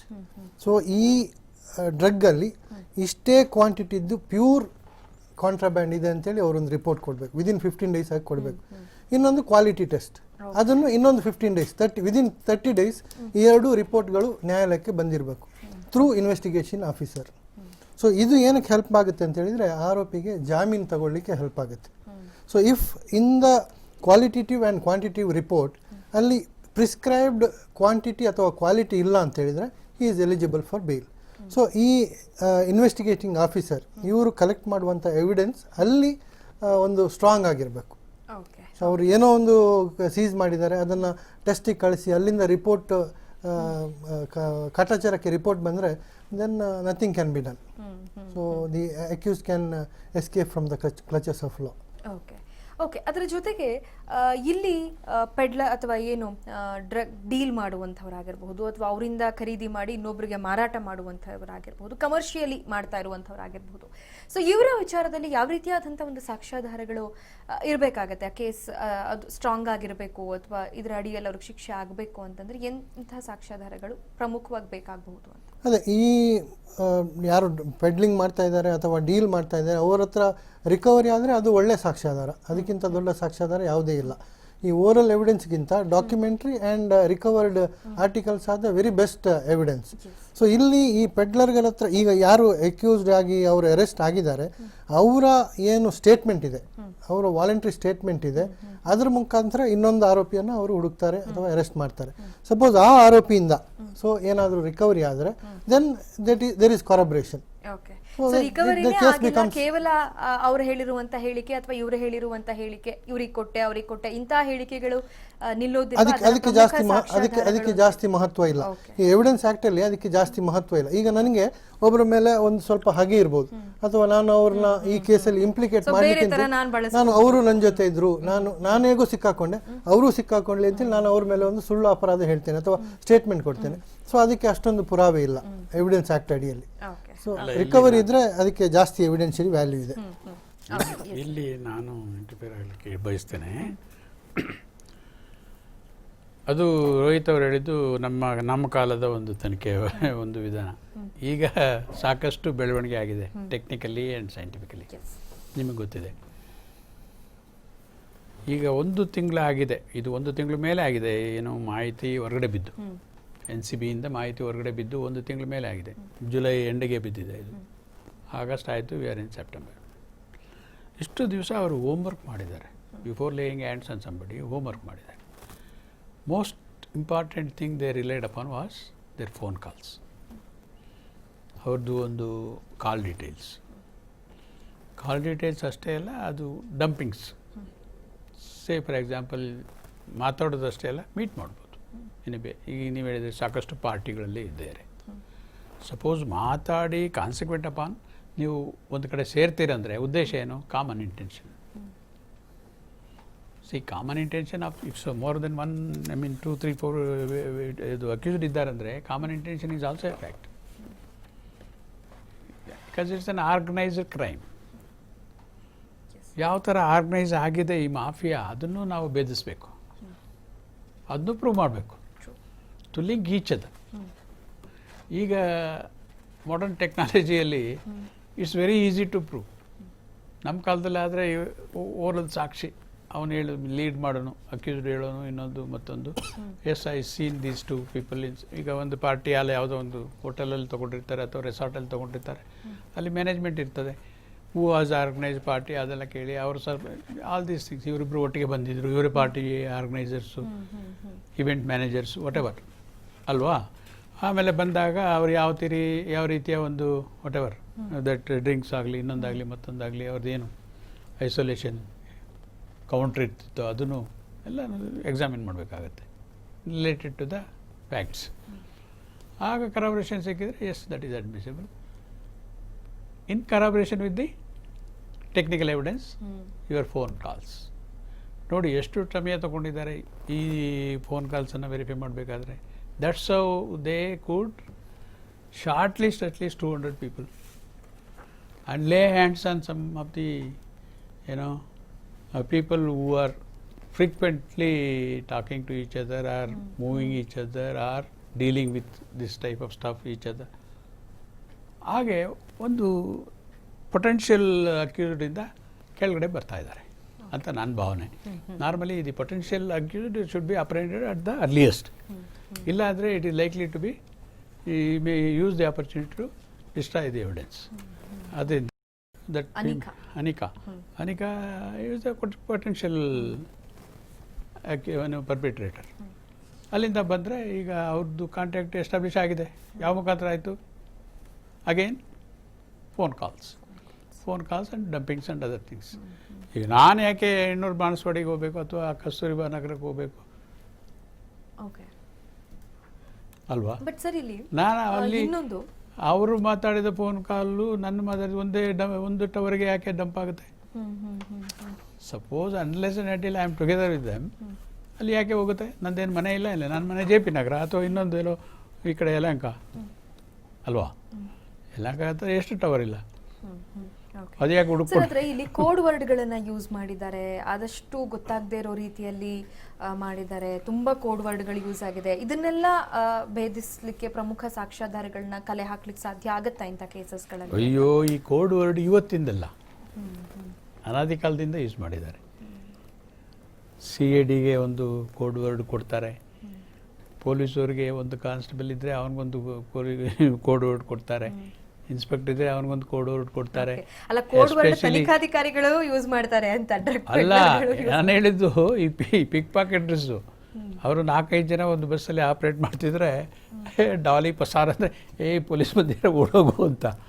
ನಮ್ಮ ಕಾಲದಲ್ಲಿ ನಾನು ಹೇಳೋದು 70s when we join the department in late 70s ಆಗಲೇ ನಮಗೆ ಈ ಕ್ರೈಮ್ ಸ್ಟಾಫ್ ಅವರೆಲ್ಲ ಪಟ ಹೇಳ್ಕೊಟ್ಟಿದ್ದು ಒಂದು ಇದು ನೋಡಿ ಸರ್, ಹಿಂಗೆಲ್ಲ ಈ ಭಾಷೆ ಯೂಸ್ ಮಾಡ್ತಾರೆ. ಏನೋ ಡಾಲಿ ಪಸಾರ್ ಅಂದರೆ ಅಕ್ಕಪಕ್ಕದ ಇರೋ ಏನು ಗೊತ್ತಾಗುತ್ತೆ? ಪೊಲೀಸರು ಬಂದಿರೋ ಓಡೋಗು ಅಂತ ಹೇಳಿ ಅವರು ಕೊಡೋದು. ಅರ್ಥ ಆಯ್ತಾ? ಆಮೇಲೆ ನೋಟಿಗೂ ಕೂಡ ಏನೋ ಒಂದು ನಂಬರ್ ಕೊಟ್ಟಿರ್ತಾರೆ ಅವರು, ಪನ್ನ ಹಾಗೆ ಹೀಗೆ ಅನ್ಕೊಂಡು. ಏನೇ ಇರಲಿ, ಈ ಕೋಡು ಇವತ್ತಿನ ದಿನದಲ್ಲಿ ನೀವು ನೋಡಿದ್ರ ಇಟ್ ಶುಡ್ ಬಿ ಕಮ್ಯುನಿಕೇಷನ್ ತಾನೇ. ಯಾರಿಗೆ ಬೇಕು? ನಾನು ಹೇಳಿದೆ, ಇದು ಒಂದು ಮಾಫಿಯಾ, ಇದೊಂದು ಸೀಕ್ರೆಟ್ ಸರ್ವಿಸ್ ಅಥವಾ ಸೀಕ್ರೆಟ್ ಆಪ್ರೇಷನ್ಸ್. ಇದು ಲ್ಯಾಂಗ್ವೇಜು ನೀವು ಎಲ್ಲೋ ಕೂತಿರೋನು ಓವರ್ಸೀಸಲ್ಲಿ ಹೇಳಿದ್ರು ಅವನಿಗೂ ಅರ್ಥ ಆಗುತ್ತೆ. ಈ ಟೆಲಿಗ್ರಾಫಿಕ್ ಲ್ಯಾಂಗ್ವೇಜ್ ನಿಮ್ಗೆ ಗೊತ್ತಲ್ಲ, ಗೋಲ್ಡನ್ ಡೇಸಲ್ಲಿ ಅದೇ ತಾನೇ, ಟಕ್ ಆ ಲ್ಯಾಂಗ್ವೇಜು ಇವರು ಮಾತಾಡ್ತಾ ಇರೋದು ಒಂದು ಏನು ವಾಟ್ಸಪ್ ಲ್ಯಾಂಗ್ವೇಜು ಅಥವಾ whatever your chat language ಎಷ್ಟು ಥರ ಇಲ್ಲ. ಆರ್ಡಿನರಿ ಕೋರ್ಸಲ್ಲಿ ಏನೂ ಕೊಡ್ತಂಥ ಹುಡುಗರು, ಸಣ್ಣ ಮಕ್ಕಳು ಕೂಡ ಅದೇ ಯೂಸ್ ಸ್ಲ್ಯಾಂಗ್. ಆ ಥರದ್ರಲ್ಲೇ ಇಲ್ಲಿ ಕೂಡ ಇರುತ್ತೆ. ಬಟ್ ಅದನ್ನು ಡಿಕೋಡ್ ಮಾಡೋದು ಭಾಳ ಕಷ್ಟನೇ. ಬಟ್ ಅವರಿಂದನೇ ಮಾಡಿಸ್ಬೇಕು. ಒಬ್ಬರು ಇಬ್ಬರು ಬಾಯಿ ಬಿಟ್ಟರೆ ಸಾಕು, ಅದು ಡಿಕೋಡ್ ಆಗುತ್ತೆ. ಅದೇ ಥರ ಟೆರರಿಸ್ಟು ಯೂಸ್ ಮಾಡ್ತಾರೆ, ಅದೇ ಥರ ಫಾರಿನ್ ಇಂಟೆಲಿಜೆನ್ಸ್ ಏಜೆನ್ಸೀಸ್ ಯೂಸ್ ಮಾಡ್ತಾರೆ, ನಮ್ಮವರು ಯೂಸ್ ಮಾಡ್ತಾರೆ. This is communication to be naturally adapted with any secret operations. So this is more committed. ನೀವೆಲ್ಲ ಈಗ ಸಾಕಷ್ಟು ಇದರದ್ದು ಏನೋ ರೀಕ್ರಿಯೇಷನ್ ಸ್ಟೋರೀಸ್ ಎಲ್ಲ ಬರ್ತದೆ, ಈ ಡ್ರಗ್ ಸ್ಮಗ್ಲಿಂಗ್, ಡ್ರಗ್ ಮಾಫಿಯಾದು ಅದೆಲ್ಲ. They are very tough people. Minimum is death. Somebody comes in their way, minimum is death. How ruthless they are you see. ಅದರಿಂದ ಎಷ್ಟೋ ಜನ ನೀವು ಹೇಳಿದ್ರಿ, ನಮ್ಮ ರೋಹಿತ್ ಅವರು ಹೇಳಿದ್ರು duties under constitution. Yes, we got every duties. ನಮಗೇನು ಡಿಮ್ಯಾಂಡ್ಸ್ ಇದೆಯೋ ಅಷ್ಟೇ ಅಲ್ಲ, ನಾವು ಡ್ಯೂಟೀಸು ಕೂಡ ಇದೆ under constitution, being a citizen. ಆದರೆ how many of us other citizens of the sovereign state repent, ಅಯ್ಯೋ ನಾನು ಇದು ಮಾಡಲಿಲ್ವೇ ನನ್ನ ಡ್ಯೂಟಿ, ಏನಪ್ಪ ಹಾಗೆ ಅಂತ. ಮಾಡಿದವ್ರಿಗೆ ಎಷ್ಟು ಜನಕ್ಕೆ ನಾವು ಅಫ್ಕೋರ್ಸ್ ನ್ಯಾಷನಲ್ ಅಂತಮ್ಮ ಅಂತ ಆಡಿದಾಗ ನಾವು ನ್ಯಾಷನಲ್ ಐಕಾನ್ಸ್ಗೆ ರೆಸ್ಪೆಕ್ಟ್ ಕೊಡಬೇಕು. ಆಗ ಮಾಡದೇ ಇದ್ದಾಗ ಕಾಣುತ್ತೆ, ಅವ್ರಿಗೆ ಆಪ್ರೇಷನಲ್ಲಿ ಕೇಸ್ ಮಾಡಿ ಮಾಡ್ತೀವಿ. ಬಟ್ ಇನ್ನೂ ಇದು natural duties, one has to realise is responsibilities and duties to towards the nation ಅಥವಾ ರಾಷ್ಟ್ರದ ಒಂದು ಅಭ್ಯುದಯಕ್ಕೆ ನಾವು ದುಡಿಬೇಕು ಅನ್ನೋದು ಸ್ವಯಂ ಪ್ರೇರಿತವಾಗಿ ಬರಬೇಕು. ಅಂಥ ಒಂದು ಕೆಲಸ ನಾವು ಎಷ್ಟು ಜನ ಮಾಡ್ತಾಯಿದ್ದೀವಿ. ಎಲ್ಲ ಒಂದು ಕಸ ಹಾಕೋದಾಗಲಿ, ಇನ್ನೊಂದಾಗಲಿ, ಮತ್ತೊಂದಾಗಲಿ, ಯಾರೋ ಹೇಳಬೇಕು, ಇನ್ಸಿಸ್ಟ್ ಮಾಡಬೇಕು, ಅಯ್ಯೋ ನಾವು ಮಾಡಬಾರ್ದು ಇದು ಹಾಗೆ ಅಂತ.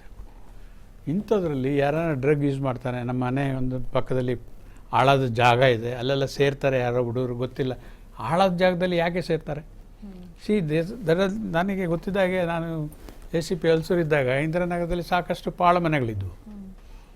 They were the dens for these people to especially use. School dropouts ಇರ್ಬೋದು ಅಥವಾ ಜಸ್ಟ್ ಎಂಟರ್ಡ್ ಕಾಲೇಜ್ ಸ್ಟೂಡೆಂಟ್ಸ್ ಇರ್ಬೋದು. ಎಲ್ಲ ಅಲ್ಲಿ ಹೋಗಿ ನೋಡಿದ್ರೆ ಸಿರಿಂಜಸ್ ಎಷ್ಟಂತ ಬಿದ್ದಿರ್ತಿತ್ತು. ಆಮೇಲೆ ನಾವು ಫಾಲೋಅಪ್ ಮಾಡಿ ಅದನ್ನ ಹಿಡಿದು ಎಲ್ಲ ಕೇಸ್ ಹಾಕ್ತಾಯಿದ್ವಿ. ಎಲ್ಲ ನೋಡಿದ್ರೆ ವೆಲ್ ಟು ಡೂ ಫ್ಯಾಮಿಲೀಸ್. ಈಗ ನೀವು ಹೇಳಿದ್ರಲ್ಲ ಎಂಥದ್ದು ಸೊಲ್ಯೂಷನ್ ಸ್ಮೆಲ್ ತಗೊಳ್ತಾರೆ, ಇದು ಮಾಡ್ತಾರೆ ಅಂತ. ಅವರು ಫ್ರಮ್ ದಿಸ್ ಸ್ಕ್ರ್ಯಾಚಸ್ ಎಲ್ಲ ವೆರೈಟೀಸು ಇದೆ ಇದರಲ್ಲಿ, from bottom to the top, top to the bottom. ಯಾರೂ ಏನು ಎಕ್ಸೆಪ್ಷನ್ ಇಲ್ಲ. ಆದರೆ ಇದೊಂದು ದುಶ್ಚಟ. ಚಟಗಳಲ್ಲಿ ಒಳ್ಳೆ ಚಟ ಇದೆ, ದುಶ್ಚಟ ಇದೆ. ಹಾಗೆ ಯೂಸಸಲ್ಲಿ ಯೂಸ್ ಇದೆ, ಅಬ್ಯೂಸ್ ಇದೆ. ಹಾಗೆ ಈ ಚಟಕ್ಕೆ ಬಿದ್ದುಬಿಟ್ರೆ ಯಾರು ಪೇರೆಂಟಲ್ ಕೇರ್ ಇರಲ್ವೋ ಅಥವಾ ಡ್ರಾಪ್ಔಟ್ಸ್ ಆಗಿರ್ತಾರೋ ಹಾಗೆ, ಅಥವಾ ಡಿಪ್ರೆಷನ್ಗೆ ಹೋಗಿರ್ತಾರೋ ಅಂಥವರು ಇದು ಮಾಡೋದು ಸಹಜ.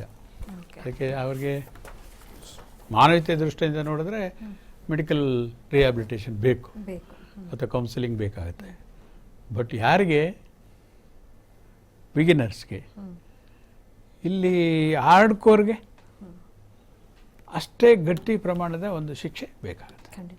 ಯಾಕೆಂದರೆ it should be an example ಅಲ್ವಾ?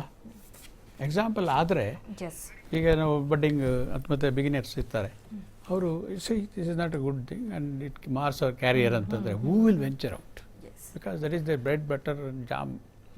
ನಾಳೆ ದಿವಸ ನನಗೆ ಅದ್ರ ಜೊತೆಗೆ ನನ್ನ image, so image will bring so many laurels to them. No good or bad, ಅದು ಡ್ಯಾಮೇಜು ಮಾಡುತ್ತೆ ಮತ್ತು ಒಳ್ಳೆಯದೂ ಮಾಡುತ್ತೆ. ಸೊ ಅದಕ್ಕೆ ವ್ಯಾಲ್ಯೂಸ್ ಬಗ್ಗೆ ನಾವು ಭಾಳ ಎಚ್ಚರಿಕೆಯಿಂದ ನಡಿಬೇಕು. ಹುಡ್ದಾಗಲಿ ರಿಲ್ಯಾಕ್ಸ್ ಆಗೋ ಮೂಡಲ್ಲಿರಲಿ, ಕೆಲಸ ಮಾಡೋವಾಗಲಿ 24/7 ಇದು ಸದಾ ನಮ್ಮ ಬ್ಯಾಕ್ ಆಫ್ ದಿ ಮೈಂಡಲ್ಲಿ ಕೆಲಸ ಮಾಡಬೇಕು. ಅದಕ್ಕೆ ಯಾವಾಗೂ ಸ್ಲೀಪಿಂಗ್ ಡೋಸ್ ಇಲ್ಲ. ಖಂಡಿತ ಸರ್, ಇದ್ರ ಬಗ್ಗೆ ನಾನು ಮತ್ತಷ್ಟು ಮಾತಾಡ್ತೀನಿ. ವೀಕ್ಷಕರೇ, ಯಾವ ರೀತಿಯಾಗಿ ಒಂದು ಎಚ್ಚರಿಕೆಯ ಜೊತೆಗೆ ನಾವು ಒಂದಷ್ಟು ಜೀವನದ ಮೌಲ್ಯಗಳನ್ನು ಇಟ್ಕೊಳ್ಬೇಕಾಗತ್ತೆ, ಇಂಥ ವಿಚಾರಗಳಿಂದ ದೂರ ಉಳಿಬೇಕಾಗತ್ತೆ ಅನ್ನುವಂಥದ್ದು. ಸೊ ಪದೇ ಪದೇ ನಮ್ಮನ್ನ ನಾವೇ ಎಚ್ಚರಿಸ್ಕೊಳ್ಬೇಕಾದಂಥ ಒಂದು ಅಗತ್ಯತೆ ಕೂಡ ಖಂಡಿತವಾಗ್ಲೂ ಇರುತ್ತೆ. ನೋಡ್ತಾ ಇದ್ದೀವಿ ಯಾವ ರೀತಿಯಾಗಿ ಈ ಒಂದು ಜಾಲ ಹರಡಿದೆ ಅಥವಾ ಹಬ್ಬಿದೆ ಅನ್ನುವಂಥದ್ದನ್ನು. ಅದರ ಜೊತೆಗೆ ಒಂದಷ್ಟು ಎಚ್ಚರಿಕೆ, ಒಂದಷ್ಟು ನಮ್ಮ ಒಂದು ಜವಾಬ್ದಾರಿ ಏನಿದೆ ಅನ್ನುವಂಥದ್ದನ್ನು ಅರಿತು ನಡಿಬೇಕಾದಂಥ, ಅದು ಯಾವುದೇ ಪ್ರೊಫೆಷನ್ ಆಗಿರಲಿ, ನಮ್ಮ ಜವಾಬ್ದಾರಿ ಏನಿದೆ ಅನ್ನುವಂಥದ್ದನ್ನು ಅರಿತು ನಡಿಬೇಕಾದಂಥ ಒಂದು ಅನಿವಾರ್ಯತೆ ಕೂಡ ಖಂಡಿತವಾಗ್ಲೂ ಇರುತ್ತೆ. ಸೊ ನಾವು ಚರ್ಚೆ ಮಾಡ್ತಾ ಇದ್ವಿ ಸಂಹಿತಾ, ಈಗ ನೀವು ಕೂಡ ಒಂದಷ್ಟು ವರ್ಷಗಳಿಂದ ಈ ಫೀಲ್ಡಲ್ಲಿದ್ದೀರಿ. ಬೇರೆ ಬೇರೆ ವಿಚಾರಗಳಲ್ಲಿ ಪ್ರವೋಕ್ ಮಾಡುವಂಥ ಒಂದು ಕೆಲಸಗಳಾಗಬಹುದು, ಈ ಫೀಲ್ಡಿಗೆ ಬಂದಿದೆಯಾ, ಇದೆಲ್ಲ ಇಲ್ಲದೆ ಇದ್ರೆ ಹೇಗೆ ಅನ್ನುವಂಥದ್ದನ್ನು ಹೇಳುವಂಥದ್ದಾಗಿರಬಹುದು. ಸೊ ಇಂಥದ್ದೆಲ್ಲ ನೋಡ್ತಾ ಇರ್ತೀವಿ. ಯಾಕಂದರೆ ಯಾವುದೇ ಆಗಿರಲಿ ಫಸ್ಟಿಂದನೇ ಸ್ಟಾರ್ಟ್ ಆಗಬೇಕಲ್ವ, ಅದು ಆಮೇಲೆ ಹೋಗೋದು ದೊಡ್ಡ ಹಂತವನ್ನು ತಲುಪುವಂಥದ್ದು. ಸೊ ಅಂಥ ಪ್ರವೋಕ್ ಮಾಡುವಂಥ ಸಂದರ್ಭದಲ್ಲಾಗಿರ್ಬೋದು ಅಥವಾ ಸನ್ನಿವೇಶಗಳ ಆ ರೀತಿಯಾಗಿ ಸೃಷ್ಟಿಯಾದಂಥ ಸಂದರ್ಭದಲ್ಲಾಗಿರ್ಬೋದು, ಸೊ ನಾವು ಬಂದಿರೋದು ಯಾಕೆ, ನಮ್ಮ ಗೋಲ್ ಏನಿದೆ, ನಾವು ಎಲ್ಲಿಗೆ ಫೋಕಸ್ಡ್ ಆಗಿರಬೇಕು ಅನ್ನುವಂಥದ್ದು ನಮಗೆ ಗೊತ್ತಿರಬೇಕು. ಸೊ ಇಲ್ಲಿ ನಿಮ್ಮ ಫೀಲ್ಡ್ಗಳಲ್ಲಿ ಅದು ಎಷ್ಟು ಮುಖ್ಯ ಆಗುತ್ತೆ, ಯಾವ ರೀತಿಯಾಗಿರಬೇಕಾಗತ್ತೆ? ಫಸ್ಟ್ ಆಫ್ ಆಲ್ ನಾವು ಯಾವುದೇ ಕೆಲಸಕ್ಕಂತ ಬಂದಾಗ ನಮ್ಮ ಬುದ್ಧಿ ನಮ್ಮ ಕೈಯಲ್ಲಿರಬೇಕು. ಒಂದು ತಪ್ಪನ್ನ ಸರಿಯಾದ ರೀತಿನಲ್ಲಿ ಮಾಡಿದರೂ ಕೂಡ ತಪ್ಪೇ ಅಲ್ವಾ? ಸೊ ಹಾಗಾಗಿ ಇಂಡಸ್ಟ್ರಿಗಾಗಲಿ ಬಂದ ತಕ್ಷಣ ಯಾರೂ ನೀನು ಅದಕ್ಕೆ ಇದು ಮಾಡಲೇಬೇಕು, ಅದು ಮಾಡಲೇಬೇಕು ಅಂತ ಹೇಳ್ಬಿಟ್ಟು ಯಾರೂ ಇದು ಮಾಡೋದಿಲ್ಲ. ಯಾಕಂದರೆ ಒಬ್ಬರು ಯಾರಾದರೂ ಬೇರೆ ಕೆಟ್ಟ ರೀತಿಯಾಗಿ ಅವ್ರೇನಾದರೂ ಡ್ರಗ್ ವಿಷಯದಲ್ಲೇ ಆಗಿರ್ಬೋದು, ಬೇರೆ ರೀತಿ ಆಗಿರ್ಬೋದು ಇದ್ದರೆ ಅವ್ರ ಜೊತೆ ನಾವು ಸೇರಿಕೊಂಡಾಗ ಅವ್ರು ನಮಗೆ ಇದು ಮಾಡ್ತಾರೆ, ನೀನು ಹಂಗೆ ಮಾಡು, ಹಿಂಗೆ ಮಾಡು ಅಂತ ಹೇಳ್ಬಿಟ್ಟು ಅವರು ನಮಗೆ ಹಿಂಸೆ ಮಾಡೋದು. ಬಟ್ ಆವಾಗ ಅವ್ರು ಹೇಳ್ತಾ ಅವ್ರಿಗೂ ಏನಾಗುತ್ತೆ, ಸರಿ ಅವ್ರು ಹೇಳಿದ್ದು ಸರಿ ಅಲ್ವಾ, ನಾನು ಹೋಗ್ಬೋದು, ನಾನು ಚೆನ್ನಾಗಿ ದುಡ್ಡು ಮಾಡ್ಬೋದು, ಆ ರೀತಿ ಮೆಂಟಾಲಿಟಿ ಬಂದ್ಬಿಡುತ್ತೆ. ಅದಕ್ಕೆ ಬಂದಾಗ ಅವ್ರ ಬುದ್ಧಿ ಅವ್ರ ಕೈಯಲ್ಲಿದ್ದರೆ ಇಂಡಸ್ಟ್ರಿನಲ್ಲಿ ಸ್ಟೆಪ್ ಬೈ ಸ್ಟೆಪ್ ನೀಟಾಗಿ ಬೆಳ್ಕೊಂಡು ಹೋಗ್ಬೋದು. ಸ್ಟಾರ್ಟಿಂಗ್ ಬಂದ ತಕ್ಷಣ ಹೇಳ್ಬಿದ್ರೆ ಎಲ್ಲ ರೀತಿನಲ್ಲೂ ಕಷ್ಟ ಆಗುತ್ತೆ. ಇವಾಗ ರಾಗಿಣಿ ಅವ್ರದ್ದೇ ಎಕ್ಸಾಂಪಲ್ ಕೊಟ್ಟರೆ, ಅವರು ಎಷ್ಟು ವರ್ಷದಿಂದ ಇಂಡಸ್ಟ್ರಿನಲ್ಲಿ ಇದ್ರು, ಒಳ್ಳೆ ಹೆಸರಿತ್ತು. ಬಟ್ ಅವರು ಒಳ್ಳೆ ಕೆಲಸ ಎಲ್ಲ ಮಾಡಿದ್ರು ಇವಾಗೇನು ಡ್ರಗ್ ಅಂತ ಬಂತು, ಇದು ಒಂದೇ ಒಂದು ಕಪ್ಪು ಚುಕ್ಕಿಯಿಂದ ಅವರಿಗೆ ಜನಗಳು ಯಾವ ರೀತಿ ಎಲ್ಲ ಮಾತಾಡೋಕ್ಕೆ ಸ್ಟಾರ್ಟ್ ಮಾಡಿದ್ರು. ಅವ್ರಿಗೆ ಮಾತಾಡೋದಲ್ಲದೆ ಇಂಡಸ್ಟ್ರಿನಲ್ಲೂ ಬೇರೆ ಬೇರೆ ರೀತಿಯಾಗಿ ಮಾತಾಡೋಕ್ಕೆ ಸ್ಟಾರ್ಟ್ ಮಾಡಿದ್ರು. ಮತ್ತು ಅಪ್ಕಮಿಂಗ್ ಮುಖ್ಯವಾಗಿ ಬಂದಿರುವಂಥ ವಿಷಯ, ಅಪ್ಕಮಿಂಗ್ ಹೀರೋಯಿನ್ಸು ಇದು ಮಾಡ್ತಿದ್ದಾರೆ, ಅಪ್ಕಮಿಂಗ್ ಹೀರೋಸ್ ಆಗಿರ್ಬೋದು, ಟೋಟಲಿ ಎಲ್ಲ ಅಪ್ಕಮಿಂಗ್ ಅಂತ ಹೇಳ್ಬಿಟ್ಟು ಈ ಜನ್ರೇಷನ್ ಮುಖ್ಯವಾಗಿ. ಸೊ ಅವರು ಒಬ್ಬರಿಂದ ಬೇರೆಯವ್ರಿಗೆ ಏನಕ್ಕೆ ತಪ್ಪು ಗೂಬೆ ಕೂರಿಸ್ಬೇಕು? ಸೊ ಯಾರು ತಪ್ಪು ಮಾಡಿದ್ದಾರೆ ಅವ್ರನ್ನ ಮುಖ್ಯವಾಗಿ ವಿಚಾರಣೆ ಕರೆದು ಇದು ಮಾಡಿ ಅದು ಅಲ್ಲಿಗಲ್ಲಿ ಕ್ಲೋಸ್ ಮಾಡಿದರೆ ಆಗ್ತಾಯಿತ್ತು. ಮುಖ್ಯವಾಗಿ ಏನು ಡ್ರಗ್ ಅಂತ ಬಂತು ಅದನ್ನು ಗೊತ್ತಿತ್ತಲ್ಲ ಸರ್ಕಾರಕ್ಕೆ ಮುಂಚೆನೇ, ಡ್ರಗ್ ಇದೆ, ಈ ರೀತಿ ಗಾಂಜಾ ಇದೆ, ಹಾಗೆ ಹೇಗೆ ಅಂಥದ್ದು ಯಾವಾಗ ಬಂತು ಆವಾಗಲೇ ಸ್ವಲ್ಪ ಚೂಟ್ ಹಾಕ್ಬಿಟ್ಟಿದ್ರೆ ಇಷ್ಟು ಇಲ್ಲಿವರೆಗೂ ಬರ್ತಾನೆ ಇರಲಿಲ್ಲ. ನಮ್ಮ ಸ್ಯಾಂಡಲ್ವುಡ್ ಇಂಡಸ್ಟ್ರಿಗೆ ಈ ಥರ ಒಂದು ಇವಾಗ ಏನು ಮಾತಾಡ್ತಿದ್ದಾರೆ ಈ ರೀತಿ ಎಲ್ಲ ತಪ್ಪುಗಳು ಬರ್ತಾನೆ ಇರಲಿಲ್ಲ. ಎಲ್ಲ ಅವ್ರವ್ರ ಕೆಲಸ ನೋಡಿಕೊಂಡು ಇನ್ನೂ ಚೆನ್ನಾಗೇ ಹೋಗ್ತಾ ಇತ್ತು ಅಂತ ನನಗನ್ಸುತ್ತೆ. ಮತ್ತು ಇನ್ನೊಂದು ಏನು ಗೊತ್ತಾ, ನಾಳೆ ದಿನ ಇವಾಗ ಈ ಥರ ಎಲ್ಲ ವಿಷಯ ಬಂತು, ಇಂಡಸ್ಟ್ರಿ ಅಂದರೆ ಹೀಗಾಗಿದೆ ಅಂತ ಹೇಳಿ. ಯಾರೋ ಒಬ್ಬರು ನಾನು ಆ್ಯಕ್ಟಿಂಗ್ ಮಾಡಬೇಕು ನಾಳೆ ದಿನ ಅಂತ ಹೇಳ್ಬಿಟ್ಟು ಊರಿಗೆ ಬರ್ತಾರೆ, ಮನೆಯಲ್ಲಿ ಬಿಡ್ತಾರ? ಮನೆಯಲ್ಲಂತೂ ಖಂಡಿತ ಒಪ್ಪಲ್ಲ. ಇದನ್ನೆಲ್ಲ ನೋಡಾದ್ಮೇಲೆ ನೀನು ಅಲ್ಲಿ ಹೋದ್ರೆ ಹಾಳಾಗ್ತೀಯಾ, ನೀನು ಸರಿ ಇದ್ರೂ ಅಲ್ಲಿ ಹೋದ ತಕ್ಷಣನೇ ಅಲ್ಲಿ ಯಾರ ಜೊತೆ ಸೇರ್ತೀಯ ಅವರೆಲ್ಲ ಹಾಳು ಮಾಡ್ತಾರೆ, ಬೇಡ ಹೋಗೋದು ಅಂತ. ಪಾಪ ಅವ್ರಿಗೆಲ್ಲ ಕನಸಿರುತ್ತೆ ಅಲ್ವಾ, ಎಷ್ಟೋ ಜನ ಆಸೆ ಕನಸುಗಳು ಹೊತ್ಕೊಂಡೇ ಬರೋದು. ಇವಾಗಲೂ ಕೂಡ ಕೊರೋನಾ ಟೈಮಲ್ಲಿ ಯಾರಿಗೂ ಬರೋಕ್ಕಾಗಿಲ್ಲ. ಸಾಕಷ್ಟು ಜನ ಬೇರೆ ಬೇರೆ ಕಡೆಯಿಂದ ಆಡಿಷನ್ಸ್ಗೆ ಬರ್ಬೋದು. ಚಿಕ್ಕ ವಯಸ್ಸಿಂದನೇ ಒಂದು ಇರುತ್ತೆ ಅವರಿಗೆ, ನಾನು ಹೋಗ್ಬೇಕಾಗಿ ಹೇಗೆ ಅಂತ. ಈಗ ಬಂದಾಗ ಮನೆಯಲ್ಲೂ ಬಿಡಲ್ಲ. ಒಂದು ಇವಾಗ ಅವ್ರಿಗೂ ಏನಾಗುತ್ತೆ ಅಂತಂದರೆ, ಮುಂಚೆ ಥರ ಇಲ್ಲ ಇವಾಗ ಇಂಡಸ್ಟ್ರಿ, ಸ್ವಲ್ಪ ಕಷ್ಟ ಇದೆ, ಆ ರೀತಿ ಮೆಂಟಾಲಿಟಿ ಬಂದ್ಬಿಡುತ್ತೆ ಸಾಮಾನ್ಯವಾಗಿ. ಸೊ ಅದೊಂದು ಸ್ವಲ್ಪ ಕಷ್ಟ ಅಂತ ಅನ್ಕೊಳ್ತೀನಿ. ಇನ್ಮೇಲೆ ಯಾವ ರೀತಿ ಹೋಗುತ್ತೋ ಏನೋ ಅಂತ ಗೊತ್ತಿಲ್ಲ. ಅಟ್ಲೀಸ್ಟ್ ಈ ಡ್ರಗ್ ಮಾಫಿಯಾ ಅನ್ನೋದು ನಮ್ಮ ಸ್ಯಾಂಡಲ್ವುಡ್ ಇಂಡಸ್ಟ್ರಿನಲ್ಲಿ ಇವಾಗ ಬಂದಾಯಿತು, ಇಷ್ಟೆಲ್ಲ ಏನೇನೋ ಪ್ರಾಬ್ಲಮ್ಸ್ ಆಯಿತು, ಅಟ್ಲೀಸ್ಟ್ ಇವಾಗಾದರೂ ಇದರಿಂದನಾದರೂ ಫುಲ್ ಸ್ಟಾಪ್ ಇಡೋವಾಗಲಿ ಅಂತ ನಾನು ಅನ್ಕೊಳ್ತೀನಿ. ಇನ್ಮೇಲಾದ್ರೂ ಎಚ್ಚೆತ್ಕೊಳ್ಳಿ ಅನ್ನೋದಕ್ಕಿಂತನೂ ಫುಲ್ ಸ್ಟಾಪ್ ಆಗಿಬಿಡ್ಲಿ. ಯಾಕಂದರೆ ಪ್ರತಿಯೊಂದು ವಿಷಯದಲ್ಲೂ ಅಷ್ಟೇ ನಮ್ಮ ಗೌರ್ಮೆಂಟ್ ಏನು ಅಂತಂದ್ರೆ ಎಲ್ಲ ಅರ್ಧಂಬರ್ಧ ಮಾಡ್ಬಿಡುತ್ತೆ, ಯಾವುದನ್ನು ಕಂಪ್ಲೀಟ್ ಆಗಿ ಮಾಡೋದಿಲ್ಲ. ಅಟ್ಲೀಸ್ಟ್ ಅದೊಂದು ಆರೋಪ ಇದ್ದೇ ಇದೆ. ಈ ಕೇಸ್ನಲ್ಲೂ ಹಂಗಾಗ್ಬಿಡುತ್ತಾ ಅನ್ನುವಂಥದ್ದು ಒಂದು ಡೌಟ್ ಕೂಡ ಇದ್ದೇ ಇದೆ. ಅದಕ್ಕೆ ಎಲ್ಲರೂ ಕೇಳ್ಕೊಳ್ಳೋದು ಒಂದೇ, ಫುಲ್ ಸ್ಟಾಪ್ ಇಟ್ಬಿಟ್ರೆ ಮತ್ತೆ ಇನ್ನು ಯಾವ ಇಂಡಸ್ಟ್ರಿನಲ್ಲೂ ಬರೋದೇ ಇಲ್ಲ. ಸ್ವಲ್ಪ ಕಂಟ್ರೋಲ್ ಮಾಡ್ಬೇಕು. ಮತ್ತೆ ಇನ್ನೊಂದು ಅದು ಎಷ್ಟು ಕಷ್ಟ ಅನ್ನೋದು ನಾಗರಾಜ್ ಸರಿಗೆ ಗೊತ್ತಿದೆ ಸರ್.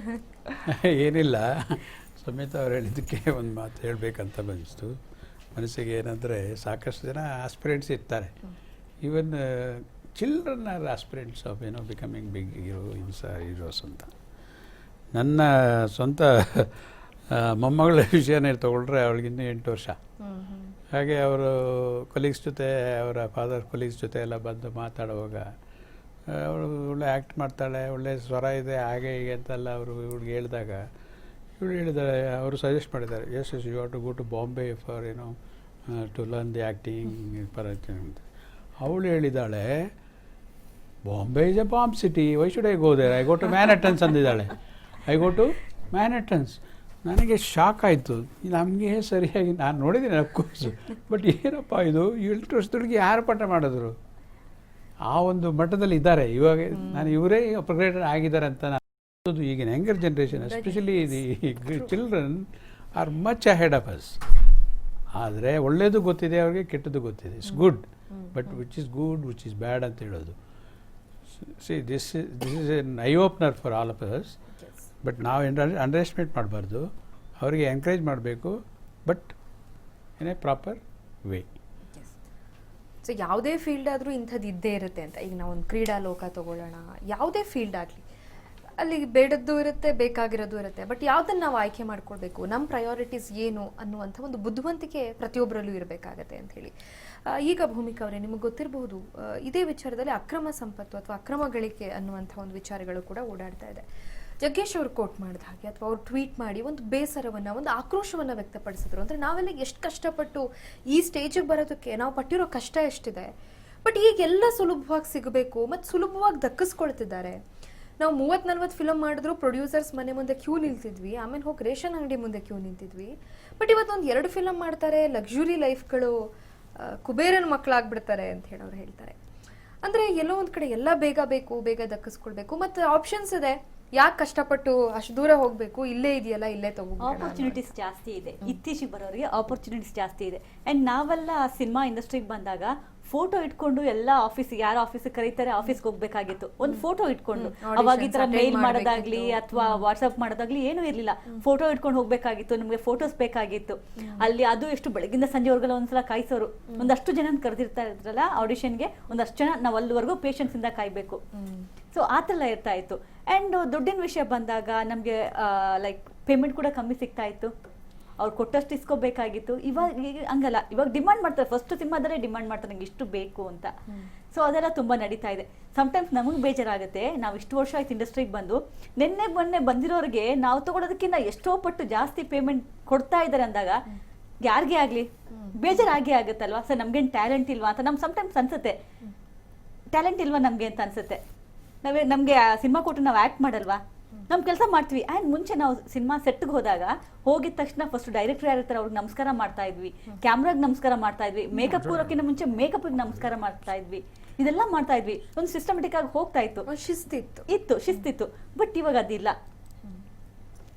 ಅಷ್ಟೊತ್ತಿಗೆ ಬರ್ತಾರೆ, ಮೇಕಪ್ ಮಾಡ್ಕೊಂಡು ಸಮ್ಟೈಮ್ಸ್ ಮನೆಯಲ್ಲೇ ಮಾಡ್ಕೊಂಡು ಬರ್ತಾರೆ ಅಥವಾ ಅಲ್ಲೇ ಮಾಡ್ತಾರೆ. ಬಟ್ ಮುಂಚೆ ಇದರಿಂದ ಶಿಸ್ತಾಗ್ಲಿ ಮತ್ತೊಂದಾಗ್ಲಿ ಇಲ್ಲ. ಆ್ಯಂಡ್ ನಾವು ಶೂಟಿಂಗ್ ಮುಗಿಯೋವರೆಗೂ ಕಾಯ್ತಾ ಇದ್ವಿ ಸಂಜೆ. ಇವಾಗ ಹಂಗಲ್ಲ, ಎಷ್ಟೊತ್ತಿಗೆ ಬಿಡ್ತೀರಾ ನಂಗೆ ಬೇರೆ ಪ್ರೋಗ್ರಾಮ್ ಇದೆ, ಬೇರೆ ಪ್ರೋಗ್ರಾಮ್ಗೆ ಹೋಗ್ಬೇಕು, ನಾವು ಬಿಟ್ಬಿಡಿ ಅಂತ ಹೊಸಬ್ರು ಬಿಗಿನರ್ಸ್ ಏನಿದ್ರೆ ಅವ್ರು ಕೇಳ್ತಾರೆ. ನಮ್ಗೊಂಥರ ಅನ್ಸುತ್ತೆ ನಾವಿನ್ನು ಎಲ್ಲಿದ್ದೀವಿ ಅಂತ ನಮ್ಗೆ ಅನ್ಸುತ್ತೆ. ತುಂಬಾ ಸಲ ಅನ್ಸ್ಬಿಟ್ಟಿದೆ, ನನಗಂತೂ ಸೆಟ್ಟಲ್ಲಿ ತುಂಬಾ ಸಲ ಅನ್ಸ್ಬಿಟ್ಟಿದೆ ಈ ವಿಷಯ. ಹೌದು, ಎಲ್ಲ ಒಂದ್ ಕಡೆ ಆ ಒಂದು ಆತರಕ್ಕೆ ಬಿದ್ದು ಇಂಥ ಎಡವಟ್ಟುಗಳನ್ನ, ಯಾಕಂದ್ರೆ ಗೊತ್ತಿರುತ್ತೆ ಇದು ತಪ್ಪು ಅನ್ನುವಂಥದ್ದು ಯಾರಿಗ್ ಗೊತ್ತಿಲ್ಲ. ಏನ್ ಚಿಕ್ಕ ಮಕ್ಳ ಇವತ್ತು ಚಿಕ್ಕ ಮಕ್ಳನ್ನ ಕೇಳಿದ್ರು ಡ್ರಗ್ ಅನ್ನೋದು ಏನೋ ತಪ್ಪಂತೆ ಅನ್ನುವಂಥ ಒಂದು ನಾಲೆಡ್ಜ್ ಇದ್ದೇ ಇರುತ್ತೆ. ಗೊತ್ತಿಲ್ದಲೆ ಏನೋ ಅಮಾಯಕರು ಏನೋ ಸಿಲ್ಕ್ ಹಾಕೊಂಡ್ಬಿಟ್ಟಿದ್ದಾರೆ, ಜಾಲದಲ್ಲಿ ಸಿಲ್ಕ್ ಹಾಕೊಂಡ್ಬಿಟ್ಟಿದ್ದಾರೆ, ಬರಕ್ ಪರದಾಡ್ತಿದ್ದಾರೆ, ಅದೆಲ್ಲ ಸುಳ್ಳು. ನಾಳೆ ದಿನ ಅವ್ರ ಆತರ ಪ್ರಿಟೆಂಡ್ ಮಾಡಿದ್ರು ಅದನ್ನ ನಂಬುವಂತ ಮುಗ್ಧತೆ ಇಲ್ಲಿ ಯಾರಿಗೂ, ಅಥವಾ ಅದನ್ನ ನಂಬುವಂತ, ಆಮೇಲೆ ಇನ್ನೊಬ್ರು ನಮ್ಮನ್ನ ಹಾಳು ಮಾಡಿದ್ರು ಅನ್ನೋದು ಸುಳ್ಳು. ಏನಕ್ಕೆ ಸಂಹಿತಾ ಹೇಳ್ದಂಗೆ ನಂಬುದಿ ನಮ್ ಕೈಲಿ ಇರ್ಬೇಕು. ನಾನು ಏನೇ ಮಾಡ್ತೀನಿ ಅಂದ್ರೆ ನಾನು ಇವಾಗ ಯಾವ ಕೆಲ್ಸಕ್ಕೆ ಬಂದಿದ್ದೀನಿ ನಾನು ಅದ್ರ ಮೇಲೆ ಫೋಕಸ್ ಆಗಿರ್ಬೇಕು. ನಾನು ಅದು ಬಿಟ್ಟು ಬೇರೆ ಎಲ್ಲ ಕೆಲಸದ ಬಗ್ಗೆ ನಾನು ಫೋಕಸ್ ಮಾಡ್ಕೊಂಡಿದ್ರೆ ನಾಳೆ ಇದೇ ತರ ಹೆಸರು ಕೆಡ್ಸ್ಕೋಬೇಕಾಗತ್ತೆ. ಎಸ್ ಖಂಡಿತವಾಗ್ಲು. ಸೊ ಏನ್ ಮಾಡ್ತೀವಿ, ಏನ್ ಮಾಡ್ಬೇಕು ಅನ್ನುವಂಥದ್ದು ನಮ್ಗೆ ಗೊತ್ತಿರತ್ತೆ. ಏನೋ ಒಂದಷ್ಟು ಆಸೆಗಳಿಗೆ ಅಥವಾ ಆಮಿಷಗಳಿಗೆ ಬಲಿಯಾಗಿ ಜೀವನ ಹಾಳು ಮಾಡ್ಕೊಳ್ಳುವಂಥ ಒಂದು ಕೆಲಸಗಳಾಗಬಾರ್ದು ಅನ್ನುವಂಥದ್ದು.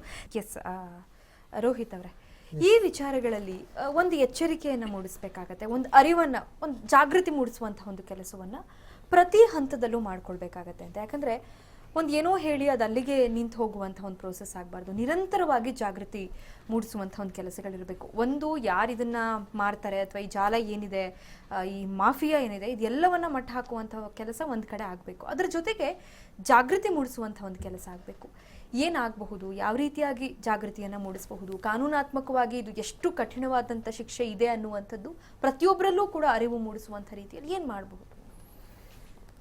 ಸಂಹಿತಾ ಅವರು ಹೇಳಿದಂಗೆ ಪೇರೆಂಟ್ಸ್ಗಳು ಇಂಡಸ್ಟ್ರಿಗೆ ತಮ್ಮ ಮಕ್ಕಳನ್ನು ಕಳಿಸ್ಲಿಕ್ಕೆ ಇನ್ನು ಮುಂದಕ್ಕೆ ಹಿಂಜರಿಬೋದು because of all these reasons. ಇದು ಬರೀ ಇಂಡಸ್ಟ್ರಿಗೆ ಮಾತ್ರ ಸೀಮಿತವಲ್ಲ. ತಂದೆ ತಾಯಿಗಳು ತಮ್ಮ ಮಕ್ಕಳನ್ನು ಶಾಲಾ ಕಾಲೇಜುಗಳು ಕಳಿಸ್ಲಿಕ್ಕೆ ಕೂಡ ಮುಜುಗರ ಪಡ್ಬೋದು ಅಥವಾ ಭಯ ಪಡ್ಬೋದು. ಶಾಲಾ ಕಾಲೇಜುಗಳಲ್ಲಿ ಏನು ಆಗ್ತದೋ ಅಂಥೇಳಿ. ಫಾರ್ ಎಕ್ಸಾಂಪಲ್, ಈಗ ಮೊದಲೆಲ್ಲ ಟಿ ವಿಯಲ್ಲಿ ಅಥವಾ ಸಿನಿಮಾದಲ್ಲಿ ಸಿಗರೇಟ್ ಸೇದುವ ಒಂದು ದೃಶ್ಯಗಳನ್ನು ತೋರಿಸ್ತಾಯಿದ್ರು. ಈಗ ಅದನ್ನು ಕಂಪ್ಲೀಟಾಗಿ ಬ್ಯಾನ್ ಮಾಡಿದ್ದಾರೆ. ಮತ್ತು ಕೆಲವೊಂದು ಕಡೆಗಳಲ್ಲಿ ಸಾರ್ವಜನಿಕ ಸ್ಥಳಗಳಲ್ಲಿ ಸಿಗರೇಟ್ ಸೇದುವಂಥದ್ದು ಕೂಡ ನಿರ್ಬಂಧ ಇದೆ, ಸೇದಲಿಕ್ಕಿಲ್ಲ. ಈ ಪಬ್ಗಳಲ್ಲಿ ಕೂಡ ಅದಕ್ಕೊಂದು ಸಪ್ರೇಟ್ ರೂಮ್ಗಳು ಅಥವಾ ಏನೋ ಮಾಡ್ಕೊಂಡಿದ್ದಾರೆ. ಒಂದು ಜವಾಬ್ದಾರಿಯುತವಾಗಿ ಹೇಳೋದು ಅಂತ ಹೇಳಿದರೆ, ಅದಕ್ಕಿಂತ ಮೊದಲು ನಾನು ಹೇಳ ಬಯಸ್ತೀನಿ, ಈ ನೀವು ಕೇಳಿದ್ರಿ ಇದನ್ನು ಸಂಪೂರ್ಣವಾಗಿ ನಿರ್ಮೂಲನೆ ಮಾಡಬೇಕಾದ್ರೆ ಏನು ಮಾಡಬೇಕು ಅಂತೇಳಿ.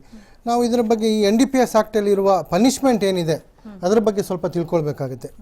So punishment for contravention in relation to the cannabis plant and cannabis, ಅದು ಏನು ಹೇಳ್ತದೆ ಅಂತ ಹೇಳಿದರೆ, any person who contravenes any provision of this act or any rule or order made or condition of the license granted thereunder, cultivates any cannabis plant or produces, manufactures, possesses, sells, purchases, transports, imports interstate, exports interstate or uses cannabis.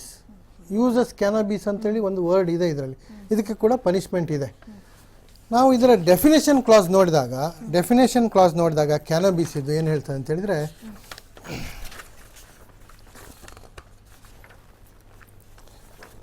ಕ್ಯಾನಬೀಸ್ charas, separated resin in whatever form, whether crude or purified, obtained from the cannabis plant, and also includes concentrated preparation and resin known as hashish oil or liquid hashish. Ganja, that is the flowering or fruiting tops of cannabis plant, excluding the seeds and leaves when not accompanied by the tops. So ಇದನ್ನು exclude ಮಾಡಿದ್ದಾರೆ. ಈ ಒಂದು ಪಾರ್ಟನ್ನು ಕೂಡ include ಮಾಡಿ ಇದು ಕೂಡ ಗಾಂಜಾ ಅಂತ ಹೇಳಿ ಇದಕ್ಕೂ ಕೂಡ ಪನಿಷ್ಮೆಂಟ್ ಪ್ರೊವೈಡ್ ಮಾಡಿದರೆ ನಮ್ಮ ಒಂದು ಏನು ಮಸೂದೆಯನ್ನು ನಾವು ಜಾರಿಗೆ ತರ್ತೀವಿ, ಸರ್ಕಾರದ ಈ ಅಧಿಸೂಚನೆಯಲ್ಲಿ ಅಧಿವೇಶನದಲ್ಲಿ ಏನು ಅದನ್ನು ಜಾರಿಗೆ ತರ್ತೀವಿ ಅದು ಇಂಪ್ಲಿಮೆಂಟ್ ಆಗ್ತದೆ ಮತ್ತು ಇದಕ್ಕೂ ಕೂಡ ಪನಿಷ್ಮೆಂಟ್ ಆಗ್ತದೆ. ಇಲ್ಲಿ ಯಾರೋ ಇದನ್ನು ಎಳೆದವನಿಗೆ ಅದನ್ನು ತಪ್ಪಿಸ್ಕೊಳ್ಳಿಕ್ಕೆ ಅವಕಾಶ ಇರೋದಿಲ್ಲ. ಆನಂತರ ಸರ್ ಹೇಳಿದ್ರಾಗ ಈ ಫೋನ್ ಟ್ಯಾಪ್ ಮಾಡಿ ಅದನ್ನು ಅವರ ಸಂಭಾಷಣೆಗಳನ್ನು ಆಲಿಸಿ ಅದರಲ್ಲಿ ಎವಿಡೆನ್ಸ್ ಕಲೆಕ್ಟ್ ಮಾಡಿದ್ದಾರೆ ಅಂತೇಳಿ. ಈ ವೈರ್ ಟ್ರಾನ್ಸ್ಮಿಷನ್ಗೆ ಇದರಲ್ಲಿ to be considered as a evidence, wire transmission ಅವ್ರು ಮಾತಾಡಿದ್ದನ್ನು ರೆಕಾರ್ಡ್ ಮಾಡಿ ಅದನ್ನು ಕನ್ಸಿಡರ್ ಮಾಡಲಿಕ್ಕೆ ಇದರಲ್ಲಿ ಅವಕಾಶ ಇಲ್ಲ. ವೈರ್ ಟ್ರಾನ್ಸ್ಮಿಷನ್ನ ಎವಿಡೆನ್ಸ್ ಆಗಿ ತಗೊಳ್ಬೋದು ಅಂತೇಳಿ ಈ NDPS ಆ್ಯಕ್ಟಲ್ಲಿ ಪ್ರೊವಿಷನ್ ಇಲ್ಲ. ವೆರಾಸ್ ಇನ್ ಕೋಕಾ ಈ ಅಥವಾ ಮೋಕಾ ಅಥವಾ ಬೇರೆ ಬೇರೆ ಆ್ಯಕ್ಟ್ಗಳಿದೆ. ಕೋಕಾ ಅಂದರೆ Karnataka control of organise crime act, ಅದರಲ್ಲಿ ಸಂಭಾಷಣೆಗಳನ್ನ ರೆಕಾರ್ಡ್ ಮಾಡಿದರೆ that is called the considered as evidence. ಈ ಕಾನೂನಾತ್ಮಕವಾಗಿ ನಾವು ಈ ಸರ್ಕಾರಕ್ಕೆ ನಾವು ಒಂದು ಪ್ರೆಷರ್ ಹಾಕಬೇಕು. ಏನಂತ ಹೇಳಿದರೆ ಈ ವೈರ್ ಟ್ರಾನ್ಸ್ಮಿಷನ್ ಮತ್ತು ಈ ಸೆಕ್ಷನ್ 20ಗೆ ಈ ಗಾಂಜಾ ಅಂದರೆ ಇನ್ಕ್ಲೂಡಿಂಗ್ ಸೀಡ್ಸ್ ಆ್ಯಂಡ್ ಲೀವ್ಸ್ ಅನ್ನು ಇನ್ಕ್ಲೂಡ್ ಮಾಡಿ ಅಂತೇಳಿ ನಾವು ಒಂದು ಪ್ರೆಷರ್ ಹಾಕಿದರೆ ಅದನ್ನು ತಂದರೆ ಸಾಧಾರಣವಾಗಿ ಒಂದು ಎಲ್ಲೆಲ್ಲಿ ಈ ಐಸೋಲೇಟೆಡ್ ಪ್ಲೇಸ್ಗಳಲ್ಲಿ ಎಳೆದ್ರೂ ಕೂಡ ಈ ಜವಾಬ್ದಾರಿಯುತ ಜನ, ಪೊಲೀಸರು ಮಾತ್ರ ಅಲ್ಲ, ಜವಾಬ್ದಾರಿಯುತ ಜನ ಅವರು ಇಂಟಿಮೇಷನ್ ಕೊಟ್ಟರು ಕೂಡ ಅದನ್ನ ಒಂದು ಕಂಪ್ಲೇಂಟ್ ಆಗಿ ತಗೊಂಡು ಅವ್ರ ಮೇಲೆ ಕ್ರಮ ತಗೊಳ್ಳಿಕ್ಕೆ ಅನುಕೂಲವಾಗುತ್ತೆ. S, okay. ಸಾಕಷ್ಟು ವಿಚಾರಗಳ ಬಗ್ಗೆ ಚರ್ಚೆ ಆಯಿತು, ಸಾಕಷ್ಟು ಮಾಹಿತಿಗಳನ್ನ ನೀವು ಕೂಡ ಶೇರ್ ಮಾಡಿದ್ರೆ. ಇನ್ನೂ ಸಾಕಷ್ಟು ಮಾಹಿತಿಗಳಿತ್ತು, ಬಟ್ ಸಮಯದ ಅಭಾವದಿಂದ ಕಾರ್ಯಕ್ರಮವನ್ನು ಮುಗಿಸಬೇಕಾಗಿದೆ. ಥ್ಯಾಂಕ್ ಯು ಸೋ ಮಚ್ ಎಲ್ರಿಗೂ ಕೂಡ. ಎಸ್ ವೀಕ್ಷಕರೇ, ನೋಡಿದ್ರಲ್ಲ ಎಷ್ಟು ವ್ಯಾಪಕವಾಗಿದೆ ಈ ಒಂದು ಜಾಲ ಅನ್ನುವಂಥದ್ದು. ಅದರ ಜೊತೆಗೆ ಏನೇ ಒತ್ತಡಗಳು ಬಂದರೂ ಕೂಡ ಅದೆಲ್ಲದರ ಮಿಗಿಲಾಗಿ ಈ ಒಂದು ತನಿಖೆ ಉತ್ತಮ ಮಟ್ಟದಲ್ಲಾಗಲಿ, ತಪ್ಪಿತಸ್ಥರು ಯಾರೇ ಆಗಿರಲಿ ಅವರಿಗೆ ಶಿಕ್ಷೆ ಆಗಲಿ, ಆ ಮೂಲಕ ಒಂದು ಎಚ್ಚರಿಕೆ, ಒಂದು ಜಾಗೃತಿ ಉಂಟಾಗಲಿ ಅನ್ನುವಂಥದ್ದೇ ನಮ್ಮ ಆಶಯ ಕೂಡ. ಇದಾಗಿತ್ತು ಈವರೆಗಿನ ವಿಶೇಷ. ನಂಬಿಕೆ ಮತ್ತು ವಿಶ್ವಾಸಾರ್ಹ ನ್ಯೂಸ್ಗಾಗಿ ನೋಡ್ತಾ ಇರಿ TV5, ಇದು ವಾಸ್ತವದ ಪ್ರತಿರೂಪ.